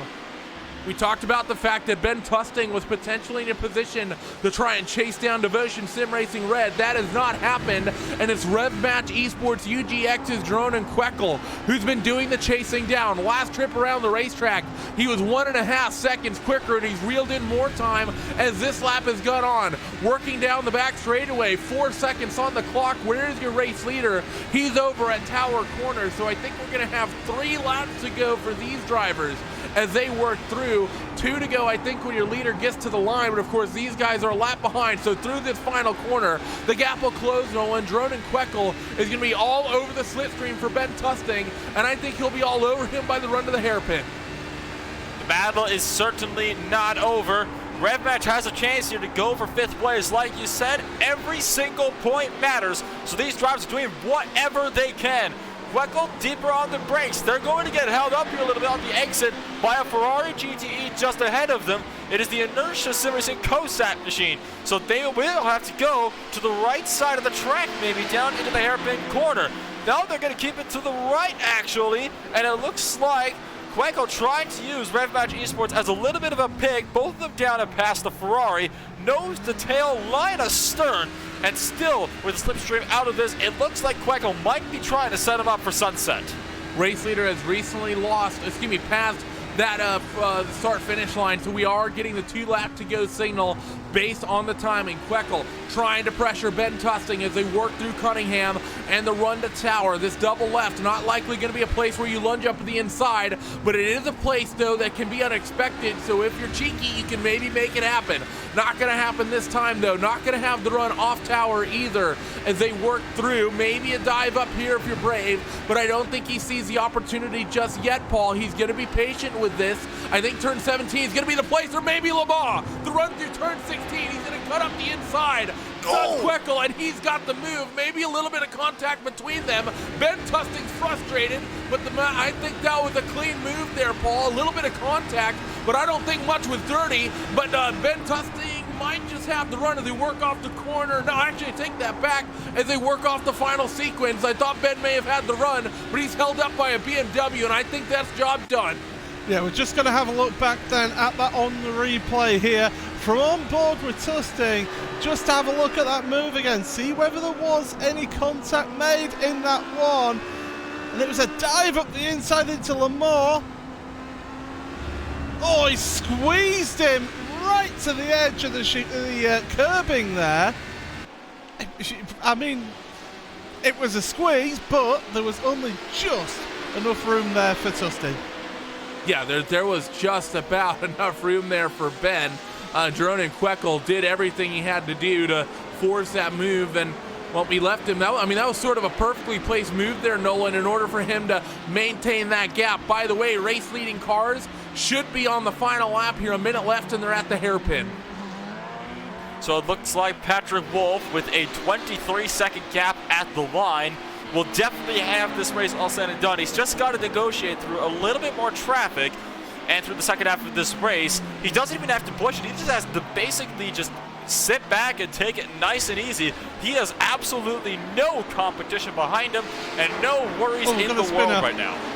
Got a spinner on screen. Go ahead, Paul. Yeah, that's NAB Racing. They've had a spin in the final corner, Sunset Bend. We'll try and get a look at this one again.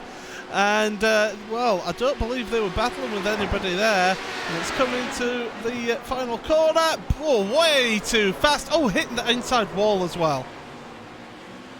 Unfortunate for them here in the closing moments, but they should be able to limp that car home. But look at Patrick Wolf down the back straightaway. You know what? This is actually going to be really close. 10 seconds, 9, 8 as they come off that final corner. We've not technically seen the white flag on timing, but it'll tick down to 0 down the front straightaway. We might actually get an additional lap here in the sim. That was tight. Headlights flashing, and Patrick Wolf is still going. That's the closest I've ever seen, Paul, with the white flag. Half a second.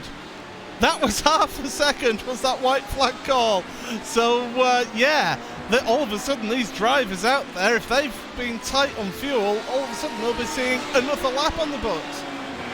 Yeah, the race time that I'm showing was greater than 8 hours when he crossed the line. I'm seeing exactly 8 hours and a half a second, as Paul just said. So white flag this trip around the racetrack, and now this will officially be scored the final lap. But now you have to wonder, Nolan, if everyone thought the race was going to end on the previous lap, do people maybe have fuel problems? Well, that'll be the big question. I don't think they do, particularly I'm actually more worried about Pure Racing because, like we said, they stayed in the box 2 seconds shorter than we thought they might have. So, if anything, I'm concerned about them. It doesn't look like they've been, kind of dropping them too much. I think they'll be fine, but at this point in time, I don't see anybody really slowing down big anywhere around the racetrack, so it looks like things are going to be settled all well and good here.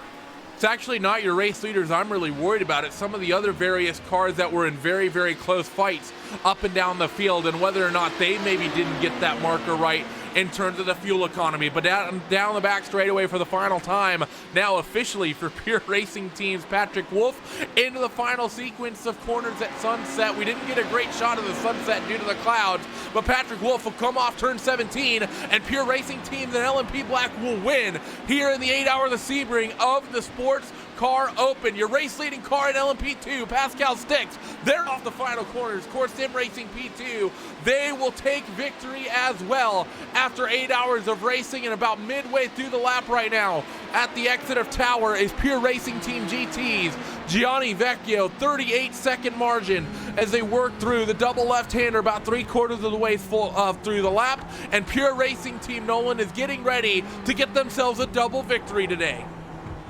So the Pure Racing Team GT going to come off of Le Mans using that lap car right ahead for the Radicals Online MOATF machine as a little bit of help there, making sure that they don't run out of fuel. But I think they're going to be, oh, hello, a little bit of a block there from the lap car, but it'll be Pure Racing Team, GT Team to come off of the final corner, and they will be coming around to win in your GTE field. Johnny Vecchio, you're likely going to see headlights ablaze. This Pure Racing team, as they frequently do, will get a double victory after 8 hours of racing here at Sebring. You see a couple of cars whizzing by at speed, but Johnny Vecchio, your winner today. I don't think we have anyone else really running that was up for contention. I think just about everything that was close has come across start finish. And that seems to be the situ. Actually, no, P2, P3 in GTE is down to a 1.3 seconds. And that BMW has been slow down the back straightaway. And at 0.6 of a second, does Jurgen Frank maybe have fuel problems? Can Yannick Lampchin maybe make something happen here in the closing stages? Answer's going to be no, but something happened in Jurgen Frank there as they come across the stripe, Paul, because there was huge pace issues there for Jurgen Frank in the closing laps that we didn't notice with all the other happenings we had going around the track.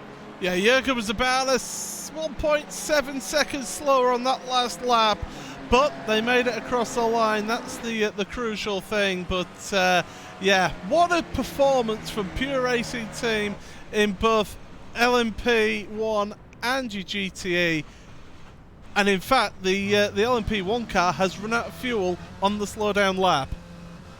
Yeah, so people were oh so tight over the course of the lap. That SimRC car, by the way, the reason I was freaking out when I checked in with him, just clicking through, he was off the throttle down the back straightaway, so the fuel was tight for Jurgen Frank and company as they were coming to the stripe. Let's go down to your full post-race results after 8 hours of competition here at Sebring, and it's going to be in your LMP1 division, Pure Racing Team, LMP Black taking victory with Movano Sim Racing team in the second spot. That's the Double X car in second. Race Clutch number 15 in third with Movano Sim Racing team Double XI in fourth. Impulse Racing in fifth.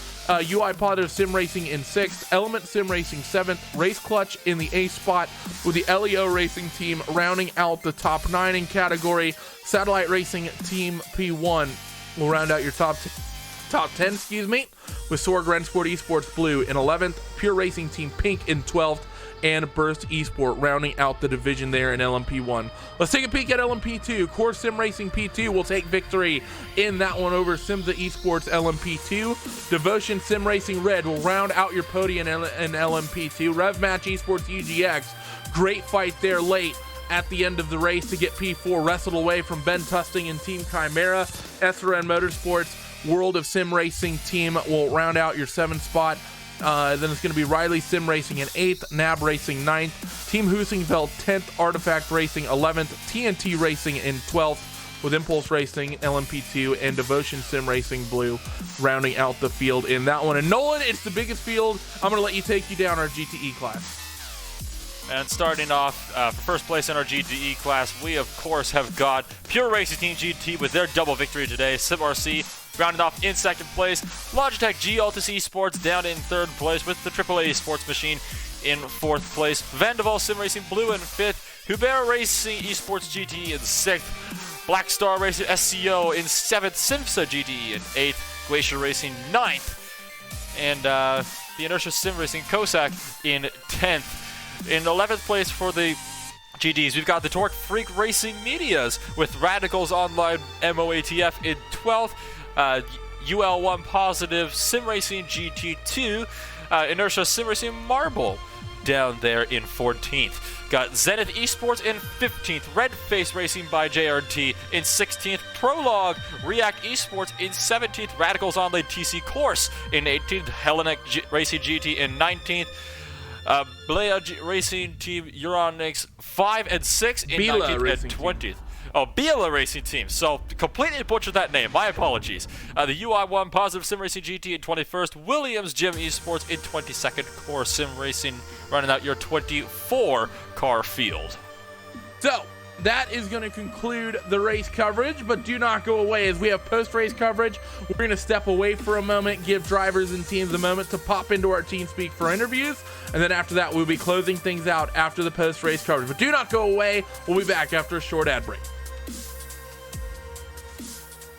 Simulated racing can be awesome, but it can also be kind of a free-for-all. Interestingly, auto racing faced the same problem in its earlier days. Whether it was on the back roads, the beaches, or the city streets, the racing was always fun. But there was always a certain level of chaos or danger until some folks came along and put some order to all of this. Stuff like official racetracks, regulations about weight and equipment, and enforcement of standards. That's what gave us high-speed excitement, fast-paced action, and photo finishes. That's when racing became racing. The guys over at iRacing.com have made the same transformation in the world of sim racing. See, iRacing analyzes the performance and results of each driver in every race, so you can be sure you're always placed in races where the competition will be tight and that those reckless drivers who ruin it for us all will be kept in the pits. Not to mention that with members in over 130 countries already in their vast community, you can find races day and night, so you can always get in the action. You can even join a league of your favorite series and work your way up to one of 7 world championships, offering over $500,000 in prize money. And since updates are always automatic, you don't have to worry about software and can focus on the track. Zip up your fire suit and check out iRacing.com.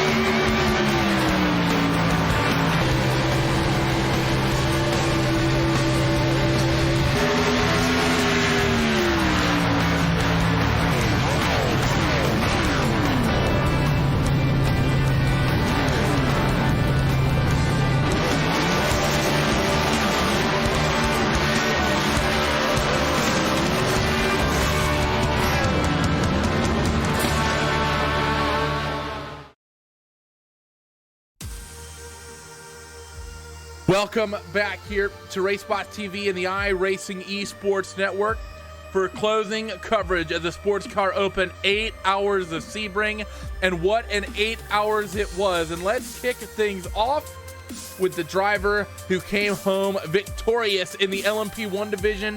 If I could drag him up in the TeamSpeak, it is Patrick Wolf from Pure Racing Team LMP Black. Patrick, congratulations to you guys after a big win after 8 hours of running here at Sebring. Yeah, thank you. Really quite a tough race since gaps were really tight basically all week. We've been running against the Mivano guys and some of the Race Clutch guys in the official series, and we were expecting it to be really close, but not in that sort of dimension where we're basically trading the lead basically over the whole race within a few seconds. But And I mean, in the end, we're really happy it worked out.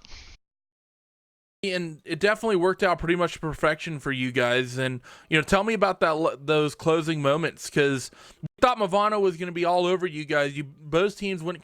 You guys kind of did the same strategy in the kind of third to final pit stop and second final pit stop. You guys sort of did the same things but backwards. One of the stops you guys short filled, then the next stop they short filled.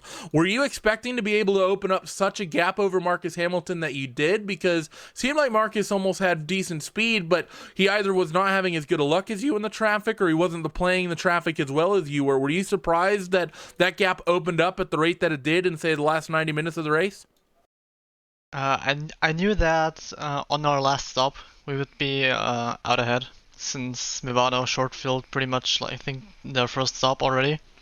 So we knew we had the advantage there. But after I've come out, I was, I think, like, 10 seconds ahead, and then at the end it was around 20. So either he must have been really unlucky through the traffic at the end, or just didn't have the pace at the end. I can't explain it to myself, really. So after this one, next race is going to be coming out. It's not going to be until next year, matter of fact, when we head out to the Nürburgring. What are you guys looking there? Are you looking forward to the Nürburgring? We'll be using the endurance layout, of course, that has the quicker chicane. You guys looking forward to that? How do you guys get around the German GP track? I think Nürburgring's always been a good track for us. So hopefully we can continue to keep that form from Sebring and carry it over to the Nürburgring, and then hopefully with both cars as well.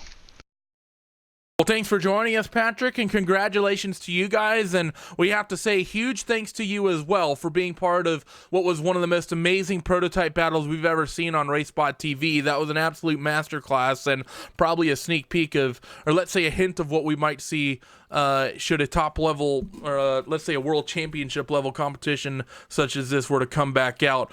But before we let you go, who gets it done for everyone at Pure Racing Team? Who do you got to thank? Sponsor plugs, go for it. Well, of course I want to thank our sponsors, Spusu, iRacing, Autos Wallmeyer, and Pure Driving School. And also a big thank you to Patrick Schneider, who really, at the start of the week, he was a lot further away from me than at the end. And I really got to thank him for that, for putting in the effort. And that made it possible for us to win today. Well, there he was, Patrick Wolf taking victory in the Pure Racing Team LMP Black LMP1 machine in that number 8 car. They put on an absolutely phenomenal performance this afternoon to take victory. Let's go from one race-winning Pure Racing Team car to another. Nolan Rempel has stood by with Gianni Vecchio, driver of the PRT GT 170, who won in your GTE division. So it was a good day for the Pure Racing Team, guys, and well, Gianni, it has been 8 hours and you have gone and taken the win in the GTE class. How do you feel? I'm feeling great. Obviously, after 8 hours to get the race win, it's awesome. Thanks to Patrick, first of all, because he did all the work all week long, because I was pretty busy with doing practice for the Porsche Esports Supercar qualification. So I only did Porsche on Nordschleife this week, so everything comes down to him, really, for the setup, strategy, all. And yeah, feeling great. After not doing that much of practice, the winning, it's a good feeling. Well, despite not doing, too much practice, apparently, you still did manage to work your way up a good 9 spots, take the win in your class by, if I remember correctly, it was about at least 20 seconds that you took that class win by. But what we were kind of thinking was, with the LMP1s, when they were crossing over onto their final lap, we thought they were already on the last lap, and then they ended up going ahead and They put on the end of the lap because they crossed the line just when it should have ended. So what were your thoughts when you realized there might have been one extra lap than you thought? Oh, we took like 7 liters too much in it, so it wasn't really a problem for us. It was a bit boring towards the end, and I was hoping that we get 1 lap less. In the end, it was 1 lap longer. Good for Paddy. Maybe that proved that he was pretty fast out there. So I mean, credits to Paddy for that one. And of course, with the Nürburgring coming up next, what kind of preparations do you think the GTE side of the team is going to be making for the new year?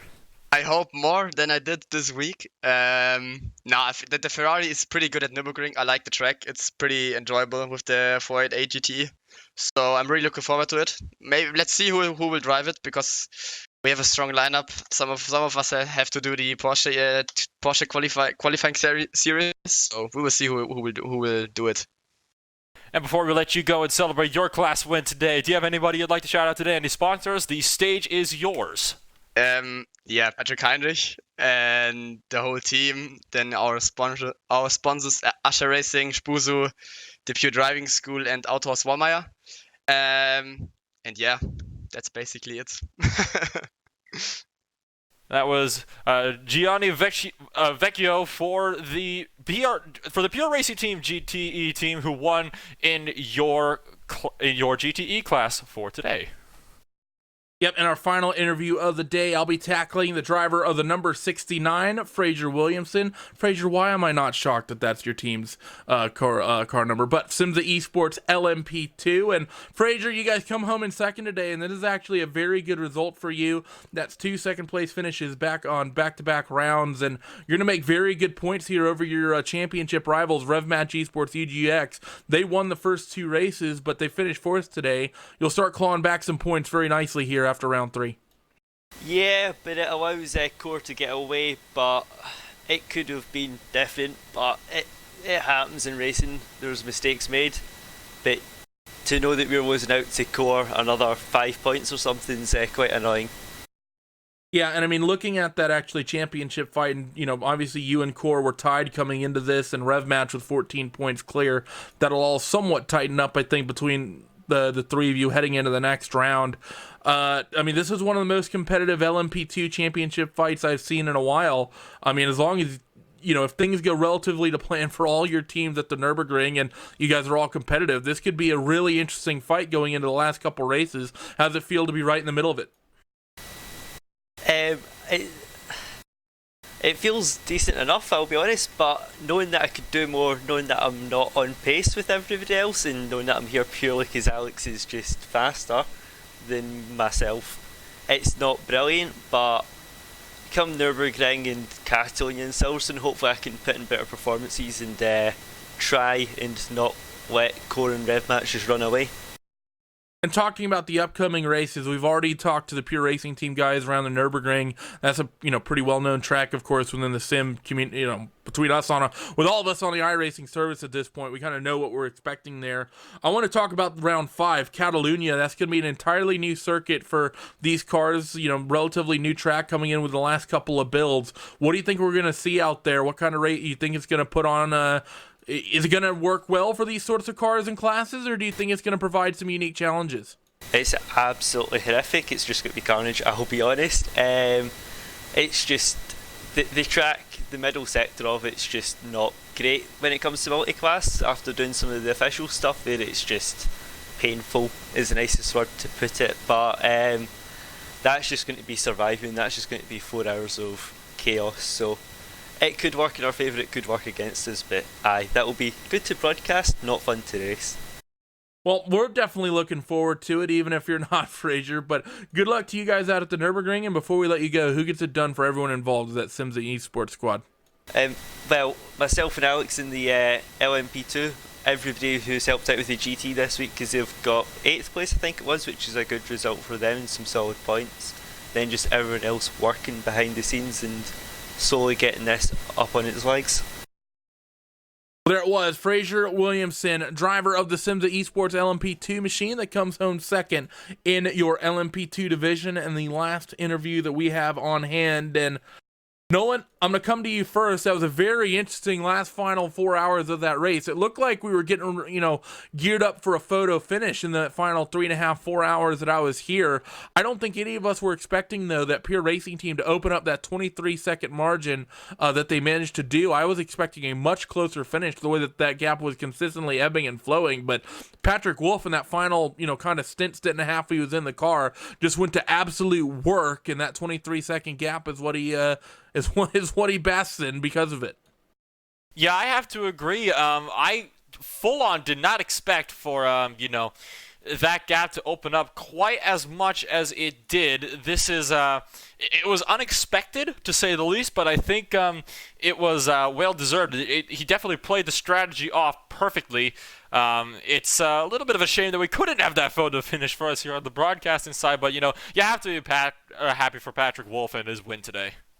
And it's not something we actually talked about too much, Paul. We didn't really bring the points up all that often, but this is going to be a big race for the points, because Movano Sim Racing Team XX, the team that finishes second today, they were leading the points. Second in the points was a Pure Racing Team LMP Pure Racing Team LMP car, but it was the pink car second in points coming into this round. The pink car ends up dead last overall, or actually take that back, not quite. They get caught up in an early incident, and they're out, 283 laps ago, 283 laps down. They're going to lose a ton of points to Pure Racing Team XX, and you talk about the other Pure Racing Team car that won today, the Black Machine. They only had 6 points and were down in 13 of 14 at the bottom of the result standing. So for Pure Racing Team, while they had good pace and they finished twice, the pink car finished second place in round 1 and round 2, and the black car took a win today. The organization is doing well, but not a single one of their cars is going to be doing well in the points after today.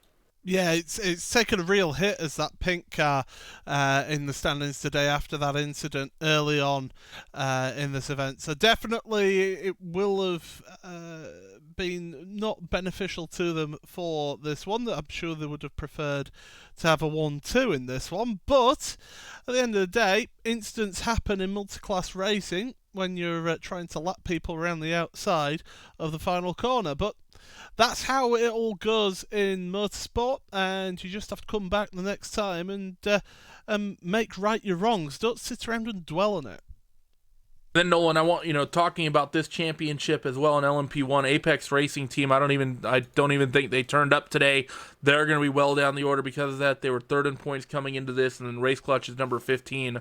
They only had 23 points. They come home in third, so they'll get some points, but it won't be a huge amount. But talking about the GT points situation, Pure Racing Team, this is their third race win in a row over the rest of the field. And matter of fact, with that fuel drama that we saw, we almost saw a 3 races in a row with a Pure Racing Team Logitech G Altus Esports 1-2 with Logitech G Altus Esports, only about 6 tenths off the back of SimRC with their fuel issues late in the run. But right now, Pure Racing Team running away with this championship with 3 wins in a row.